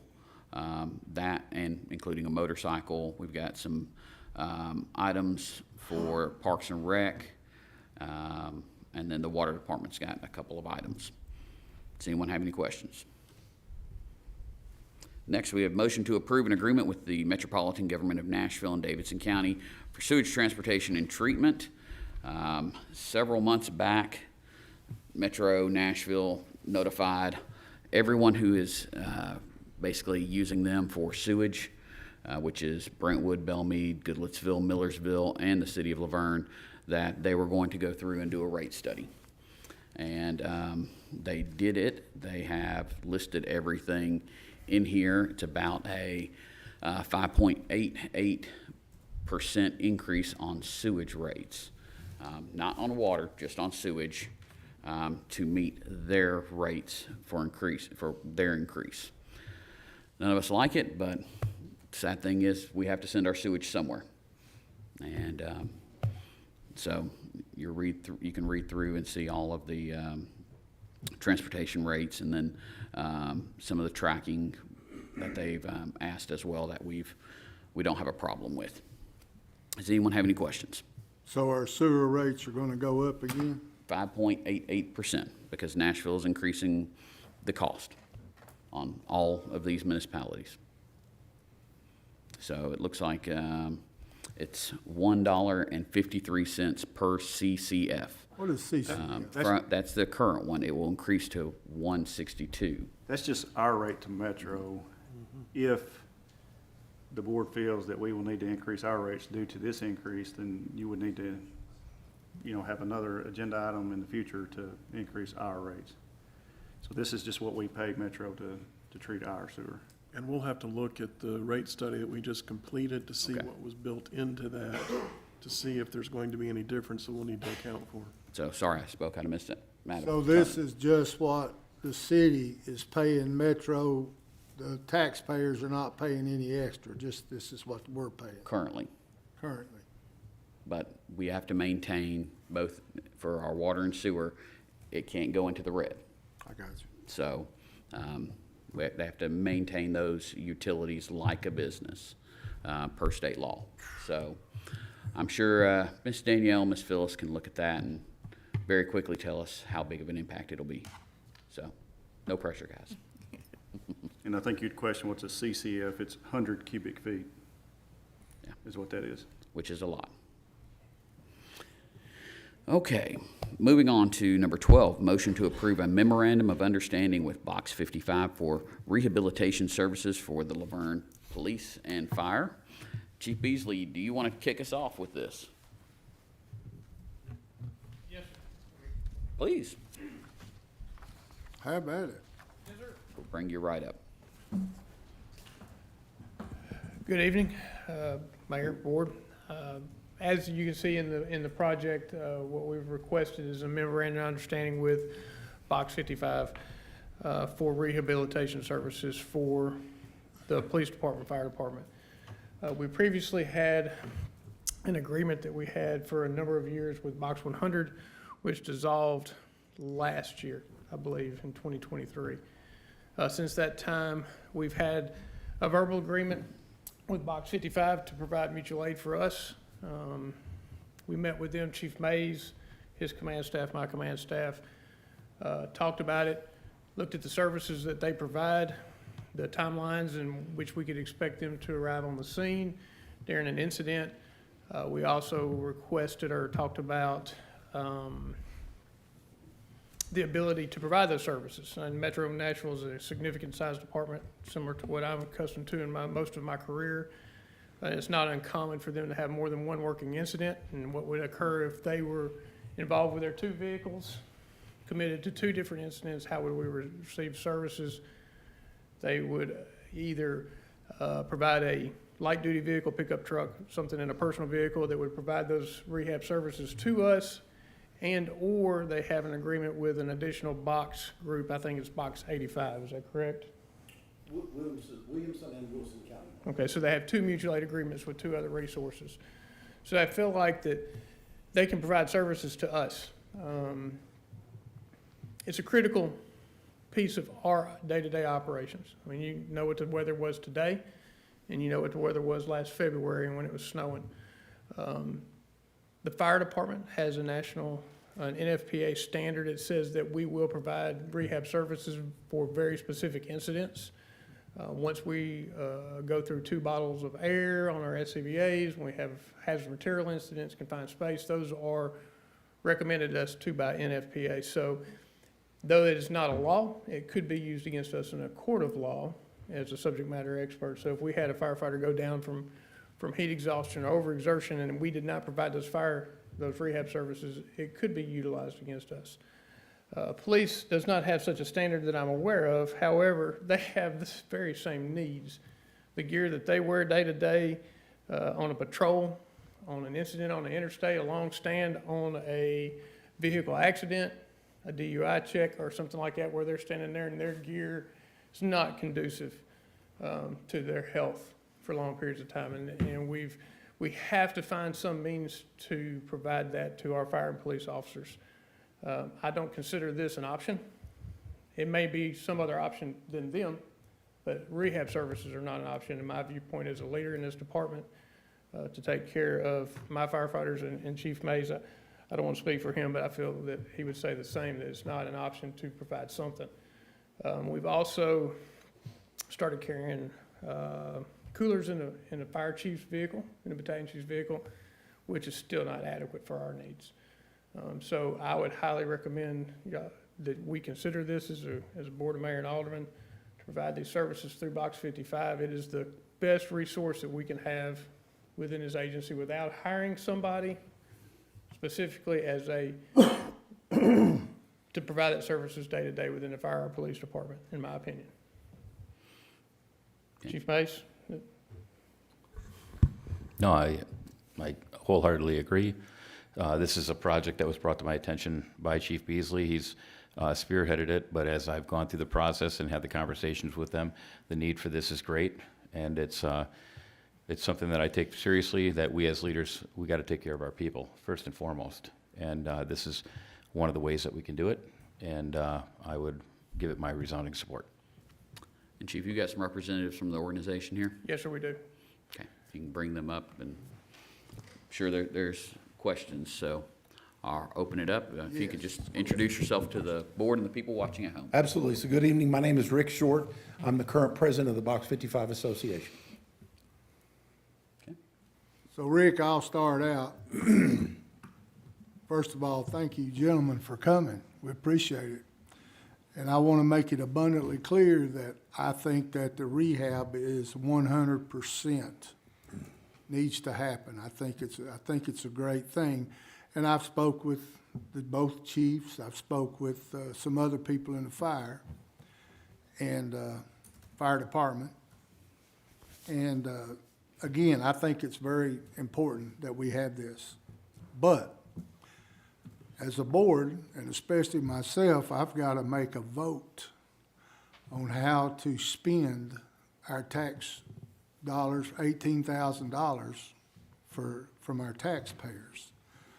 So before I put my vote on that, I want to ask some questions. Hopefully the people at home are watching or will be watching, and maybe they will understand or get a better grasp on why. I don't want to say we, because it's their vote. But if this passes or don't passes, I want them to know why we spent $18,000. So my first question is, who takes priority if there is an incident in Davidson County and here at the same time? So we have 35 volunteers. We are used to responding to multiple incidents at the same time, regardless of where they are. Up until 10 years ago, we were the only rehab organization in the entire Middle Tennessee area. We routinely went to Williamson County, Wilson County, Sumner County, et cetera. Since that period of time, Rehab 100, Williamson, all these other groups have formed as kind of offshoots of us. But we have the ability we currently have 2 vehicles. We have a 3rd vehicle on order. And with 35 volunteers, we're able to handle most anything. You know, certainly we could be hit with a major flood. We could be hit with a tornado. We could be hit with all kinds of things. So I can't stand here and just say, no, that's not going to happen. But we are used to and we are procedurally oriented to respond to multiple incidents at one time. I definitely want you to be honest. So I appreciate that. You have to excuse me. I wrote some things down on my phone. I have one more question to add to that. So Yeah. like back to Vice Mayor No's question about prioritizing, do you prioritize that based on incoming call for the need?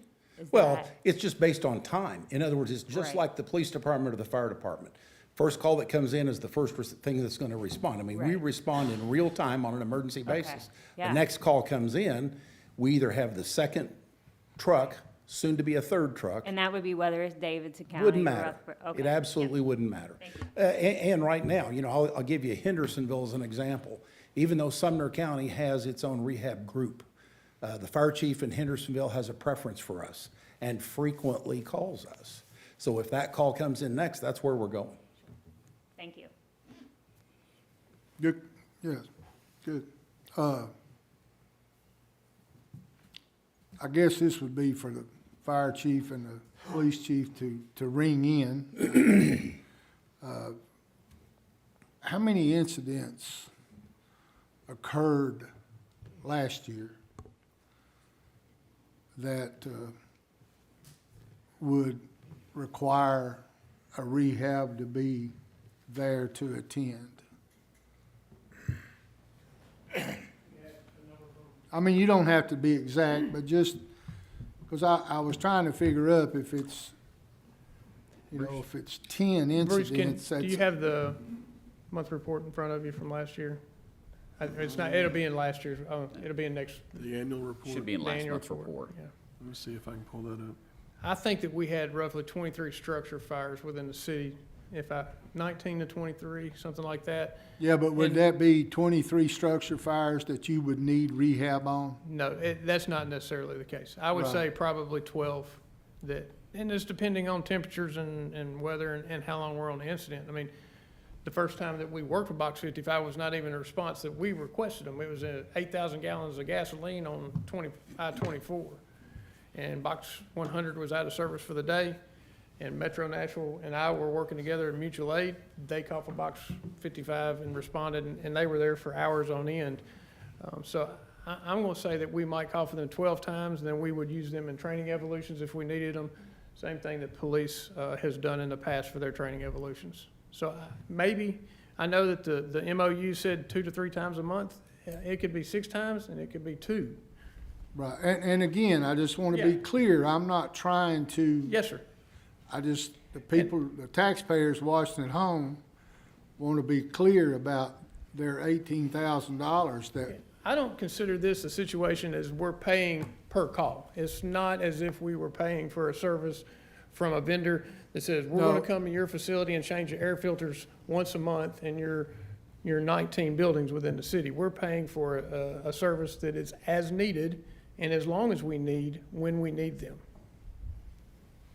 Mr. Rich? Chief, in 2023, under structure fires, no, this is any structure Yes, sir. fire, was a total of 50 in 2023.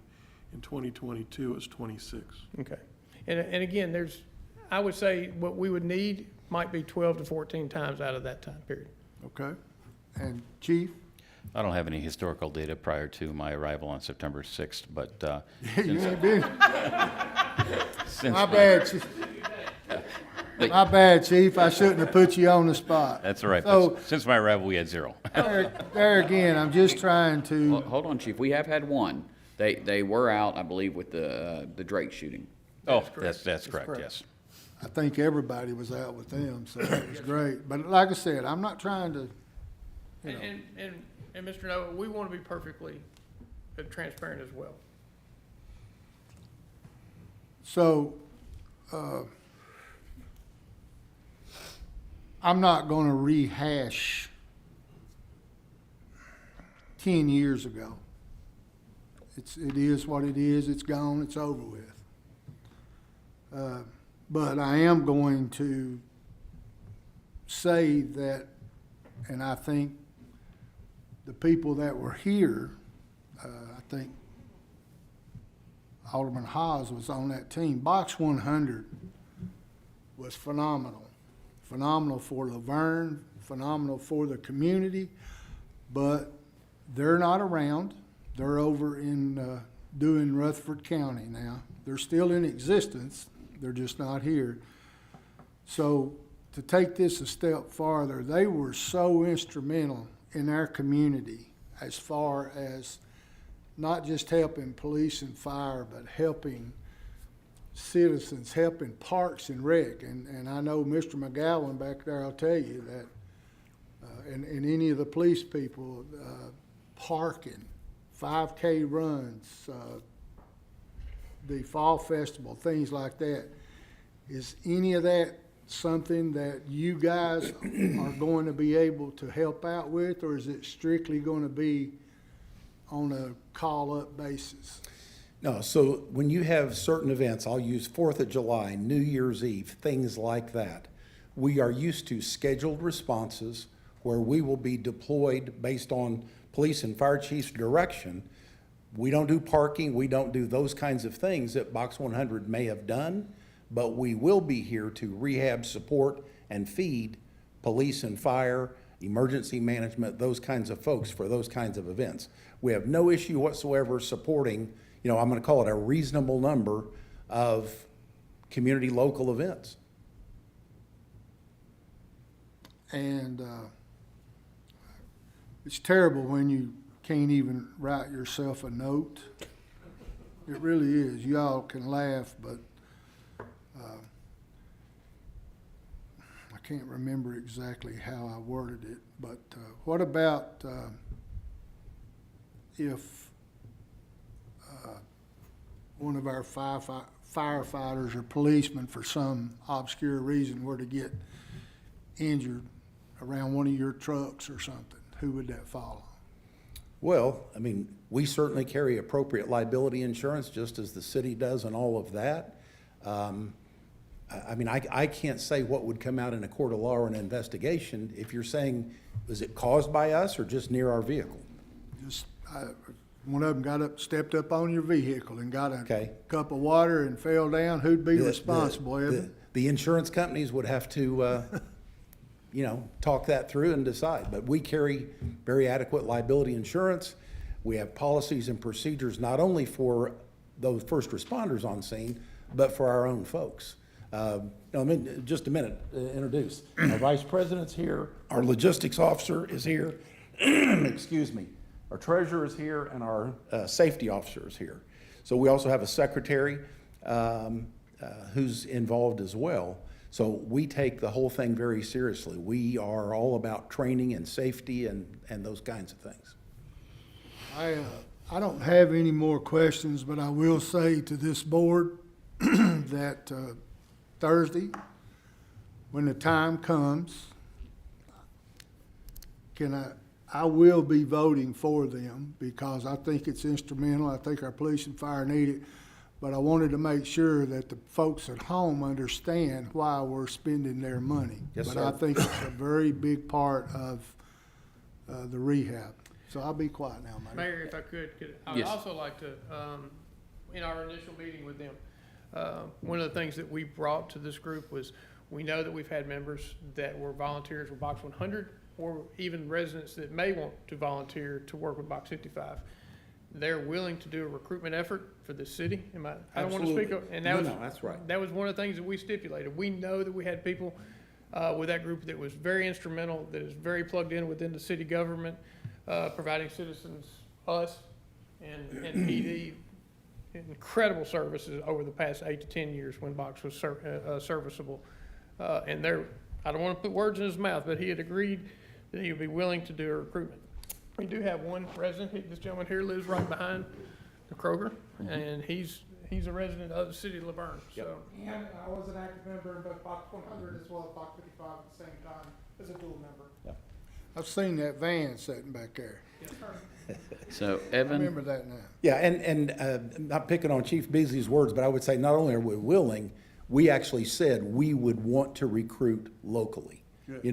We want local people, not for a lot of reasons. It ought to have the local town and the local town commitment, but also the urgency of the response and the timeliness. Evan, have you had a chance to review the addendum to the MOU? I was reading through some of 4 and 8 and just wanted to make sure that cleared indemnification and attorney's fees. So the addendum, I don't know if you can scroll, Glenn, if you can scroll down through what's in the packet. So there's the original memorandum of understanding, then I prepared an addendum to that, which Box 55 has signed, which would surpass anything else and remove all the objectionable language that was in the original agreement Box 55 has agreed to all that, so we've dealt with that in that second addendum. Okay, but those two specific sections you're good on for the attorney's fees and the Well, indemnification? I'm not good with them, but the second agreement that they've signed edits those. So what I did was prepare an addendum to that contract that would negate those two objectionable terms and have terms that are agreeable to us. The first contract you have in there is what Box 55, I understand, presented to us. I had some issues with what was in there, so instead of marking theirs up, I just prepared an addendum to address what we would want to have in there, and Okay. they've signed off. Which on we that. signed. Okay, and those two sections are in your addendum, so, Yes, sir, correct. okay. Anyone else have questions? Yeah, the police and the fire department, they have their own rehab people, right, chief? Y'all, No, sir. Well, I do not have anybody specified as rehab. Right now, I have a battalion chief's car that has a Yeti-style cooler in the back of it with a case and a half of water and ice and some Gatorade. And- Okay. and I was that's all thinking I have. we're gonna use them for auxiliary, but they're gonna be the main, rehab people for the Yes, police sir. and fire. And there's no way to guarantee how long it's gonna take them. I mean, we just had a whole meeting with a gentleman about how long the traffic takes on I-24.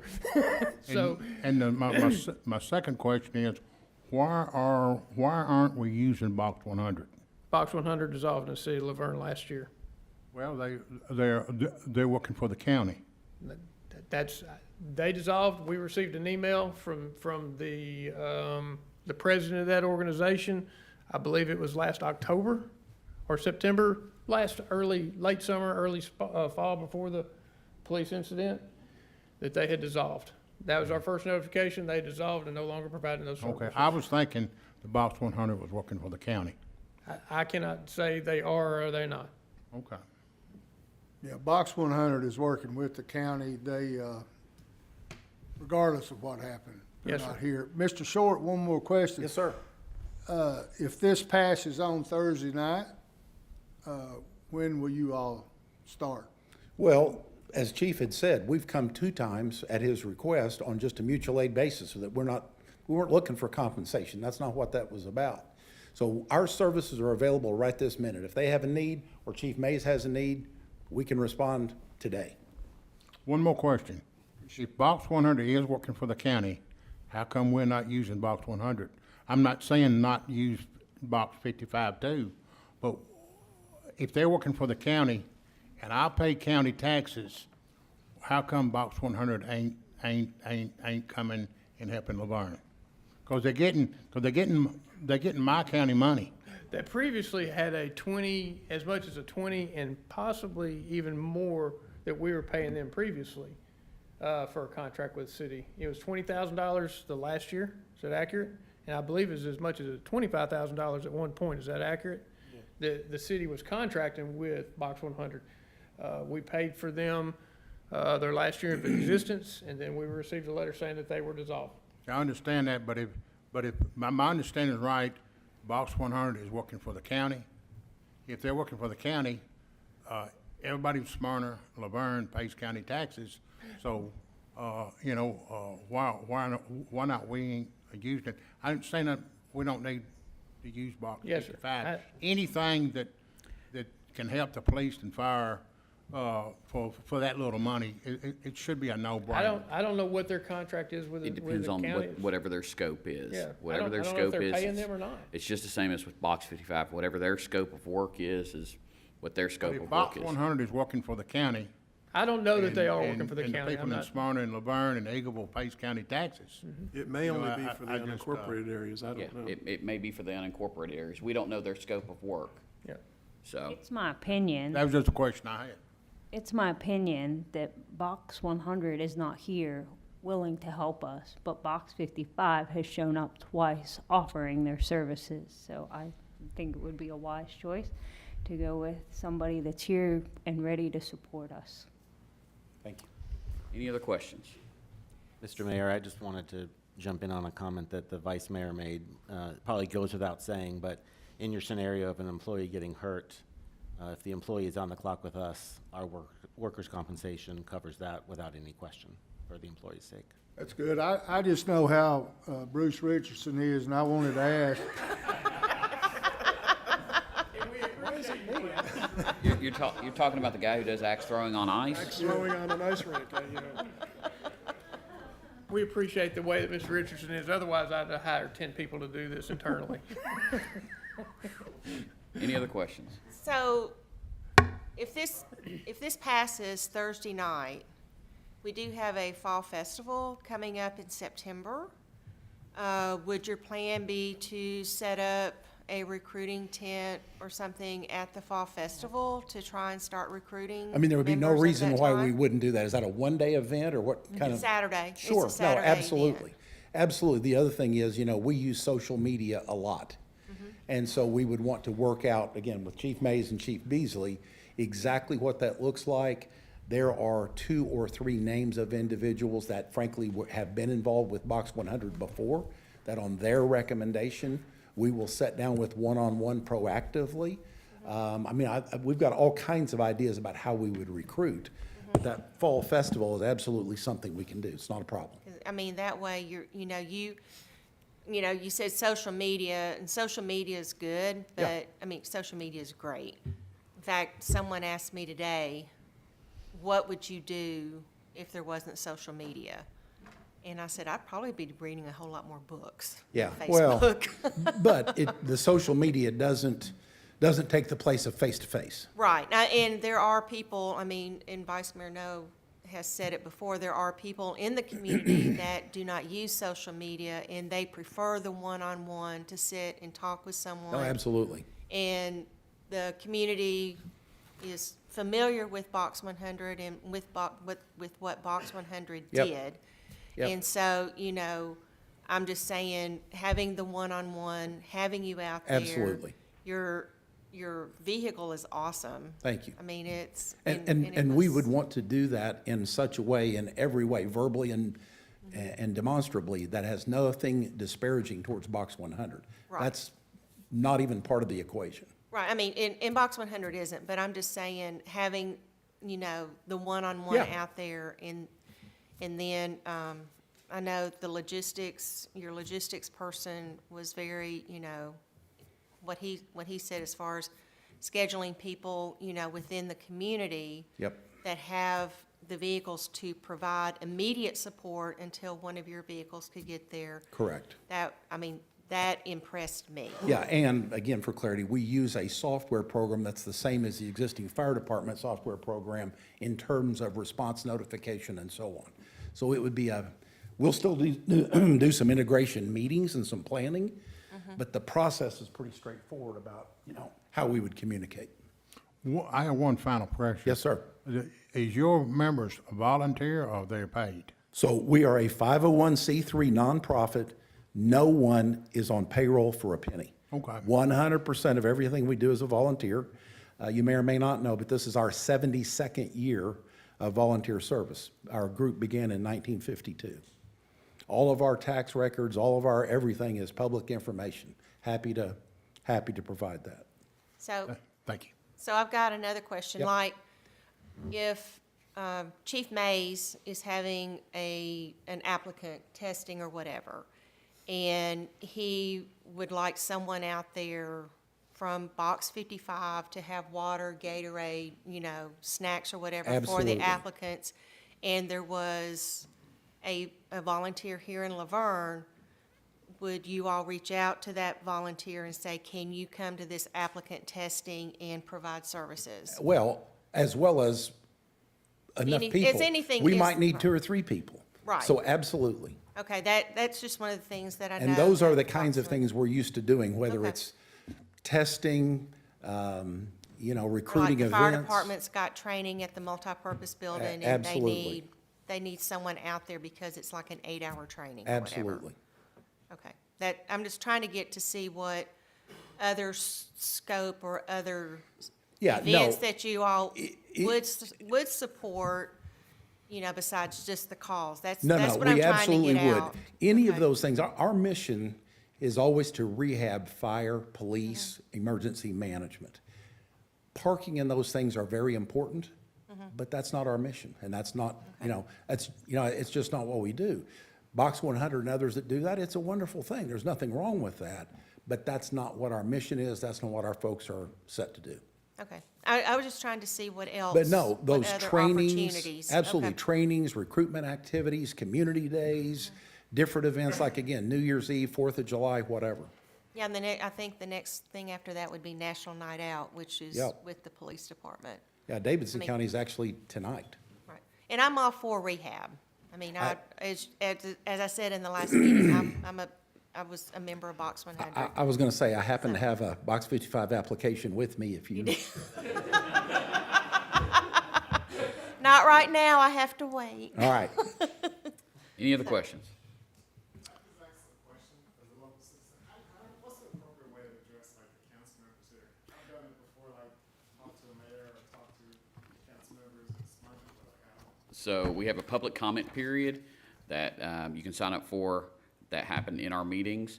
But if you stick around after the meeting, we can talk to you.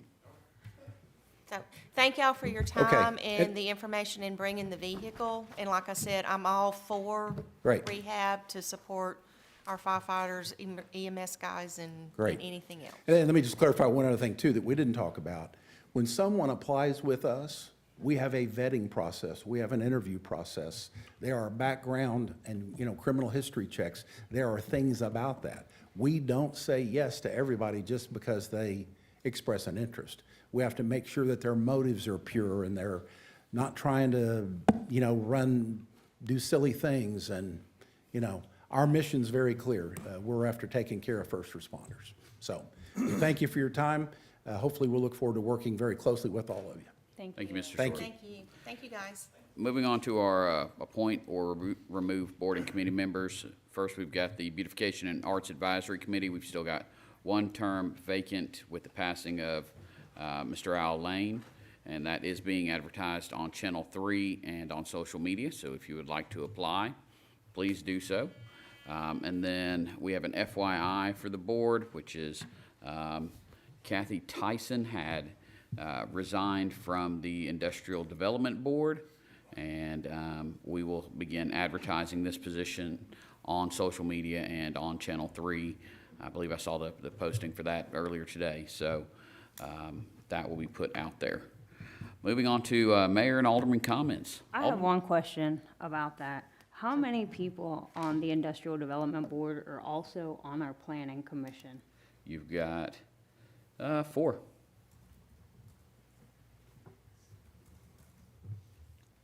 Moving on to mayor and alderman comments. Alderman Waldron.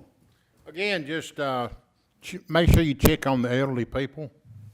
Make sure your pets had ample shade and water. And it's that time again, the kids going back to school, so be careful with the kids standing on the side of the road waiting for the bus. Sometimes they're hard to see early in the morning. And again, when the school bus stops and that stop sign goes out, that means stop. I've seen a lot of people in the past years fly by, but when that stop sign comes out on the side of that bus, I think you're supposed to stop. Thank you. Alderwoman Hobbs. Nothing for this evening, thank you. Alderwoman Haas. Just a reminder, it's been on social media that the railroad crossing at Stones River going over to the old Nashville Highway is going to be blocked for CSX construction. It's nothing with the city, nothing with Dietz or with Doug. So just a reminder that there's a detour. It's supposed to be about 24 hours. Another road condition is Howl at the Moon is Friday the 16th. So Murfreesboro Road going into Nashville will be diverted. I had to get my directional thing straight. I don't have my compass. Will be diverted for the racers. So just a quick heads up on that. I'm sure that Parks and Rec will put more information out on Facebook, and then you'll see the blinky signs on the sides of the road. Other than that, everyone stay safe, stay hydrated, and thank your Public Works staff members for being out in this awful heat. Vice Mayor, no. It's all you. Okay, well, Just want to let the public know, TDOT has been out working on Murfreesboro Road, trying to fix part of the left-hand lane headed into Nashville. So just please be aware of that. We want to see road improvements, and this is just part of it. So big thank you to Michael and Doug. I know y'all been wearing out TDOT on a bunch of stuff, so thank y'all. Howl at the Moon is coming up. It's going to be great seeing both the Chiefs running down there. It's a competition to see who's going to make it first. So I'm very proud of y'all for signing up for that. So I guarantee a win because I'm just going to tip myself over and roll. it's downhill for the first part, so you're good. Remind everyone that August 20th, 10 a.m., we have got the ribbon cutting grand opening for our new Fire Station 41. It is amazing to see and to go through. Chief Beasley's been going through with his mop, making sure the floors are clean and that everything looks beautiful. And we'll be there to welcome everybody. So should be a very, very good time. Do want to remind you about schools. Usually we have police out in force, so please make sure you are minding crosswalks, school zones, school buses. Do not try to go around them because our police will find you and they will get you. So please make sure you're being safe because the little ones are very important. With that, I call this meeting adjourned.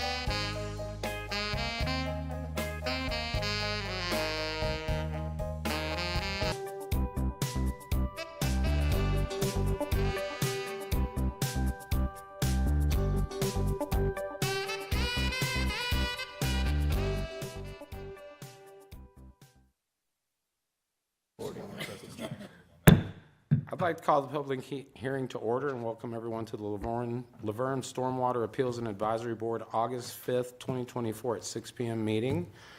We do have a quorum. Our first item of business, adoption of the Stormwater Management Plan. Ms. Alex. So we are required by the state to have a full document that goes through all of the different programs that we're planning to implement in order to meet all of our permit requirements.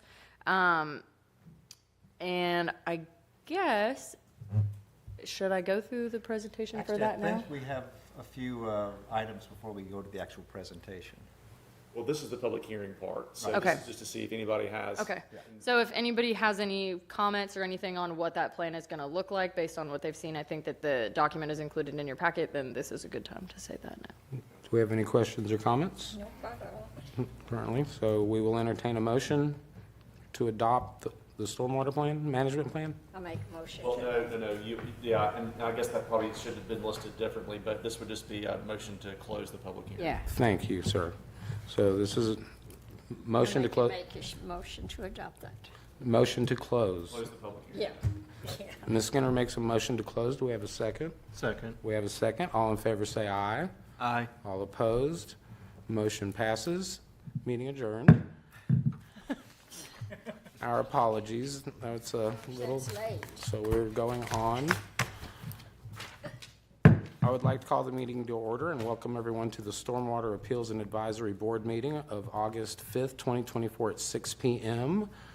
We do have a quorum. Our first item of business is to approve the meeting minutes of August 7th, 2023 meeting. I will entertain a motion. I have that in here. I make a motion to approve the minutes. Do we have a second? Second. We have a second. All in favor say aye. Aye. Ms. Skinner? Aye. All opposed? Motion passes. Item number 2, we do not have anyone present for public comment. And item number 3, I will turn over to the city attorney, Mr. Cope. Thank you, Mr. Chairman. So item number 3 on our order of business is nomination and election of a chairman for a one-year term. And at this point in time, as I chair the meeting, I will open the floor to nominations for that office. If anybody would like to make a motion to nominate someone as I chairman. make a motion to continue the chairman that we have. Okay, that'd be Mr. Garvin. Yes, sir, Okay, that's a Mr. motion. Garvin, yes. Ms. Skinner, is there a second? Second. Second for Mr. Moss. Any discussion on that item? Okay, hearing none, we'll do a roll call, I would think. Okay. Madam Secretary. Or, want to do a roll call? Yeah. All right, Ms. Skinner? Aye. Okay, Mr. Chairman? Aye. Mr. Moss? Aye. Mr. Is it Hoagland? Hoagland? Aye. Okay, aye. Okay, motion passes, 4 ayes. Mr. Chairman, turn it back over to you. Thank you, sir. And with that, item number 4, motion to nominate and elect a vice chair for a one-year term. I do nominate Ms. Skinner to continue that position. Do we have a second? Aye, second. All in favor say aye. We'd like a roll call. Ms. Skinner, aye. Aye myself. Aye. Moss, sir? Ayes have it. Motion passes. On to new business, item number 5. And once again, thank y'all, everyone. Discussion, meeting schedule. Ms. Alex.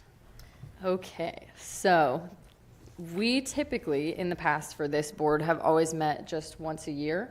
And we've had some changes come through with the, basically our stormwater management ordinance. And the biggest part of that is it's very clearly states the authority of the city engineer that they do not have the authority to issue a variance to our water quality buffer. So with that being stated so clearly in our new ordinance, it's a lot more likely that we might have some variances that come about that might need to be approved or denied.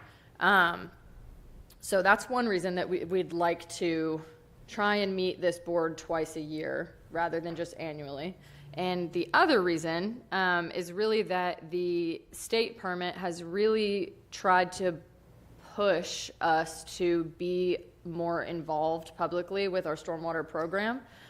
So we'd like to give people, you all included, and the public a more opportunity to try and be involved in part of our program.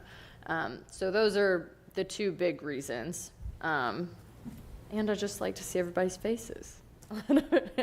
But yeah, that's my reasoning. So are you wanting to put a would that have to go through mayor and alderman to approve that? No, sir, it wouldn't. So If you wanted to set a meeting schedule, this board could do that. Okay. So I guess the question would be, would the motion, if we decided to go forward with it, because obviously we need to, things in the city growth and the rule changes are constant. Yeah. So it's probably not a horrible idea.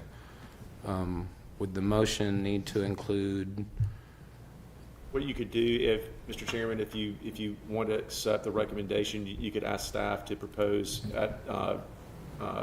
dates for subsequent meetings, and you could, I guess, vote to meet twice a year and then ask staff to assign those dates and to distribute those dates. even though it's under a discussion item? Let's see, where is this? So should we ask staff to put something together? Yeah, it is just listed as discussion item. So, yeah. Okay. So I'm taking from the board that we do feel that you are correct. Okay. So if you want to put something together so that we can vote on it, Okay. I think that'd be I appropriate. think that Ms. would be Skinner, appropriate, so yes. everyone feel good about that? And then the due process, run it through legal, and we'll move forward. Got it. So, And it would have to go before the board, the mayor and, okay. Maybe. Has it, Ed? No, it doesn't have to. I mean, I think what would probably make sense is to coordinate with Bruce, since he's got the master calendar, and maybe come up with some dates, and then this board will have to meet again to set those dates. yes. Okay. Okay. Got it. Let's be diligent on answering our phone calls. All right. Thank you for the discussion on that item. Item number 6, discussion, stormwater management plan and annual report. Excellent. Ms. Alex, here we go. Back to me. So I'm just, okay, so this is a pretty, I would say, comprehensive presentation that is going to talk about our stormwater management plan, which is a required document for the state that goes through each of our different programs. And it's also going to talk about our annual report, so what we did this year. I'll try to be entertaining. So just a little bit of an introduction about what our stormwater program, like how it started. We are covered under a small municipal separate storm sewer system permit from TDEC. So that's 4S is MS4. And this basically just allows us to discharge our stormwater into the creeks and streams in LaVergne, as long as we have developed a comprehensive program to try and reduce pollution of our stormwater as much as possible. And so the program that they want to see, or the different programs that they want to see, include public education and outreach, public involvement, illicit discharge detection and elimination, construction site runoff, post-construction maintenance, good housekeeping, and monitoring of our streams. So we have a different program for each of those things. And so as far as what we're required to report to the state, we have to do an annual report that covers all of the activities within those programs from July 1st to June 30th of that year. That's kind of our timeline. And we're required to create and share a stormwater management plan to our Stormwater Appeals and Advisory Board so that you guys can have some input on what that program looks like and if there's anything we could do better or that needs to be removed, things like that. So this presentation is going to go through each of those management measures and what the permit specifically requires us to do for each of those, how we plan to meet those different requirements through our stormwater management plan, and then how we worked this past year, to kind of meet those different goals. So there will be a lot of things, but hopefully they will be exciting. So the first one is our public education and outreach. The permit requirements are basically that we try to reach these 4 different learning objectives all over the city in different ways. So they want us to make sure that we're teaching people how stormwater can impact water quality, how people can best manage it on their own. Like if you're a homeowner or you're at a business, what things you can do best to try and take care of your water, how you can properly store things, and how you can report illicit discharge if you were to see it. So those are the big ones. And we have to teach those things to different groups of people. So the public, we need to meet each of these different items at least 3 times. So that could be 12 events if we don't try and go through it systematically and meet multiple like learning objectives at one event. And that's just for the public. So we also need to do engineering and development community education, which means that we're not just going out to our like a tabling event where you would go to like Community Night Out or Old Timers Day Festival. We also want to actually target the people that are working in the city as well, not just homeowners. We also are required to do employee education, meaning that every employee of the city is supposed to be educated on how to report illicit discharge, how they can best do their job in relation to stormwater. So how do we plan to meet this? In the stormwater management plan, there is a really large chart that looks like this one that has probably close to 20 events listed in it for things that we plan to do in order to meet those different targets. The chart says when we plan to do it, what that event is, and a description of what we would be doing specifically at that event. And then it also says which of those learning targets we'll be hitting while we do it. So what things we're going to be prioritizing at that event. And it also says how we plan on reporting those numbers or the engagement that we made. So whether that's number of people or number of views, if it's a video or things like that. Yeah, so that's how we are planning to do that for just our education. Some of the different events that we've done this year, just as kind of a summary, we did a high school environmental science teaching where I got to go to the LaVergne High School and teach in front of their